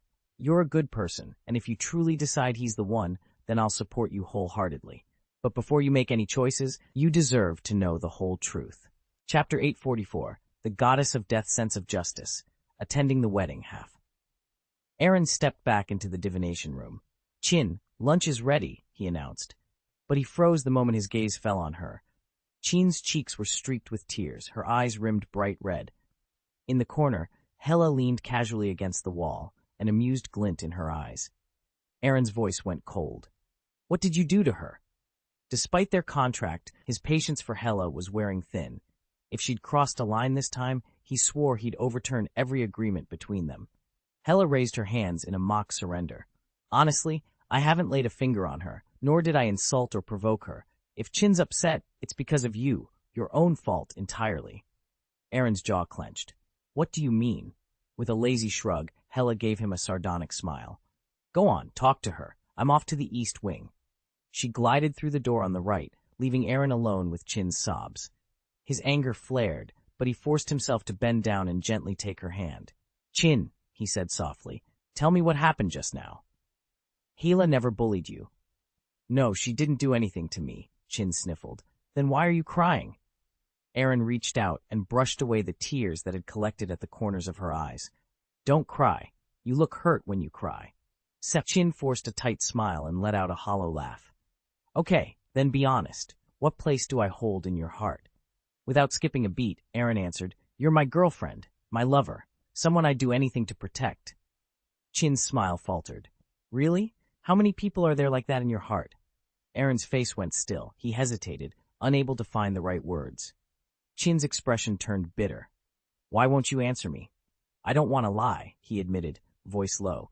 "But I'm not sure how to explain." "It isn't just me, is it?" Chin asked quietly. He looked away, then nodded. "I can't give up on them, but my feelings for you are also real. Every promise I made was sincere." Chin let out a slow breath and pushed herself up from the sofa. "Maybe we both need some time to think." "Aaron," he reached out, then dropped his hand. "We're adults. Perhaps it's best if we give each other some space for now. What do you think?" "I respect your decision." Aaron's voice was calm, but underneath he was a tangle of frustration and regret. He knew that any further explanation would only make things worse. "Thank you." Chin let out a small sigh of relief. Rolling up her sleeve, she unfastened the moonstone bracelet Aaron had given her and laid it gently on the table. "This was yours, and now I'm returning it to its rightful owner." Aaron shook his head firmly. "That's one thing you're not giving back. I understand how you feel, and I can wait. But I'm not taking this bracelet from you. I've never asked a woman to return a gift once it's mine to give." Chin hesitated for a heartbeat, her fingers brushing the cool stone before she slipped it back onto her wrist. "I have to get to class. May I go?" He leaned back, his eyes steady on hers. "You can leave whenever you want. I won't stop you, but at least stay for lunch." "Forget it," she said, her voice tight as she turned to leave. Then she paused, thinking of her cousin standing nearby. "Hila, please don't embarrass me in front of him." Aaron let out a short, rueful laugh. "Oh, and here I thought we were on good terms. Do you really want us to be strangers?" Chin didn't reply. She simply met his gaze, the unspoken tension between them hanging in the air. "All right, I promise. I won't embarrass her." With that, Chin slipped out of the fortune-teller's hut without another word. Aaron, still fuming, glared at Fox. "What are you waiting for?" "Go." Fox bowed. "Master, rest assured. I'll see to the mistress myself." He flared his wings and shot off into the sky. If he failed now, all the favors he'd earned from the man in the red glasses would be lost. Aaron drew a deep breath, forcing himself to calm down. He strode through the door on the right, and bellowed, "Hila!" Inside, Hila was seated at the dining table, delicately savoring a crystalline pink confection. She murmured, lifting the treat to her lips. "This is exquisite. Make sure we have plenty more of these little delights. And next time, skip the beer. Bring tequila." Aaron clenched his fist so tightly his knuckles turned white. "You've got some nerve, sitting there nibbling treats. What did you do back there?" Hila inclined her head lightly, her eyes amused. "Oh, nothing special. I simply showed her the photograph from the secret room." Aaron's face drained of color. "What? You showed her?" His voice broke off as disbelief and anger warred in his expression. Hela, still unfazed, took another bite and let the silence hang between them. Ab froze mid-bite, his spoon hovering in midair. He swallowed the food in his mouth so abruptly he nearly choked, then sat perfectly still, not daring to make a sound. Hela leaned back in her chair, unruffled.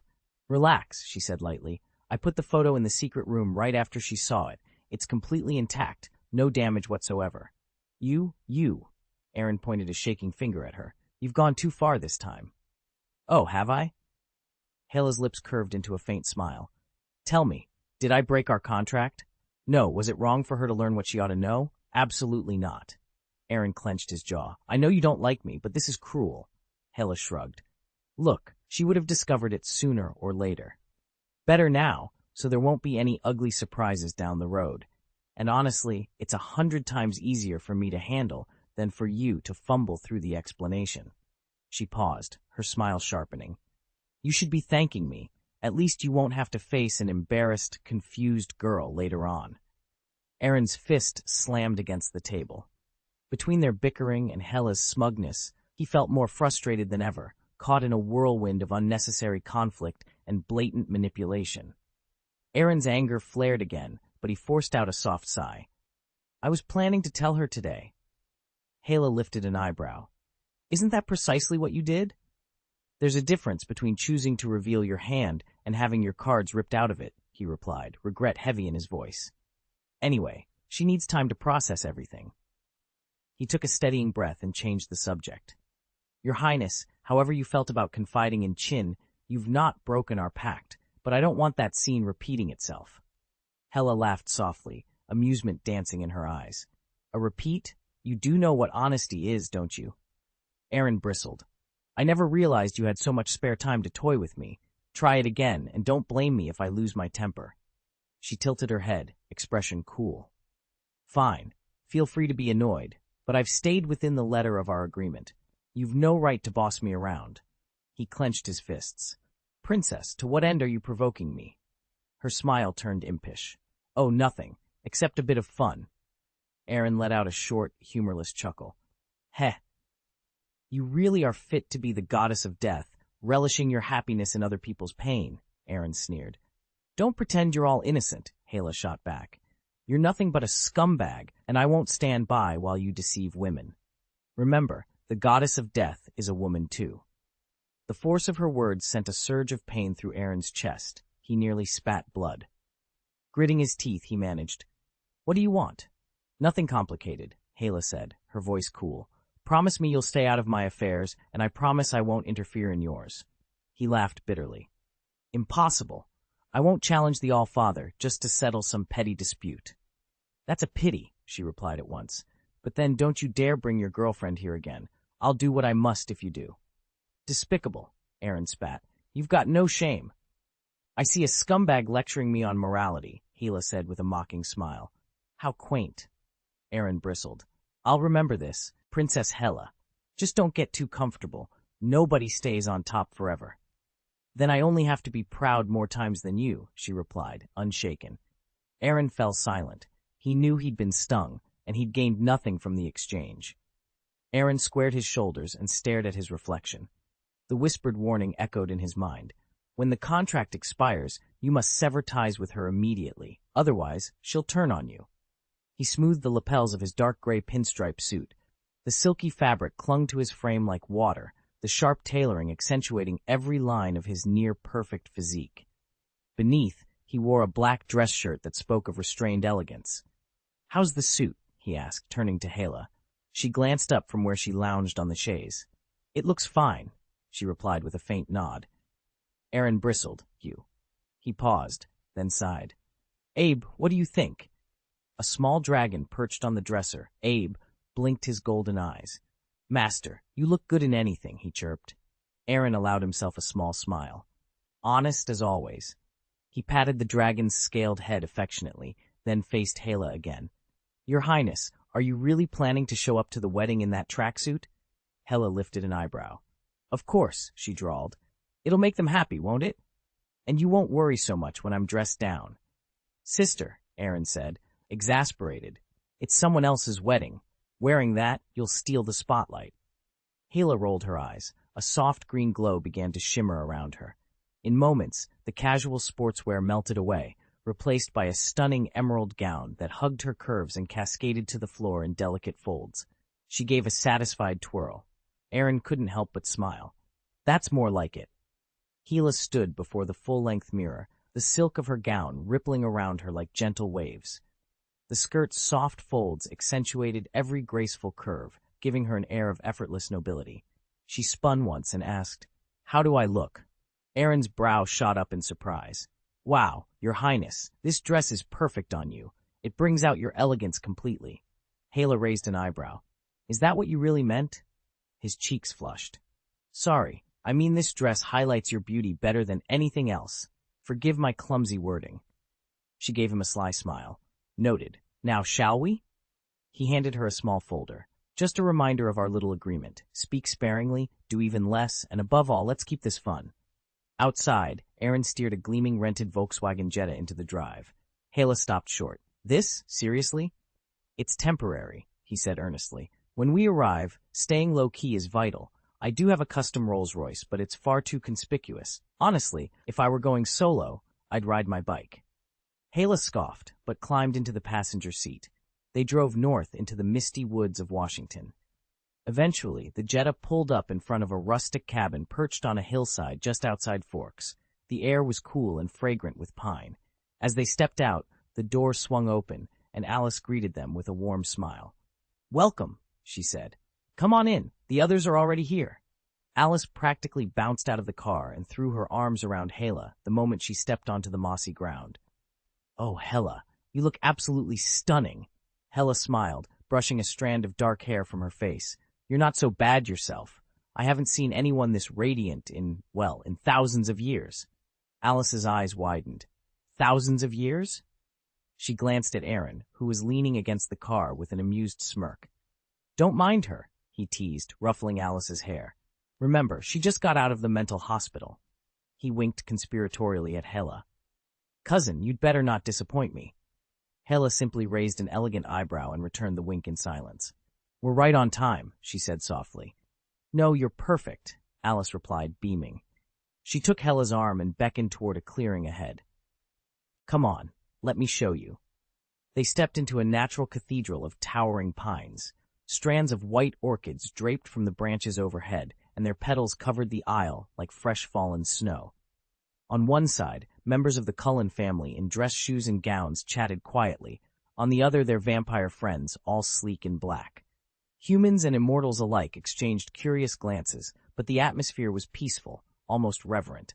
Alice couldn't hide her pride. "I designed every detail myself, from the flower arrangements to the aisle runner, and I did Bella's makeup. Just wait until you see her." Hela surveyed the scene, her dark eyes flicking over the orchid-draped chairs and the soft glow of lanterns hanging in the trees. A slow smile curved her lips. "It's perfect, at least from what I can see so far." Before Alice could ask what she meant, Aaron cleared his throat twice, a subtle reminder that the ceremony was about to begin. With one last glance around the enchanted forest, the two cousins walked down the petal-strewn path toward the altar, where the rest of the Cullen clan was waiting. Alice beamed as she guided them toward the back row of pews. "Isn't this the most romantic wedding you've ever seen?" she asked, her eyes sparkling. Aaron and Hela settled into their seats. "The bride will be out any moment," Alice continued. "I'm just going to check on Bella's final fittings." As Alice hurried away, Aaron let his gaze drift over the lush floral arrangements and the soft glow of candlelight filling the chapel. A twinge of nostalgia hit him. He remembered when he was 18, his arms tangled with 3 different women, each hoping he'd stay long enough to marry them. He'd run instead, leaving their wedding vows forever unspoken. Hela leaned toward him, a teasing grin on her face. "You know, this whole thing, humans marrying vampires, that's about as forbidden as it gets. Add 7 or 8 actual vampires as guests, and if anyone loses control, well, let's just hope it doesn't turn into a bloodbath." Aaron shot her a warning look. "Please don't jinx it. It takes courage to love across species lines. Let's be supportive." She laughed softly and nudged his arm. All right, no curses. I just hope it goes off without a hitch." They fell into a comfortable silence, waiting for the bride's appearance, and for the next chapter of a love story, daring enough to defy centuries of superstition. One partner gives their unconditional trust, the officiant intoned, and the other pledges complete restraint. "I'm only speaking the truth," Edward replied softly.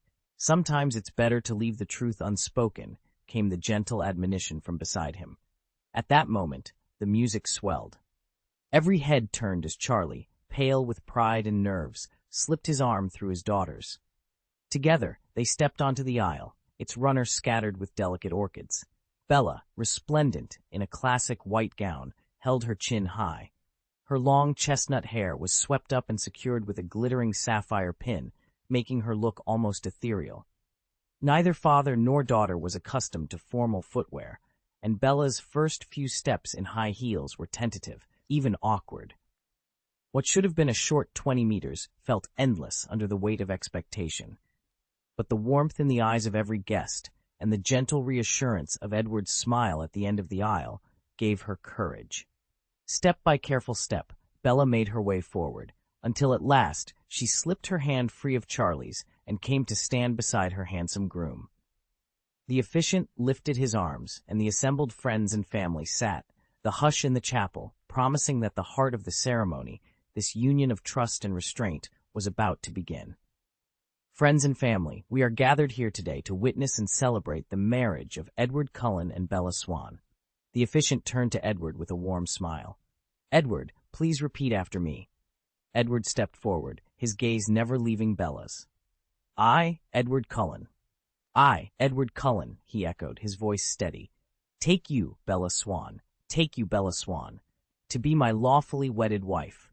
To be my lawfully wedded wife. The officiant nodded, then looked from Edward to Bella. Please join hands. They reached for each other, their fingers lacing together naturally. Will you, Bella Swan, take Edward Cullen to be your lawfully wedded husband? The officiant asked. Bella's eyes shone with tears of joy. I will. Then repeat after me. I, Bella Swan. I, Bella Swan.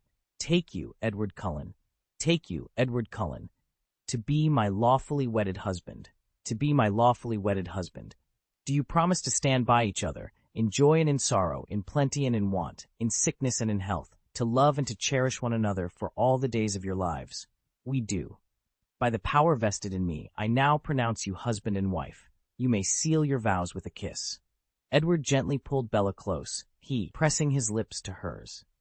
A ripple of applause swept through the gathered friends and family.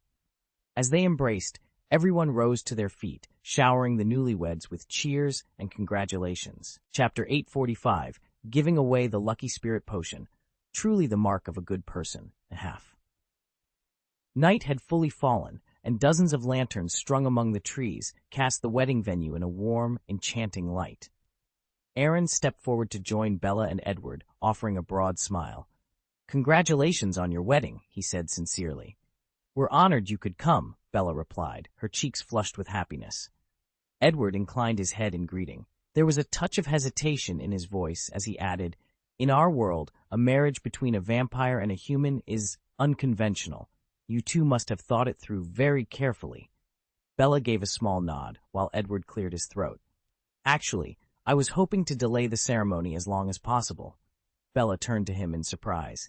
We didn't agree to that. Edward glanced at her, concern softening his features. Bella, I just want you to enjoy life as a human, at least until our honeymoon is over. She considered his words, then smiled and said, All right, that sounds nice. You two make quite the pair, Aaron teased good-naturedly. He reached into the pocket of his jacket, actually into the small dimensional space within his ring, and produced a slender vial filled with a pale, golden liquid. Here, he said, offering it to them. A wedding gift. Bella took the vial, studying it with curiosity.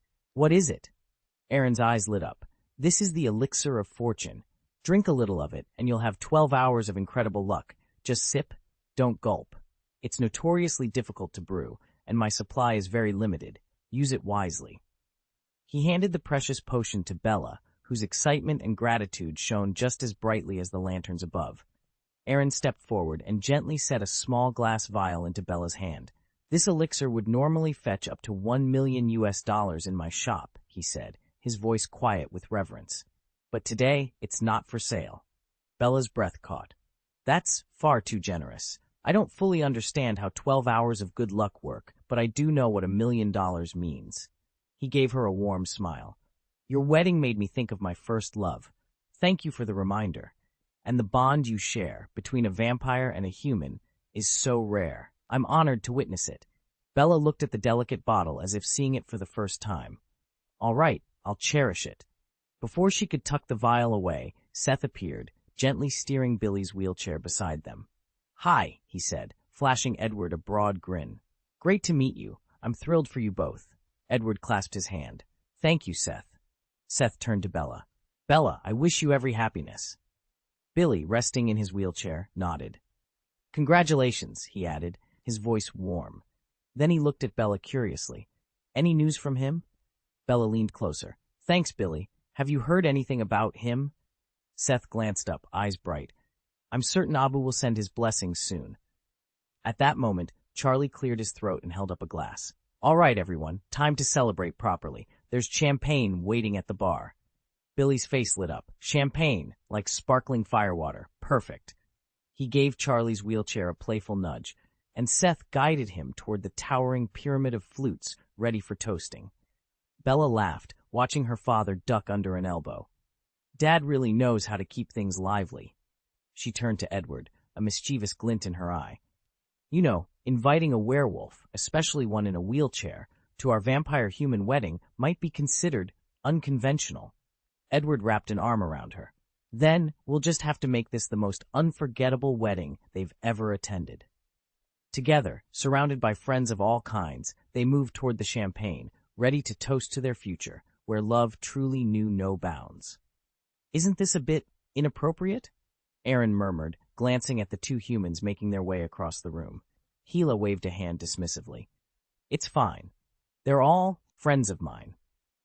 But they might not be on good terms with other vampires, Aaron whispered back. Before he could say more, a man and a woman approached them with warm smiles. Please, carry on with your conversation. We won't interrupt, the man said.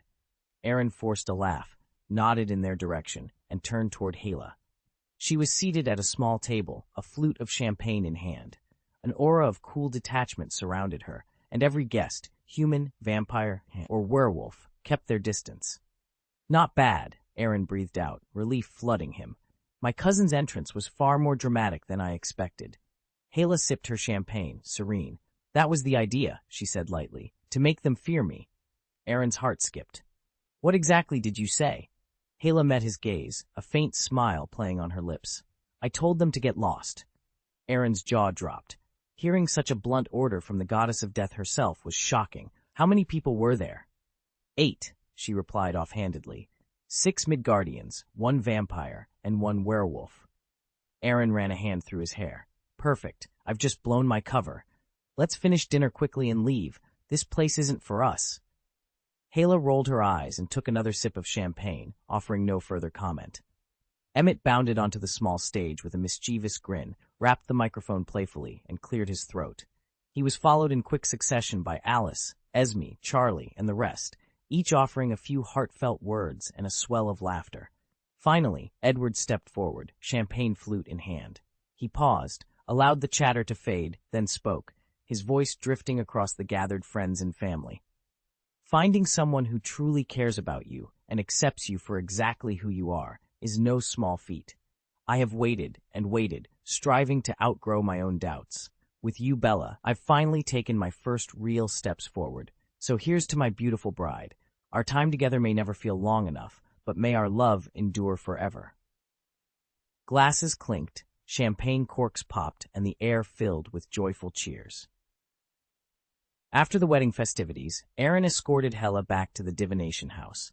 On his secluded third of an acre, he allowed himself to drop the perpetual guard he ordinarily kept up. Life returned to its familiar and oddly comforting routine, sketching intricate magic circles, brewing alchemical potions, and perfecting pharmaceutical remedies. The days were steady, even if at times monotonous, and deeply fulfilling in their own quiet way. Hela proved remarkably untroublesome. She flitted from room to room, never lingering long enough to disrupt his work. The only real change in Aaron's pattern was his new habit of writing to Chin every 3 days, each letter stamped and sealed, each report seemingly identical, yet composed with the same careful hand. Aaron stood at his ebony writing desk and called over his aide. He smoothed out the freshly penned parchment in his hand. Fox, he said, extending the letter, deliver this to Chin, and while you're there, ask her how she's been feeling lately. Fox inclined his head, tucking the letter into his satchel. Her spirits haven't improved, Master. She's still gloomy and listless. Aaron frowned. Weren't things looking up for her just a few days ago? They were, Fox admitted. But as soon as the last missive from the Master reached her, her mood darkened again. From the shadows in the corner of the room, Hela laughed softly. The pets you train are endlessly entertaining. Aaron whirled to glare at her. Is that so funny? I was only trying to help. Help, Hela replied with a dismissive shrug. Since when did I ask for your help? Aaron bit back a retort and turned back to Fox. Is that everything? Fox straightened and spoke with sudden gravity. There's one more thing. Cyclops was overjoyed to hear that Jean ended things with you. He barely slept for days. Now he's openly courting her. At the mention of Cyclops' name, Aaron's hand bent into a fist against the desk. He dares to steal her from me? Fox allowed himself a thin, knowing smile. He's already making the attempt, but rest assured, Master, he won't succeed. At least not for the time being. He chuckled low and dark. Ha! That's easy for you to say. Aaron muttered, frustrated. If I don't spend time at the Mutant Academy, someone could easily break into my house. Hala arched an eyebrow, amusement dancing in her pale eyes. Before she could reply, a small, fox-like creature, popped up at Aaron's side. "Master," it declared in a high-pitched voice, "never fear. I will protect my mistress and ensure no scoundrel dares bother her, aside from the master himself." Aaron groaned. "Oh, get lost." With a flick of its fiery tail, Fox ignited into a little sphere of flame and vanished in a puff of smoke. Hala let out a playful laugh. "Your little pet seems to know you all too well." "It's none of your business," Aaron snapped. "And for the record, I haven't cheated on you." "Scoundrel," Hala teased, though she didn't look the least bit offended. Shaking off the banter, Aaron strode toward his studio. He needed to focus on work. Distraction was the only way to calm his nerves. As he settled at his desk, the ancient prophecy book on the shelf rattled closed, then spoke in a rumbling voice. "New prophecy. Agent Coulson will be imprisoned and tortured." Aaron perked up. "Coulson? You mean the man who came to see you last time?" Hala leaned forward and flipped open the heavy tome, her expression thoughtful. "Yes. Though this warning, it doesn't seem to involve me at all." "Isn't he your friend?" Aaron pressed. Hala smiled coolly. "Your Highness Hala, Coulson is an agent of S-Yield. Do you know what that entails?" Aaron paused. Of course he did. S-Yield agents were some of the best-trained operatives on the planet. If Coulson was going to be captured and tortured, it wasn't a trivial matter. He ran a hand through his hair. "All right, tell me everything the book says." Hala closed the prophecy book with a decisive thud. It warns of betrayal within his own organization, and only a new alliance, one forged in mutual trust, can save him. Aaron's jaw tightened. "Then we'd better get to work." Together, they began poring over the cryptic verses, determined to unravel the clues before Agent Coulson's fate was sealed. Aaron stared warily at the ancient tome sprawled open before him. Its yellowed pages rustled, as though alive. "Master," the book intoned in that same whispery voice, "this prophecy concerns you. I cannot yet discern its full shape, but rest assured, you will be at its center." Aaron groaned and slapped his forehead. He didn't have time for cryptic warnings, especially now, when every day an agent risked arrest or worse. Torture and imprisonment were an occupational hazard in their world, and he couldn't spare the energy to coddle one more worried operative. He grabbed his phone off the desk and paced as he dialed. "Coulson, it's Aaron." "Hey, Aaron, what's going on?" "I'm calling to check in. What have you been up to lately?" "Tracking the centipede," Coulson replied. "We just pulled some solid leads." Aaron felt a flicker of relief, but then the prophecy book stirred again, its pages sliding against each other. "What are you saying?" Aaron said, his tone sharp. "In plain English, please." "I performed a divination on a whim," the book rasped. "Your next trial, capture and torture." Coulson's voice went quiet. "Capture and torture? Do you have any details? Where, when?" "I'm sorry," Aaron cut in. "I can't see the specifics. The vision was too fragmented. All I know is it's coming, and it involves you." There was a long pause. Then Coulson said, "All right, I'll bring extra backup on the next mission." "That's all I ask," Aaron replied. He ended the call and set his eyes on the dusty pages one more time. The warning was clear enough. Now the only question was whether they could stop it from coming true. "What does this have to do with you?" the voice on the other end asked, disbelief heavy in wry syllable. Aaron curled his lip into a half-smile. "Good question. I wish I knew. Here's the bottom line. If you stay off the radar, neither of us gets in trouble. But if you slip up..." He let the sentence hang, a silent threat lurking in the pause. "I promise I won't breathe a word about you." He nodded. "That's all I ask." He hung up and let out a slow breath. Everything he could do was done. What happened next was out of his hands. Pushing away from the desk, Aaron strode into his workshop, already spinning new ideas in his mind. He was determined to create a line of nostalgic alchemical products, something that could capture the wonder of old legends with modern precision. Over the next 2 weeks, he transformed the studio into a construction site.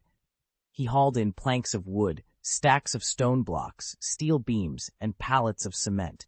He filled the rooms with sleek furniture and state-of-the-art appliances.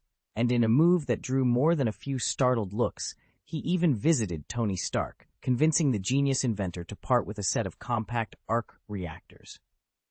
Back in his workshop, Aaron gently set a thumb-sized capsule, labeled 1, onto the steel-topped workbench. He tapped it thoughtfully, eyes alight with anticipation.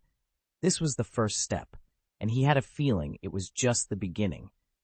Hela picked up the small capsule and turned it over in her hand, eyes narrowed. "Is this supposed to be your latest work?" Aaron stepped forward, chest puffed out with pride. "I call it Gaius's Universal Capsule Cabin. It's a fully functional dwelling I designed myself. Inside this little sphere, an arc reactor supplies all the power you need. A water-summoning array guarantees a fresh supply, and a dimensional stretching spell makes the interior feel incredibly spacious. I've even compressed food stores and living essentials into it, all the comforts of home in a pocket-sized package. It's the perfect fusion of magic and technology. Even on a doomsday world, you could live here for over 10 years without stepping outside. So what do you think? Tempted?" Hela's lips curved in mild amusement. Boring. Not very useful. Aaron blinked, caught completely off guard. He stood frozen for several seconds, then shook his head as if waking from a daze. Of course, he'd almost forgotten that Hela could endure centuries in the infernal depths without need of food or water. A decade of worry-free living would hardly register on her scale of hardships. To her, it would be little more than a trivial novelty. It's so heartbreaking. Honestly, it's completely useless. "Your Highness Hela, you're always so lofty. You can't even see the capsule's appeal." Hela smiled, her eyes glittering with amusement. "Tell me, Aaron, does this device ever actually help you?" Aaron swallowed. To be fair, the capsule did save him the few minutes needed to conjure and stabilize his warp-warded tent, but beyond that, its practical value was minimal. "Well, it's a convenience," he admitted reluctantly. "If I were in your shoes," Hela said, leaning forward, "I'd be crafting a weapon worthy of legend. With your alchemical talent, you're squandering your potential." "I have a weapon," Aaron protested. "You've witnessed Xingyuan's power. You saw just how formidable it can be." "True," she conceded, folding her arms, "but it's still just a sword or a handful of firearms." "That's more than enough," Aaron replied defensively. Hela's lips curved into a challenge. "Why settle? Imagine forging a suit of battle armor, something on par with Odin's destroyer." A thrill shot through Aaron at the suggestion. Yet as he considered it, a sober thought stopped him cold. Creating battle armor of that caliber meant aiming for divine weapon quality, at least on Thor's level. And forging a divine weapon was no simple task. Aaron eyed the 5 guns Alger had crafted for him. They weren't true divine weapons.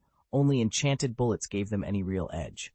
Forging an authentic divine weapon would demand vast resources and painstaking effort, neither of which he had. He might very well ascend to godhood before finishing his battle armor. If that happened, what would be the point of even starting? Hela seemed to read his thoughts. "You don't sound too eager," she remarked. "No, that's not it," Aaron hurried to clarify. "It's not that I don't want to make it. I just can't right now. Your Highness, your guidance means a lot to me. Once I become a god, I swear I'll create battle armor to rival the destroyers." Hela studied him for a moment, then asked softly, "Could you make a set of battle armor for me?" Aaron blinked. This had to be a joke. "You're kidding, right? Your Highness, I can barely handle my own equipment, let alone design custom armor for you. Are we that close?" A playful smile curved her lips. "I think our relationship has room to grow." Aaron forced a laugh, though his heart raced. "Well, that may be true, but—" He trailed off, unsettled by her unexpected request and by how serious she sounded. "Do you have the materials to forge a piece of armor?" "There's more than enough in Odin's treasury." Aaron threw up his hands and pressed his fingers to his temples. "Here we go again. Your grudge against Odin really is something else. But I'm not interested in empty promises, and I don't have time to make artifacts, so I'm afraid I'll have to disappoint you." "I'll wait for the day you change your mind," the other man said, voice calm. "Don't hold your breath." Just then, the doorbell rang. A young woman in a floral dress swept into the room, her lips curved in a warm smile. "Hello, Mr. Gaius." I studied her for a moment. "You look familiar. Raina, wasn't it? You were involved in the centipede incident." She gave a small shake of her head. "I wouldn't call myself a key player, sir." "That hardly matters," Aaron cut in, leaning back comfortably. "Coulson and the others will be delighted to see you. Raina's smile wavered as she turned toward me. I'm afraid, Mr. Gaius. Raina leaned back in her chair, a warm smile playing at her lips. Coulson's out of commission for the time being. If all goes according to plan, he's already in the ambulance on his way to the hospital. Aaron ran a hand through his hair, sounding half amused, half exasperated. He actually got himself caught. I warned him he'd be in over his head and told him to bring backup. Raina's eyebrows shot up. How did you find out? He shrugged, a crooked grin forming. That's not the important part. We struck a deal, hostage exchange. We located Mike Peterson's son, and Coulson chose to surrender so the kid could go free. Raina laughed, shaking her head. Leave it to him. Always the hero, even when he's an agent. He's a real breath of fresh air around here. Chapter 846. Raina walks into a trap, unaware in the honeymoon phase. Aaron's gaze was cold as he leaned back in his chair. Since you came to me, he said, that must mean Coulson betrayed me. So tell me, Raina, what exactly does this have to do with me? Raina squared her shoulders and met his eyes. Phoenix tears, she replied tersely. Recognition flickered across Aaron's face. Of course, you had Coulson arrested just to find out why he didn't die. Raina nodded. The clairvoyant told me that Coulson was once pierced through the chest by the god of trickery, and died. Yet here he is, alive. We need to learn how he survived. Aaron's brow furrowed. And who is this so-called clairvoyant? Raina hesitated, then admitted, I don't know his real name. I've only spoken to him once, but I work under his orders. He claims to know everything in this world, even the president's dreams at night. Aaron shook his head, pity softening his expression. You've been duped. The gods may not be infallible, but only a god could claim omniscience. This clairvoyant, he's no deity. He's a conspirator hiding in the shadows, manipulating events, experimenting on super soldiers, and hunting the secret of resurrection for his own selfish purposes. He's not here to save anyone but himself. Raina's heart thudded in her chest. She had walked right into his web, unaware that her own honeymoon glow had left her vulnerable. As Aaron's words sank in, she realized she might be the next pawn in a far larger game. Lena's eyes glittered with cold amusement. You're nothing more than a pawn, she said, her voice soft as silk, but even a pawn can be worth something. Aaron leaned back against the table, folding his arms. You don't understand him, Lena continued, smirking. He's a visionary. He teaches us how to transform the world, over and over again. Don't count your victories before they're won. Aaron murmured, then straightened. Now, tell me why he sent you after me. Before I hand you over to S.H.I.E.L.D., I might as well get a laugh out of this. Raina stepped forward, her smile polite but unwavering. He wants your cooperation. Aaron chuckled. I'm afraid that's not on the table. Mr. Gaius, Raina said, tilting her head, you'd sooner die than work with S.H.I.E.L.D., wouldn't you? Aaron raised an eyebrow. Enlighten me. Think about it, Raina pressed on. A master pharmacist, an alchemist, a seer.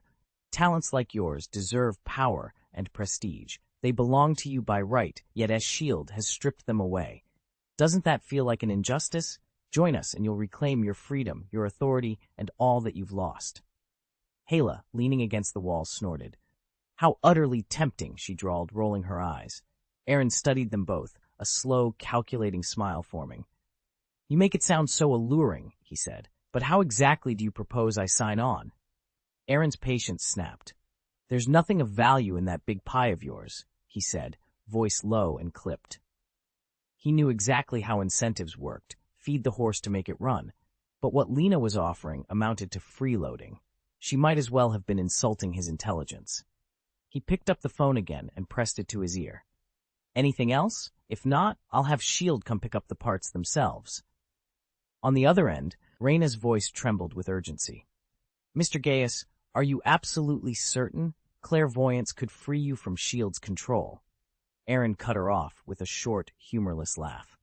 You've got it wrong about clairvoyance's omniscience. Yes, S.H.I.E.L.D. tried to rein me in, but they never succeeded. I've always been the one wearing the reins. I provide them with the medicines they need. They pay me generously and grant me all the privileges of a sanctioned agency. He leaned back, eyes narrowing, as he regarded Raina with thinly veiled contempt. Does clairvoyance really think so little of me, treating me like some street thug, like that naive kid Chen Haoran who hasn't seen the world? You actually believe you can persuade me? Where D? Do you get the confidence? Reyna demanded. All right? Aaron offered a faint smile as Reyna took a hesitant step back, shaking her head in regret. Clairvoyance figured you'd refuse outright, so he planned for every possibility. Before Reyna could reply, the roof erupted in a deafening blast. The house trembled violently, then fell eerily still. Almost simultaneously, gunshots rang out, bullets streaking in from every angle, heading straight for Aaron.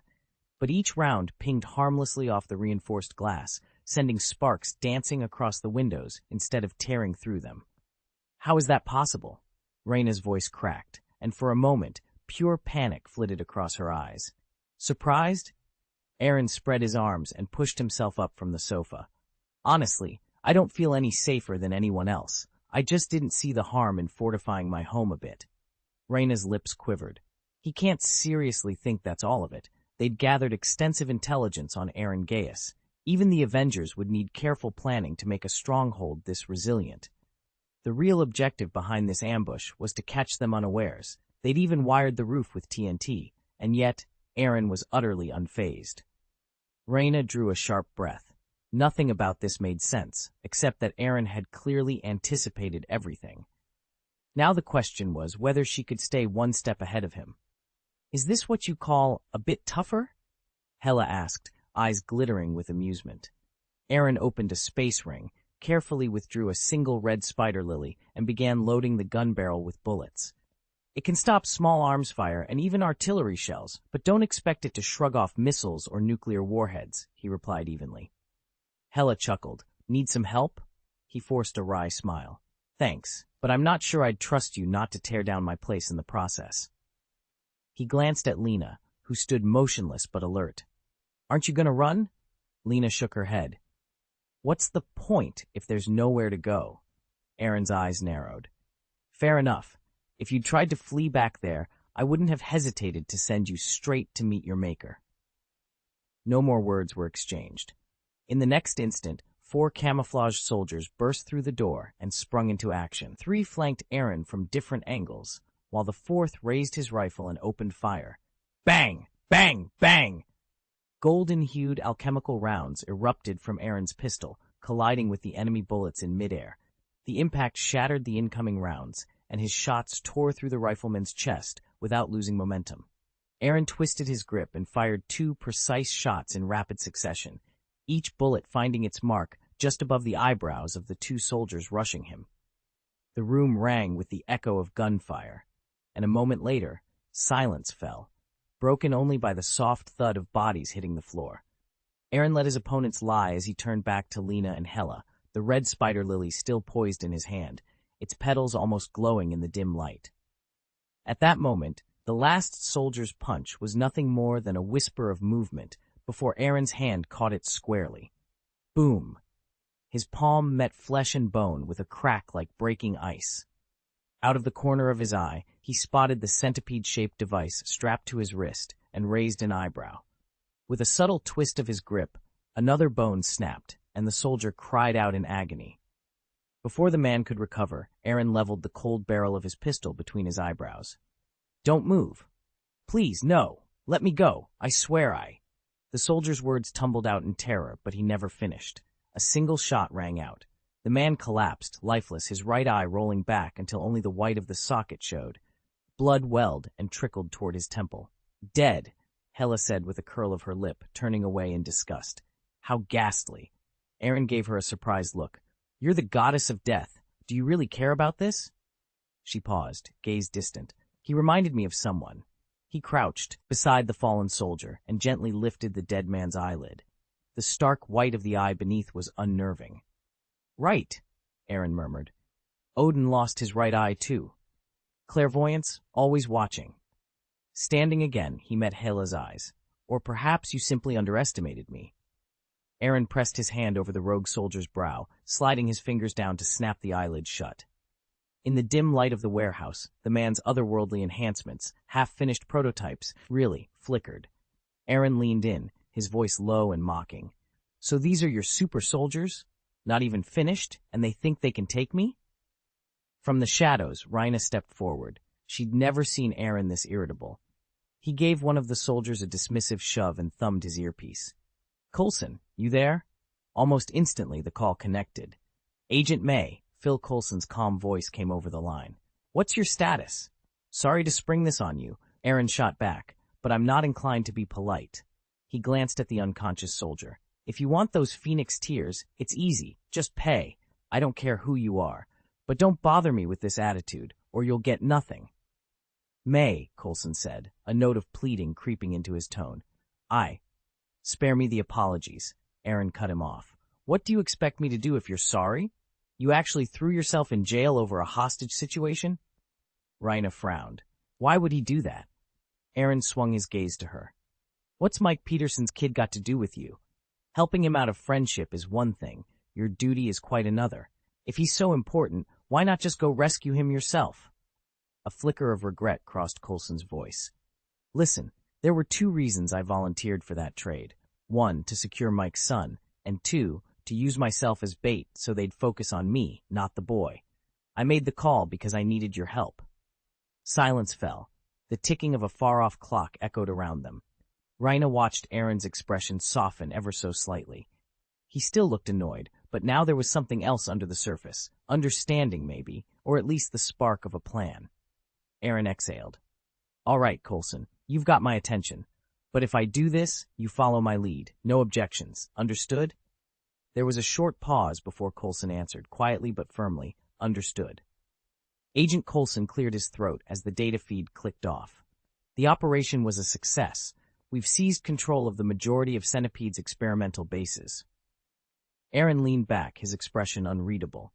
Agent Coulson, he said slowly, that isn't the explanation I was looking for.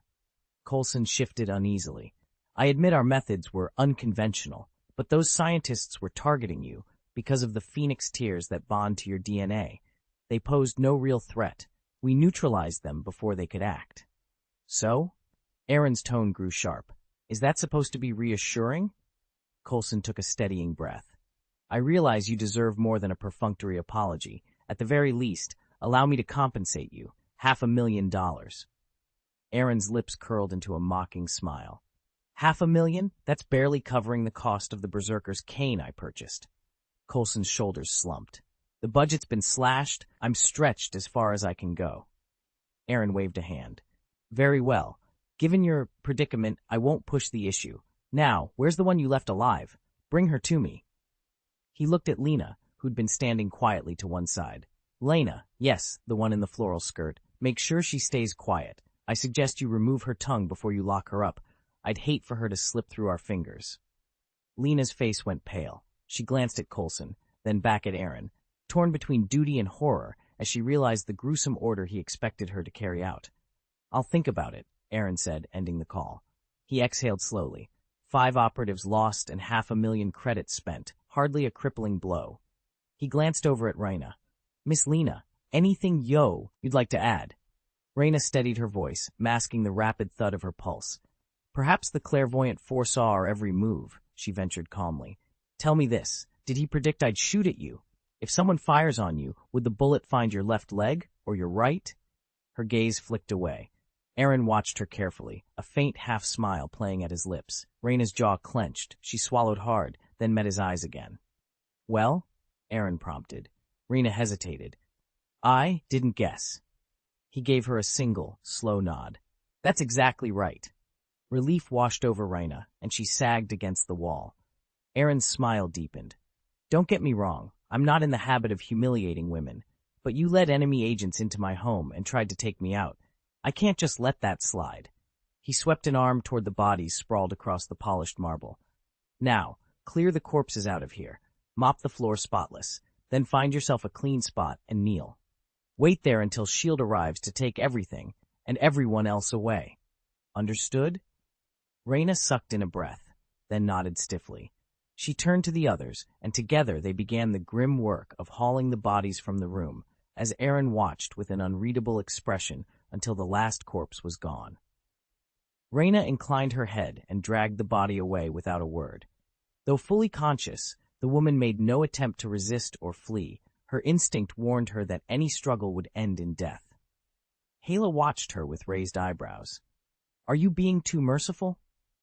Your Highness, Rhina replied, Death is the kindest fate for those who delude themselves. This woman is clever, insidious, her soul corrupted. Let her sit in a cell for a while and witness her own faith unravel. When she finally realizes the clairvoyant's powers are not infallible, her despair will be exquisite. And as for her ultimate destiny, that, I assure you, is only a matter of time. Hela sighed. You may be right. Just then, Aaron's phone buzzed. The screen read, Edward Cullen. Aaron pressed the speaker. Edward? Aren't you on your honeymoon? What's so urgent? There's been a development. Edward's voice sounded strained. After a brief pause, he added, Bella's pregnant. Really? Aaron lifted an eyebrow. Congratulations. Less than a month into married life, and already, wow. Though I have to admit, I wouldn't have pegged you for multitasking. Honeymoon, murder, and now fatherhood? He shook his head in mock reproach. You really should learn how to pace yourself. Edward hung up the phone with a sigh. So much for the honeymoon, he muttered, dropping onto the couch. Alice's voice buzzed through the speaker. Edward, everything you said is true, but please, just hear me out. He leaned forward. All right, I'll bring the full moon wine. I'll even pick up some gifts if that'll help. It's not about gifts, Alice pressed. Before he could respond, Aaron's calm voice cut in. Aaron here, let's stop teasing Edward. A human pregnant with a vampire's child isn't exactly a punchline. Edward ran a hand through his hair. I get it. I've seen human-vampire hybrids before. They manage. Alice's tone turned grim. This is different. The child growing inside Bella, it could kill her. Carlisle, Esme, Rosalie, we've come up empty. We hate to burden you, but we need your help. Edward's eyes narrowed. So what do you need me to do? Alice's voice trembled. Come to Forks as soon as you can. Bella's life may hang in the balance, and you might be the only one who can save her. He exhaled sharply. All right, if it's for Bella, and because you're my oldest friend, I'll be there. Thank you, Alice whispered. Edward glanced at his sister, Hela, who had been listening in. She folded her arms. What exactly does Alice want from you? To terminate the pregnancy. He pressed his lips together. I don't know yet, but I'll find out. Aaron shifted uneasily before Her Highness Hela's throne. Bella will never agree to this. If I want to keep her and her child safe, I'll have to see as the midwife. Hela arched an eyebrow. A thankless task, she scoffed. Are you really willing to stoop so low? He paused, meeting her gaze. The child is innocent. I can't abandon it. She laughed softly. You expect that to convince me? Aaron spread his hands in a gesture of earnestness. You've misunderstood my motives, Highness. I revere beauty in every form. The love between Edward and Bella, it's both romantic and sacred. I stood by them at their wedding and gave them my blessing. Now, within my abilities, I intend to help however I can. Hela studied him in silence, then inclined her head. Do you need me to come with you? He shook his head firmly. No. Stay here and ensure no one interferes. That will be more help than you know. You have my gratitude. The motorcycle tore through the clouds as Aaron raced toward the Caron family's secluded villa. He'd packed every tool and gadget he might need.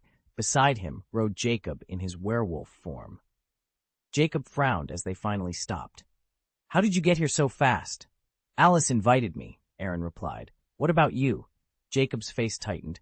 Charlie said something happened to Bella. I came to see if she's all right. Aaron rolled his eyes inwardly. Jacob had kept his distance when Bella married, but now that she was expecting, he showed up in a flash.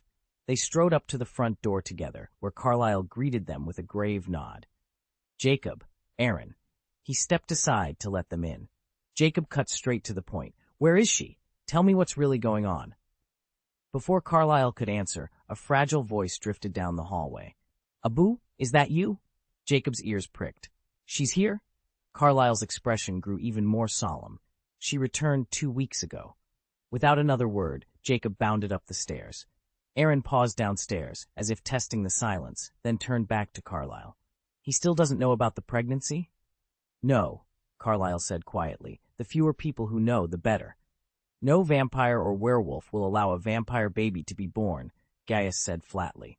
Carlisle swallowed before replying. I'm not an expert in this field, so I can't promise anything lightly. I understand, Bella whispered. Carlisle cleared his throat again. Mr. Gaius Bella, he hesitated, then added, until I know for certain there's a way forward, I can only pledge my very best effort. Aaron met Carlisle's gaze. Rest assured, my medical skills are up to the challenge. They climbed the staircase to the second floor in tense silence. At the top, Rosalie planted herself protectively in front of Bella, while the rest of the Cullen family formed a loose semicircle behind them. Bella peered out with haunted eyes, her skin ashen, her frame unnaturally thin, dark rings shadowing her tired gaze. Jacob stood a few feet away, his expression tense as he took in Bella's changed appearance. He forced a tight smile. "Thank you for coming." Bella managed a small nod. Jacob moved forward, giving Rosalie room. Rosalie glanced at Bella, then reluctantly stepped back. Bella's exhaustion hit him in full view. Her cheeks were hollow, her shoulders slumped. He cleared his throat and forced another smile. "Bella, you look terrible." She returned his look with a faint, wry grin. "Yeah, I feel it too." Bella managed a shaky smile as she sat up. "I'm glad to see you all too." "Bella, what happened to you?" Edward asked, concern etched on his face. "Rosa, please help me," Bella said quietly. Rosalie moved to her side and gently hoisted her up. As Bella rose, Jacob's eyes widened in shock. He stared at her swollen belly, then shot a glare at Edward. "What the hell? How far along are you? 8, 9 months. How did this happen?" Jacob stormed toward Edward, fists clenched, but Emmett intercepted him, gripping his shoulder. Carlyle stepped forward, his brow furrowed. "We didn't anticipate anything like this." Edward looked at his father. "What do you mean?" Carlyle sighed. "Neither ultrasound nor needle biopsy can penetrate the embryo's sac. We can't even get a proper scan." Alice shook her head, turning away. "I can't see Bella's future anymore." Rosalie's lips curled in frustration. "That thing is growing so fast, so strong, beyond anything we've ever encountered, even in our ancient texts." Jacob glanced between them. "Then do something, take it out." Rosalie shot him a glare. "This doesn't concern you, stinky dog." She swept past and crouched beside Bella. "You don't know how long I've dreamed of having a child," she murmured. "But as a vampire, I thought it was impossible. And now you have the chance I never will." Bella reached out and grasped Rosalie's hand. "I know," she whispered, "and I'm scared too." Edward knelt in front of Bella, gently brushing a strand of hair from her face. "We'll figure this out," he promised. "You're not alone in this. None of us are." In the hush that followed, the Cullens exchanged determined looks. Whatever this child was, they would face it together. Bella's eyes filled with tears, but her voice was steady. "If I terminate this pregnancy, I'll never be able to conceive again. I can't live with that regret for the rest of my life." Esme's calm composure cracked. "Rosa, please, stop this. Arguing like this isn't helping Bella at all." Alice's expression turned grave. "This fetus could be dangerous for Bella." Rosalie whirled on her, indignation flashing in her eyes. "Dangerous? It's just a tiny baby, Alice." "Perhaps," Jasper murmured, "but we should do something about it. Carlyle, you must." Bella cut him off, her tone firm. "No, this isn't Carlyle's decision, and it isn't yours either. It's mine alone." Edward rose from his seat. "Jacob, we need to talk." He gave Bella a haunted look before heading downstairs. Jacob hesitated only a moment, then followed him. Alice turned to Aaron, who stood quietly in the corner. "Aaron, could you help us confirm what we suspect?" Aaron nodded, folding his arms. "Of course.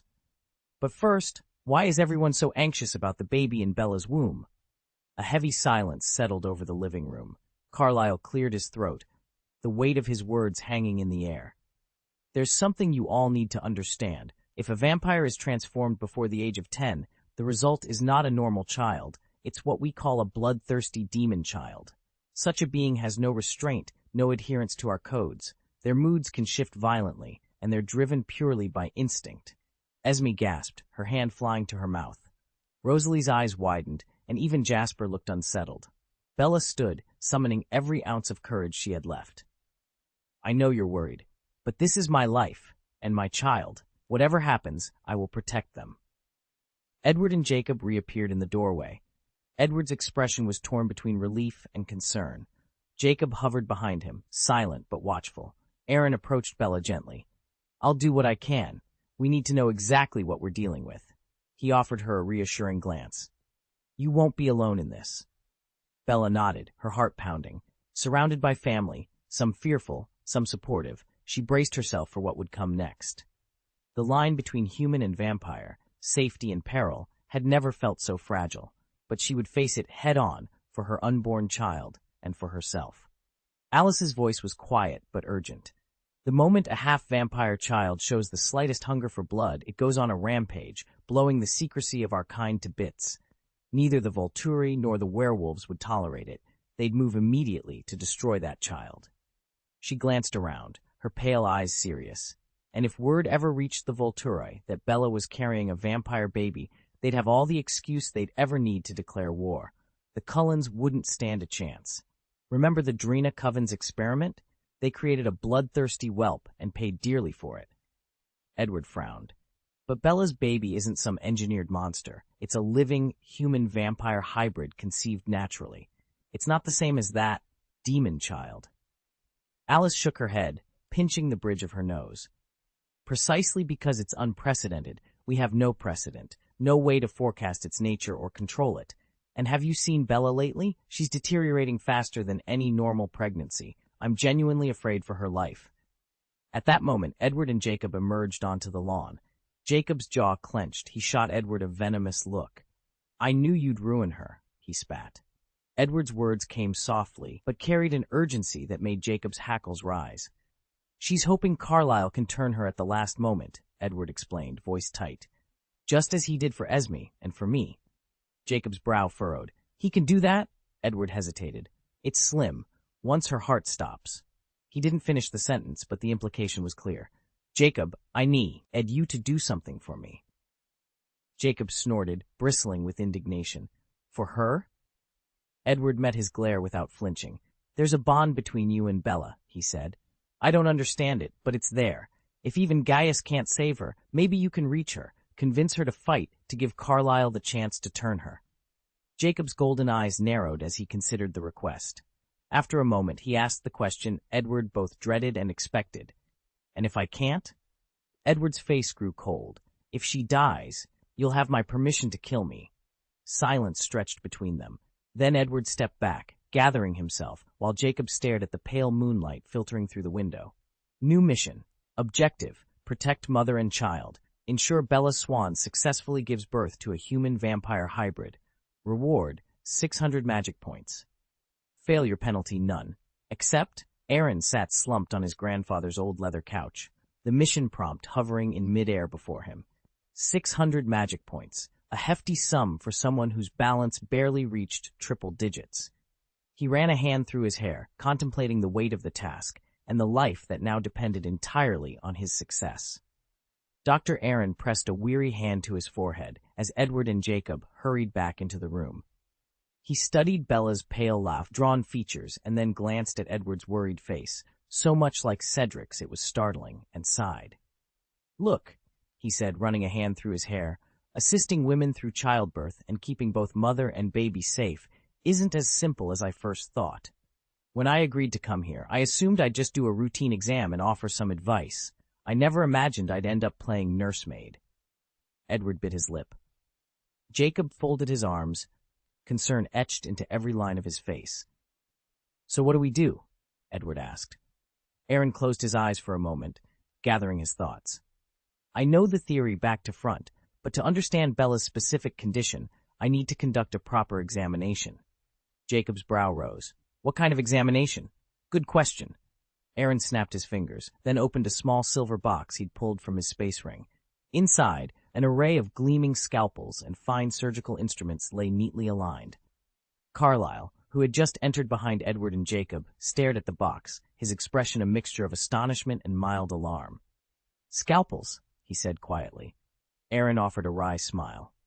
When I was 11 or 12, I began studying anatomy in depth. I'm intimately familiar with the structures of humans, vampires, and werewolves alike.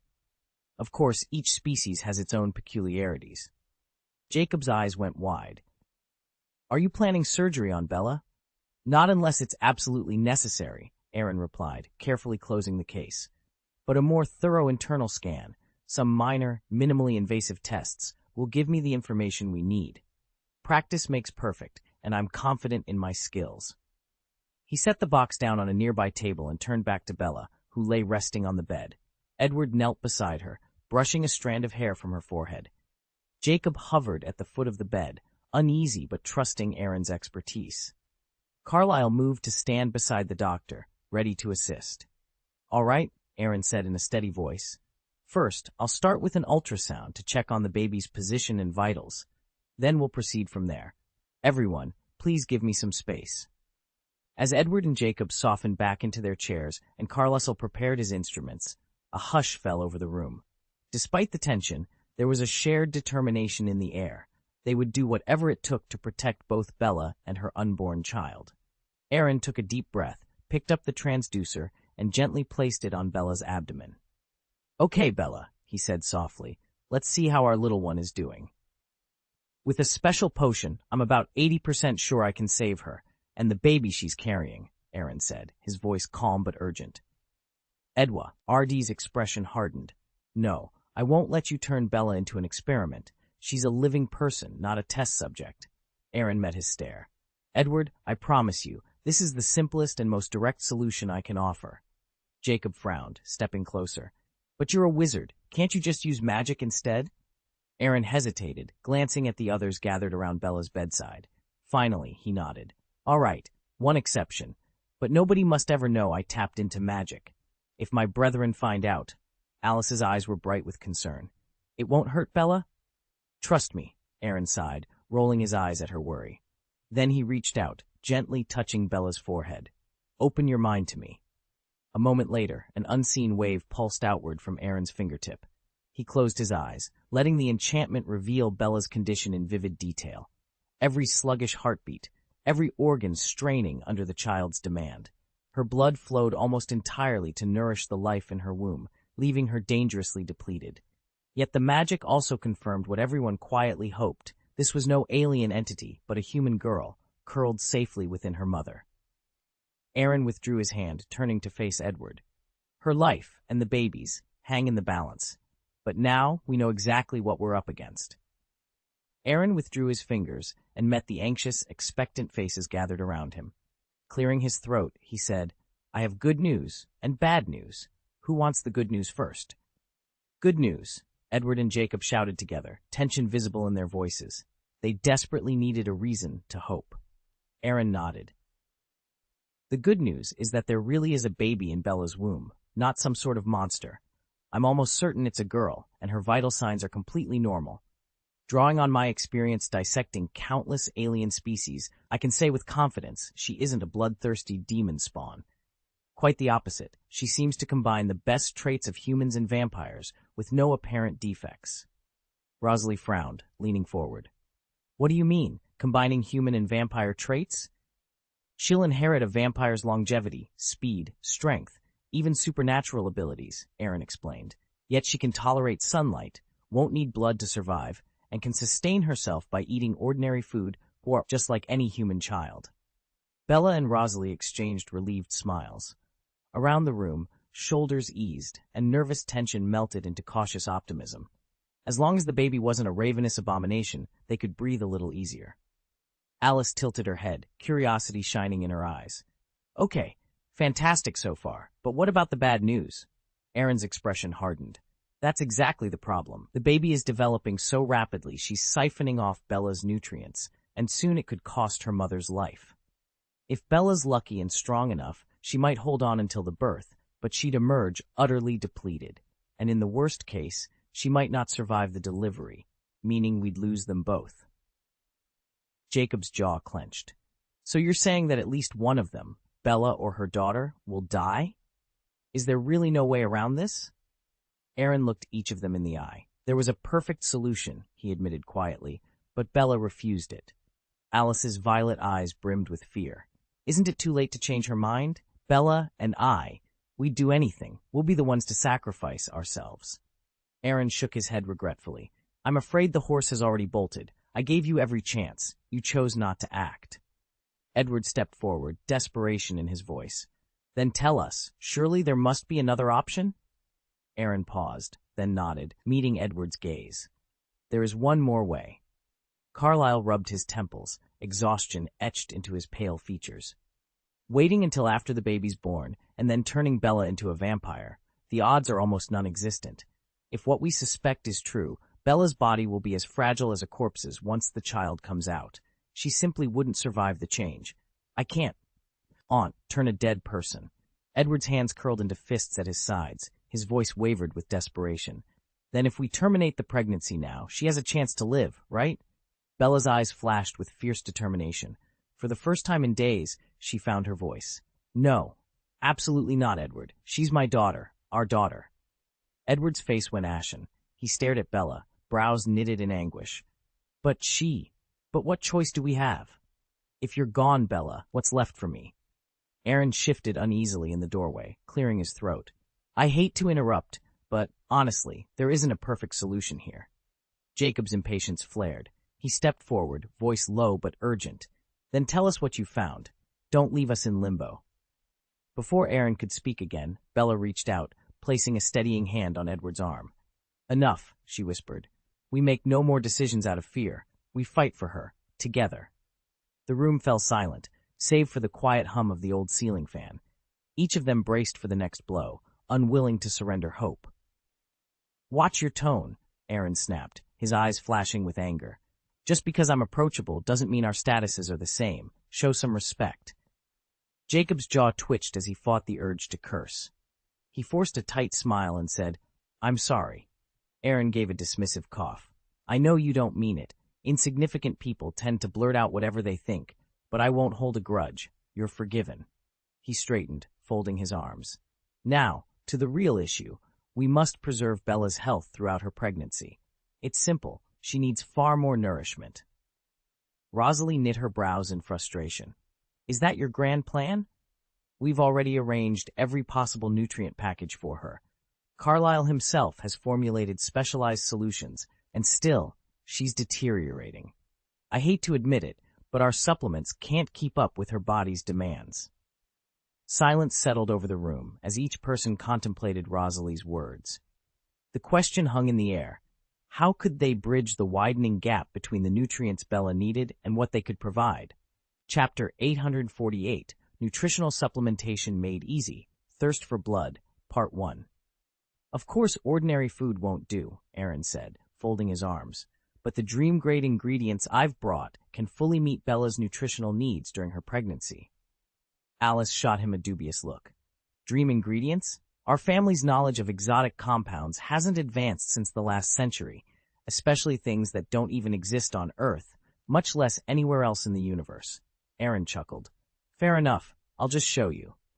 With a swift motion, he withdrew a flawless pale apple from his spatial ring. White apple, harvest grade 1. Rosalie's brow furrowed. This is the dream ingredient you've been talking up? Aaron nodded gravely. It packs several times the nutrients of any standard apple. No apple on Earth can match it. He tossed the fruit to Jacob. Vampires can't enjoy something like this, but you humans can.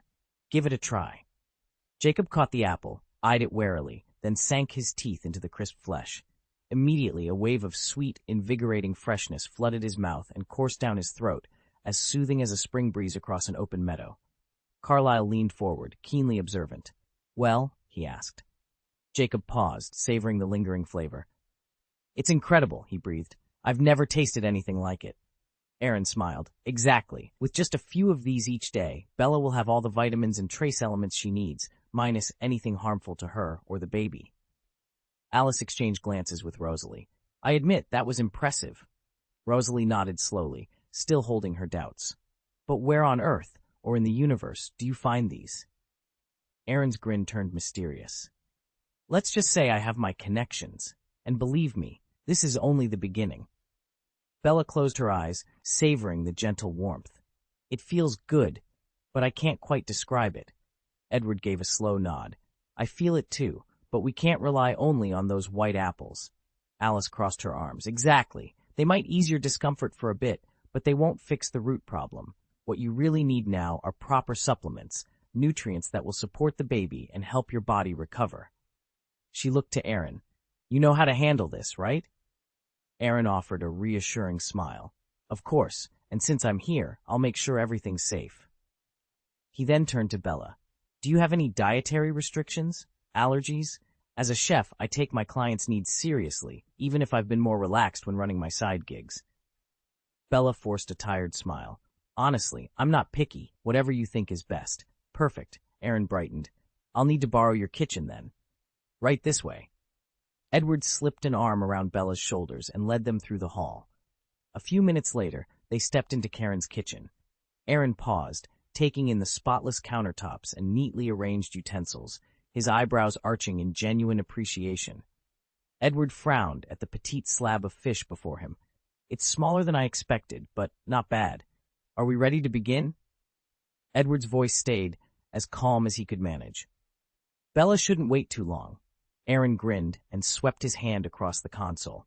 In the virtual food products catalog, he'd just unlocked puffer whale with 300 delicious points. A moment later, a full fish materialized before them. He filleted it with the practiced precision of a master chef, carefully removing the poison sac, then searing the flesh just until it turned a lustrous gold. Finally, he slid his knife through the meat, producing perfect, translucent slices of sashimi. All right. Aaron divided the platter at a precise 2-to-1 ratio. 2/3 were for himself. The remaining third he arranged neatly on a china plate. He handed it to Edward. Here, you serve. Edward raised an eyebrow at the crystalline slices. Is that enough? Don't doubt my culinary generosity, Aaron snapped. He leaned in, voice lowered in mock indignation. You know, a puffer whale dish like this would cost $3 million in cash outside. Its nutritional value alone is off the charts. I shelled out the points for the fun of it. No IOUs accepted.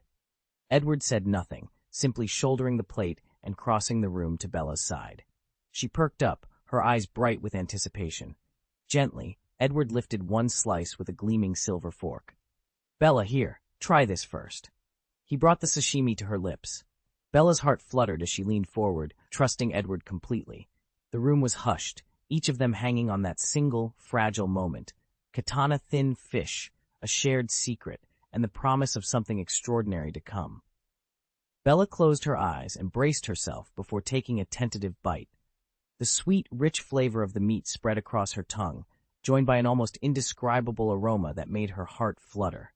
All around her, the family watched in stunned silence as the grayness drained from her cheeks and color bloomed in her face. Strength throbbed back into her arms and legs, and without a second thought, she lifted the plate and began to eat with surprising fervor. Carlyle? Esme's voice was soft, anxious, her hand nudging her husband's arm. Carlyle set down his silverware and slipped 2 fingers beneath Bella's wrist. He closed his eyes, focused on her pulse. After a heartbeat, his shoulders relaxed and relief shone in his eyes. It's incredible. You're back to the condition you were in 2 weeks ago. Bella swallowed and let out a breath she hadn't realized she was holding. Smiling, she placed a hand gently on her rounded belly. I feel so much less tired, and our little one seems very happy too.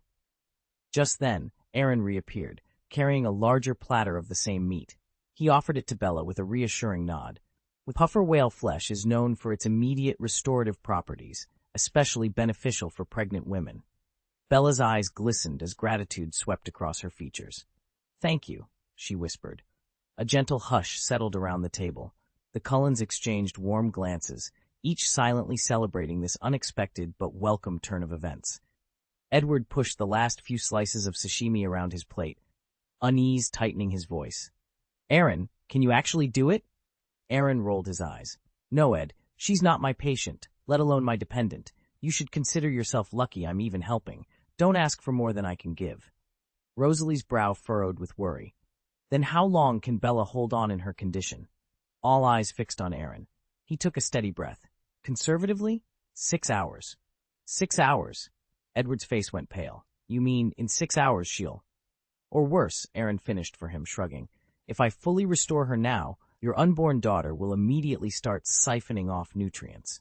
As the baby approaches birth, its demand only grows, an instinct no mother can override. Bella's body has only just begun to heal, her nutrient absorption remains slow, but once she's at 100%, the fetus will absorb so aggressively that Bella would collapse. Carlyle nodded in agreement, his tone clinical. Exactly. A full recovery now would trigger a dangerous, self-destructive cycle.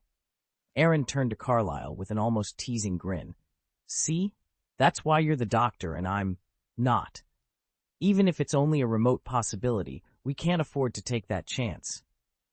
I suppose that means I'll be responsible for her meals for the next 2 days, Jacob said with a wry smile. She can't be too ill before giving birth, but she can't be too well there, just enough to stay stable. Nobody answered right away. They all exchanged uneasy glances. Rosalie broke the silence. There's an empty room upstairs. We'll clean it out for you. Jacob shook his head. Thanks, but I've got a place. I just need a bigger open area. Right, someone piped up. You've got a tent. Why not camp out here? We can clear the living room. You can crash on the couch or the floor. Edward held up a hand. Hang on. I know you want to stay close, but you're a werewolf. Lilith, you can't hide out in a house, especially not around the town. You should be in the woods. Jacob's tone turned serious. I can't go back out there, and I can't wander too far. Edward nodded. He's right, not until Bella has given birth. We all know this child isn't a bloodthirsty demon, but the pack won't see it that way. They'll never allow the baby to live once it's born. Silence settled over them again as they absorbed the gravity of their predicament. Keep Jacob near Bella, protect the unborn child, and somehow survive the looming threat of the werewolf pack. They'll catch Bella's scent on Jacob the moment they get close. Then they'll know exactly what happened, and they'll come straight for her to silence any future trouble. Aaron shook his head in exasperation. Honestly, I still can't figure out how vampires and werewolves manage to coexist in this town. But fine, my good deed for the day. You can crash at my place for a night or two. Why not stay upstairs? Alice asked, eyeing the villa's second floor. Do you think they'd let me? Jacob grinned. Come on. Aaron shrugged, flashing an awkward smile. Yeah, it'd look weird. Werewolves living in a vampire's lair without starting a fight. A few minutes later, Alice and Jasper led Aaron and Jacob to an empty lot just beyond the villa's garden. How's this spot? Alice asked. It'll do, Aaron said, nodding. He reached into his pocket and pulled out a small capsule stamped No 1, Universal. With a decisive click, he pressed the release mechanism and tossed it onto the bare earth. The capsule exploded into a dazzling flash. When the light faded, a tidy house stood in its place. White walls, gray-tiled roof, a cozy, pastoral design that felt both new and welcoming. Though it was only 1.5 stories tall, it was leagues more comfortable than any hotel. Alice stared in wonder. Where did that even come from? Aaron simply smiled and shrugged. A little insurance policy I picked up. Consider it your home away from home. Jacob stepped forward, peering at the neat windows and compact porch. Not bad at all. As the newcomers filed inside to explore, the villa and the delicate truce between vampires and werewolves stood quietly behind them, the night air humming with unspoken promise and lingering danger. Aaron stood back and surveyed his handiwork with a proud grin. Magic and technology fused into one. The device before them was only a prototype of his universal capsule, yet he had poured months of work into its creation. Not out of altruism, but for profit. He knew selling this kind of advanced tech on Earth would be tough, but his ambitions reached far beyond the planet. After all, ever since he'd sold the reality gem for his first fortune, he'd used the proceeds to bankroll experiments like this. A little arcane energy leaking out? No problem. He wasn't on the front lines, and the universe was teeming with freelance cultivators ready to exploit or protect his inventions. With a casual flourish, Aaron opened the capsule's door to reveal a cozy, fully furnished interior. There are 2 bedrooms on the first floor, he told Jacob. Pick whichever one you like. Just keep it tidy. No need for magical wards here. I've minimized any stray mystical residue. Jacob stared at the sleek walls and plush furniture as if he'd wandered into someone's dream. Okay. But didn't you say we were camping? I thought there'd be a tent. Aaron laughed. I did set one up at first, but it was too much hassle. This capsule's far more convenient. Speechless, Jacob followed Aaron into the makeshift kitchen. As Aaron prepared skewers of meat, he lifted the grill lid, and a flood of golden light poured out, bathing the room in brilliance. Outside, a group of vampires lurking nearby stumbled back, squinting and shielding their eyes, utterly convinced the sun had risen again. Aaron cleared his throat and held up a gleaming slab of meat. This is gem meat, brighter than any jewel and nearly as rare. Nutritionally, it rivals even pufferfish. He punctuated the boa, by slicing off a generous portion and handing it to Edward. One meal like this costs at least $3 million to replace. He draped a napkin across his chest, picked up his knife and fork, and began to eat. The 8-pound cut disappeared with deliberate, unhurried strokes of his blade. Around the table, the others shifted uncomfortably. You really eat like that all the time? Jacob blurted, eyes wide. Isn't that overkill? Aaron paused, blade hovering above the meat. Think of it as physical conditioning, he said lightly. The more you take in, the stronger you become. Magic? Jacob's voice tasted of skepticism. In a way, Aaron admitted, though it isn't true magic. The results, however, might fool you. Jacob swallowed once, twice, then glanced anxiously at Bella. She'd been wan, pale, listless, but Edward was feeding her the gem meat now. With each bite, her cheeks warmed, her skin smoothed, and her hair regained its silky sheen, as though she were soaking in a healing bath. Edward, watching the transformation, frowned. Is it really safe? It seems almost too powerful. Bella swallowed another mouthful, color fully returned to her face. For the first time in days, she offered him a small, grateful smile. Emmett frowned.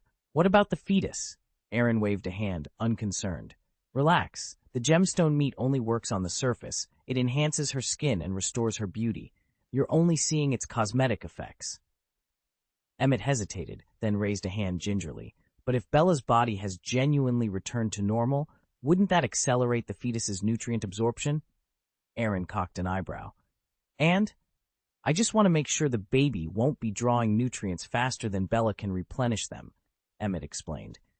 In other words, is the current dosage enough to support both mother and child all the way to term? Aaron let out an impressed whistle. Clever. I didn't expect you to connect the dots that quickly. Sorry, Emmett said with a small shrug. Aaron crossed his arms. But why worry so much? I need these dream ingredients myself. I've already had to divert some from my own reserves.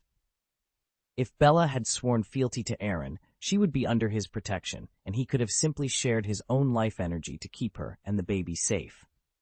Better yet, had she become an extraordinary being, concerns over her unborn child's well-being wouldn't even arise. Chapter Text, Thirst and Dilemma. Emmett opened his mouth to speak, but Esme cut him off with a sharp look. Don't push your luck. Almost on cue, Bella lurched to her feet, clutching her stomach, and doubled over with a sudden bout of nausea. She retched into her hand. Rosalie was at her side in an instant. Bella, what's wrong? Are you malnourished? Carlyle gently placed a hand on Bella's back. No, she's getting plenty of nutrients for herself and the baby. Then what is it? Emmett asked, worry creeping into his voice. Bella managed a shaky breath. I'm so thirsty. Blood? Jacob's voice was barely a whisper, but the suggestion hung heavy in the room. Edward's jaw tightened. Human blood, he confirmed, his tone grim. I think Jacob's right. Emmett swallowed hard. Carlyle, we haven't hunted in weeks. Esme offered a strained smile. We can wait until morning, she said. We'll stay here with Bella. You and Rosalie can go out and find prey. Rosalie shook her head, her expression fierce. No, I'm staying. I'll protect Bella and the baby until they're both safe. Esme nodded. Very well. Bella's eyes flickered between them, uncertainty etched on her face. So, I have to drink human blood tonight? Carlyle knelt beside her and gave her hand a gentle squeeze. Think of it as a trial run, a way for you to get accustomed to it. We'll be careful. I promise no one will be harmed. I'm a doctor, the healer said, pressing a vial of crimson liquid into Bella's hand. I still have some O-negative blood stored here, enough for an emergency transfusion if you need it. Hold on a second, Aaron interjected as he whipped at the last scrap of gem-infused meat from his fingers. He set the plate aside and studied Bella with careful eyes. Let me check her first. We don't want any misunderstandings. Of course, Bella replied, her voice steady. Although she had already agreed to her vampire transformation, she had vowed not to feed on human blood unless her unborn child truly needed it. Aaron nodded and leaned in. He placed 2 fingers gently against Bella's forehead and called upon his detection magic. At first, there was only silence, then a faint, steady pulse and the flutter of new life. He closed his eyes, letting the subtle emotions and urgent needs of the fetus wash over him. After a few seconds, he drew back his hand, a surprised smile playing at his lips. Well, he said quietly, I think we'll manage just fine without a transfusion after all. Chapter 849, The Werewolf Who Is Hard to Persuade and the Luck He Desperately Needs, and half. Rosalie leaned forward, her heart pounding. How's it going?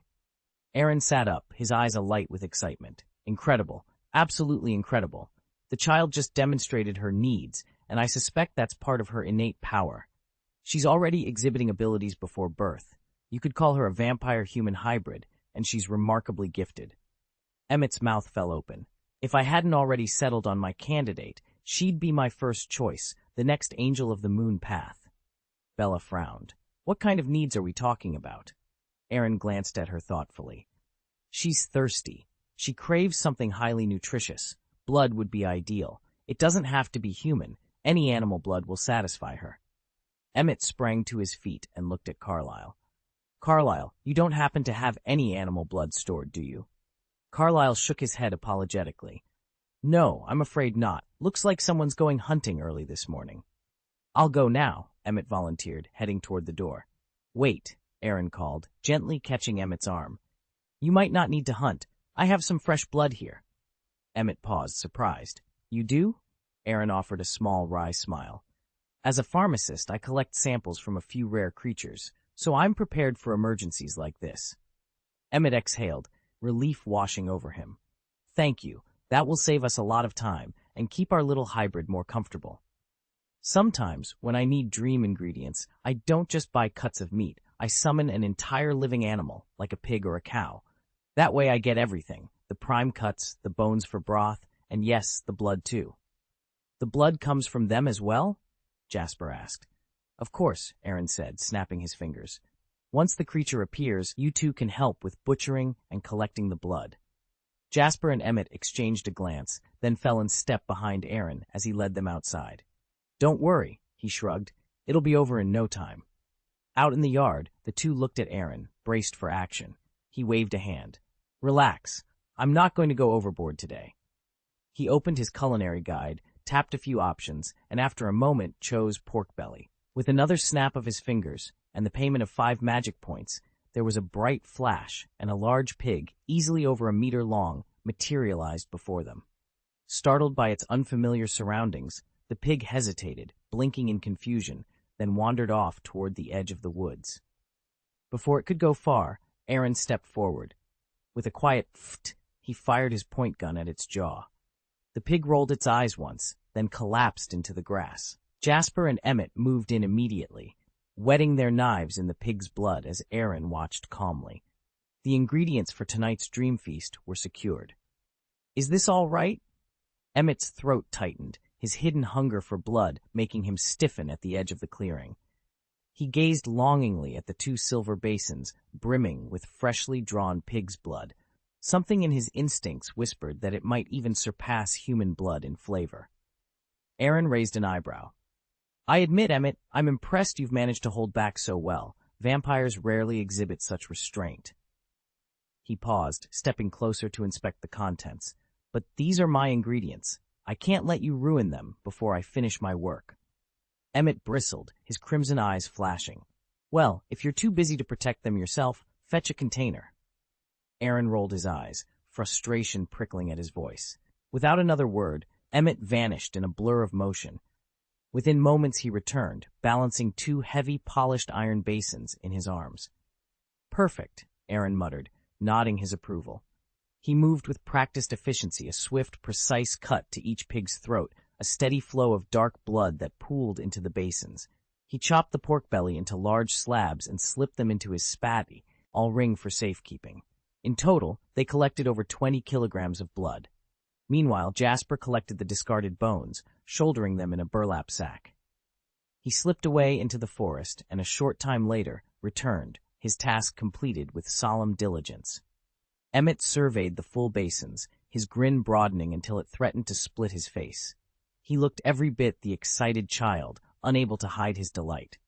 Is there anything else that needs doing? Jasper asked, his tone respectful but firm. No, Aaron replied without hesitation. That's everything. A few minutes later, Emmett and Jasper gently set the iron basins beside Aaron's workbench, ready for the final stages of his dream-forging ritual. Silence settled over the clearing as they stepped back, watching the dark liquid glisten in the pale moonlight, ingredients for a living dream about to come alive.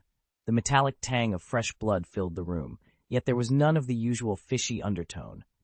Esme leaned over the basin, peering at the thick, clear liquid. "Is this really blood?" she asked, surprise flickering in her eyes. "It feels different." Carlyle nodded. "It is blood, drawn from a special pork belly breed. It's almost sauce-like in texture. I've divided it into 2 pots, one for everyone to drink and restore your strength, and the other for Bella's needs." Bella's face tightened. "You want me to drink it straight?" "It's the quickest way," Carlyle replied with a sigh. "We haven't the time or the ingredients to cook elaborate dishes." Aaron, leaning against the counter, grinned. "Why not turn it into blood tofu, or congealed blood cakes, or even a blood vermicelli soup? A little culinary creativity never hurt anyone." The other vampires exchanged glances and then glanced at Carlyle. He shrugged helplessly. "I can't do everything." "Never mind," Aaron said with a laugh. "Just drink it as is. It's not human blood, nor the blood of any ordinary animal. Think of it as a high-grade specialty food. No need to overthink it." Bella took a steadying breath and nodded. "All right, I understand." Edward picked up the iron basin, cradling it carefully, and headed for the makeshift kitchen station. "Come on," he called back. "Let's get this over with." After a moment, Jacob reappeared carrying a cup fitted with a straw. "This should make it easier to drink," he said. Bella took the cup and brought it to her lips. She drew slowly on the straw. Rich, warm blood flowed up and into her mouth. Almost instantly, she felt the life within her, her unborn child, calm and steady with the sudden influx of nourishment. She paused, savoring the taste. "This isn't bad," she said, a small note of delight in her voice. She took another, deeper sip. "Bella," Jacob murmured, his tone edged with concern. "I know it's blood," Bella interrupted gently. She closed her eyes, considering. "But it's surprisingly pleasant, almost like curry." Jacob frowned. "Curry?" "It's true." Bella swallowed and let out a light laugh. "I've never tasted blood that delicious." From across the room, Emmett wiped a smear of blood from the corner of his mouth. "It reminds me of the first time I had barbecue," he said with a grin. Jacob shot Emmett a skeptical look, but didn't argue. A sudden, distant howl cut through the night air, deep and mournful. Every head in the house snapped toward the door. Rosalie's eyes narrowed as she fixed her gaze on Jacob. "What was that?" she demanded, her voice tense. Edward Cullen stood rigid in the foyer of the Cullen estate, his normally composed features strained with worry. Across from him, Jacob Black shifted uncomfortably on the velvet settee, eyes darting away. "I haven't told them yet," Jacob admitted, voice tight. "If I do, I'm worried about Bella. She could be in danger." Edward's eyes darkened. "You've been gone for 2 days, Jacob. Billy sent out a few of the pack to find you. He's convinced you're in trouble." Alice stepped into the room, concern etched on her face. "They know?" Jacob ran a hand through his hair. "They'll smell it. A werewolf's nose is just as sharp as any vampire's. Bella's pregnancy, there's no hiding it." Alice swallowed. "What do we do?" Jacob rose to his feet, determination in his stance. "I'll go to them. I can explain." "Don't," Jasper interrupted, blocking the door with an emphatic step. "You know how they'll react. Even if only one of them doubts you, it's not worth the risk. Bella's safety is our priority." Edward clenched his fists, torn between caution and conviction. Jacob's shoulders dropped for a moment, as if weighing his options. Then he squared his jaw. "I have to try." Without another word, Jacob turned and strode outside. Within moments, the air around him shimmered as his body elongated and fur sprouted. In one fluid motion, he shifted into his wolf form and bolted into the nearby woods. Inside the house, the silence was broken only by the distant rustle of leaves in the night breeze. Edward closed his eyes, Alice reached for his arm, and Jasper stood frozen, torn between support and dread. Deep in the forest, Jacob raced toward the abandoned lumberyard. Unbidden, more than a dozen wolves from the town, drawn by Billy's call, soon appeared, their massive silhouettes darting between the trees. One by one, they crossed into the clearing, eyes glowing in the moonlight, ready at last to confront Jacob and learn the truth about Bella. Jacob stood at the edge of the clearing, surrounded by his werewolf brethren. Their murmurs rose and fell like a restless tide. "Is it true, Jacob?" A deep voice rumbled from the pack. "What exactly are we dealing with?" Another growled. "It's growing unnaturally fast," someone else added. "A danger," came the next voice. "A monster, no, a devil in our territory." "We will never allow it," the pack chorused. their tone fierce and unyielding. Caught in the swirl of accusations and fear, Jacob struggled to reply. His throat tightened. "We must protect the tribe," he managed at last. High atop a jagged rock stood Sam, the great black wolf. The instant he appeared, the clamoring below fell into an uneasy silence. "A human like that," Sam declared, his voice echoing across the clearing, "cannot be trusted. She'll be bloodthirsty. Every one of you is in danger." "We're ready," another wolf said, stepping forward. "There's no time to waste," urged a second. Jacob's heart skipped. Now? Right this moment? If they attacked the Cullens, Bella's family might never stand a chance. Sam's eyes gleamed in the moonlight. "We can't let her live." "Killing Bella?" Jacob's voice cracked with disbelief. "Her choice could doom us all," Sam pressed. "Bella is human," Jacob retorted. "We have to protect her. Either way, she's going to die," a massive white wolf snarled. At that, Jacob lunged, fury fueling his attack. But Sam's roar, sharp and commanding, froze him in mid-pounce. Jacob's limbs stilled. The clearing fell into a void of silence, one that crackled with imminent violence, torn between loyalty to their tribe and the human girl they couldn't yet condemn. Sam's voice rang out across the forest clearing. "Now we face the real enemy. Abu, you stand with us." He strode forward, and the massive wolves at his side lowered their heads in silent obedience. Even Jacob hesitated, forced backward, his muzzle nearly brushing the ground. But in an instant he snapped upright, baring his teeth.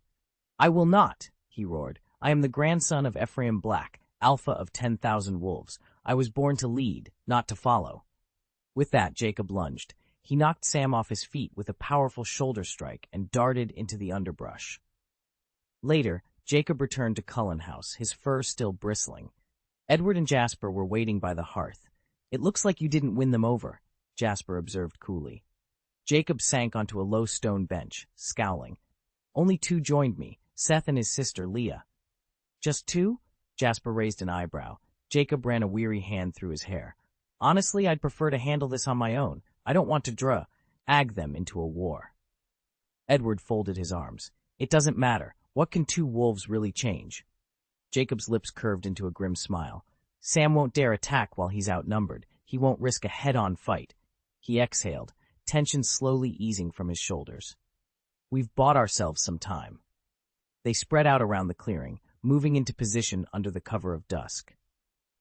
Aaron took a deep breath and whispered, "He's got this place surrounded. Now we just wait for our chance."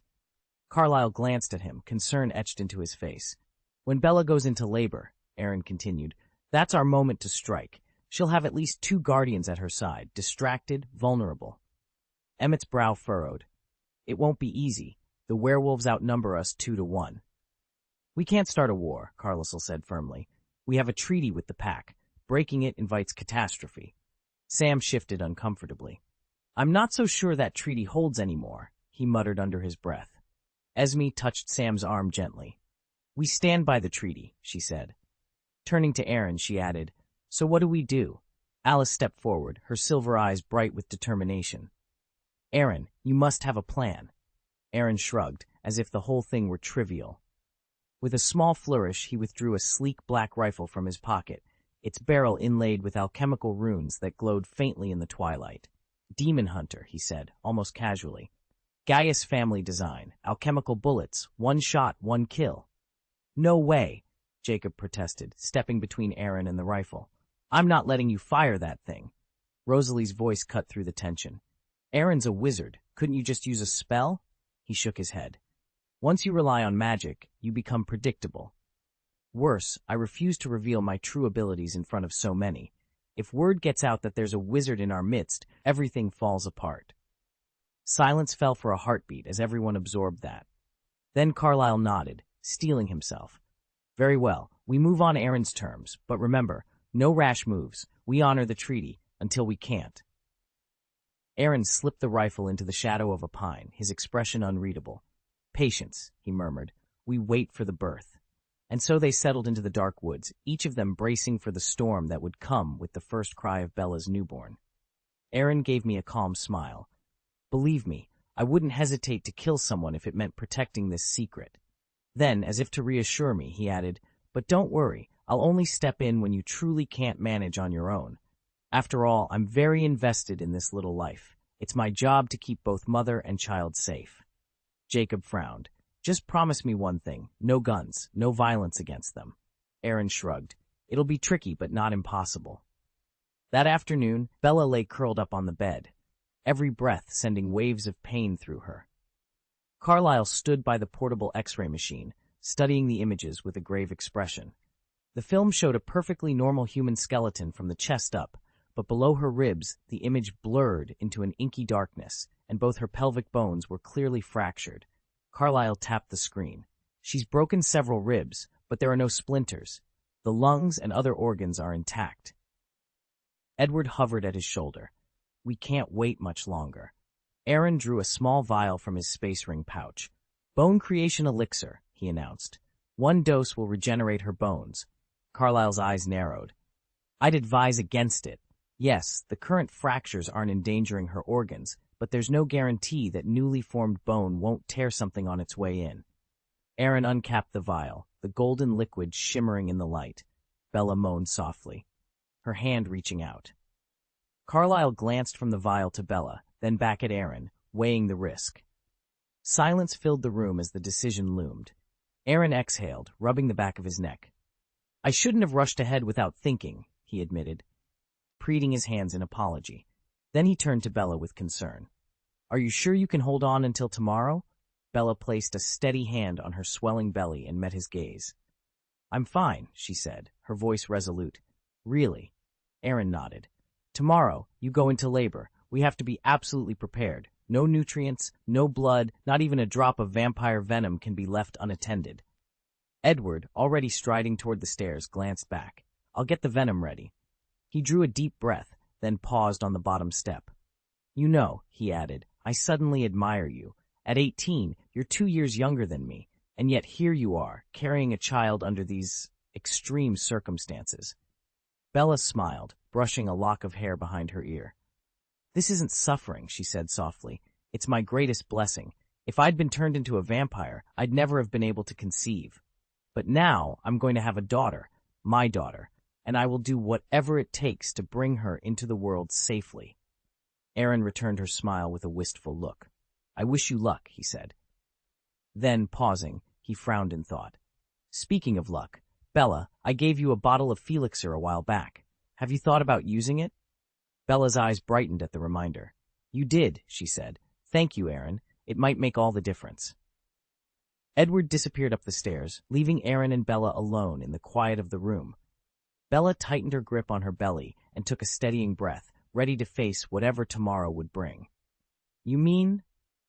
Bella's voice wavered with uncertainty. Aaron offered her a reassuring smile. Now that you're finally going to use it, assuming you haven't already, what you need most is a little extra luck, right? Carlyle, Bella called out, urgency sharpening her tone. Get the golden vial from my bag. For a moment, Carlyle looked startled. Then he reached into Bella's satchel and drew out the slender glass vial. I hope this potion will help. It certainly will, Aaron said with confidence. The elixir of fortune amplifies your luck. If Bella is fortunate enough, she might just achieve the outcome she's been praying for. Carlyle frowned. But she's carrying a child. Won't the potion have no effect on her condition? Aaron's eyes gleamed. On the contrary, this baby will need all the luck it can get for a safe birth. The same magic that aids Bella will protect her child. Bella uncorked the vial. Her pale lips hovered over its opening as she whispered, Here goes nothing. Wish me luck.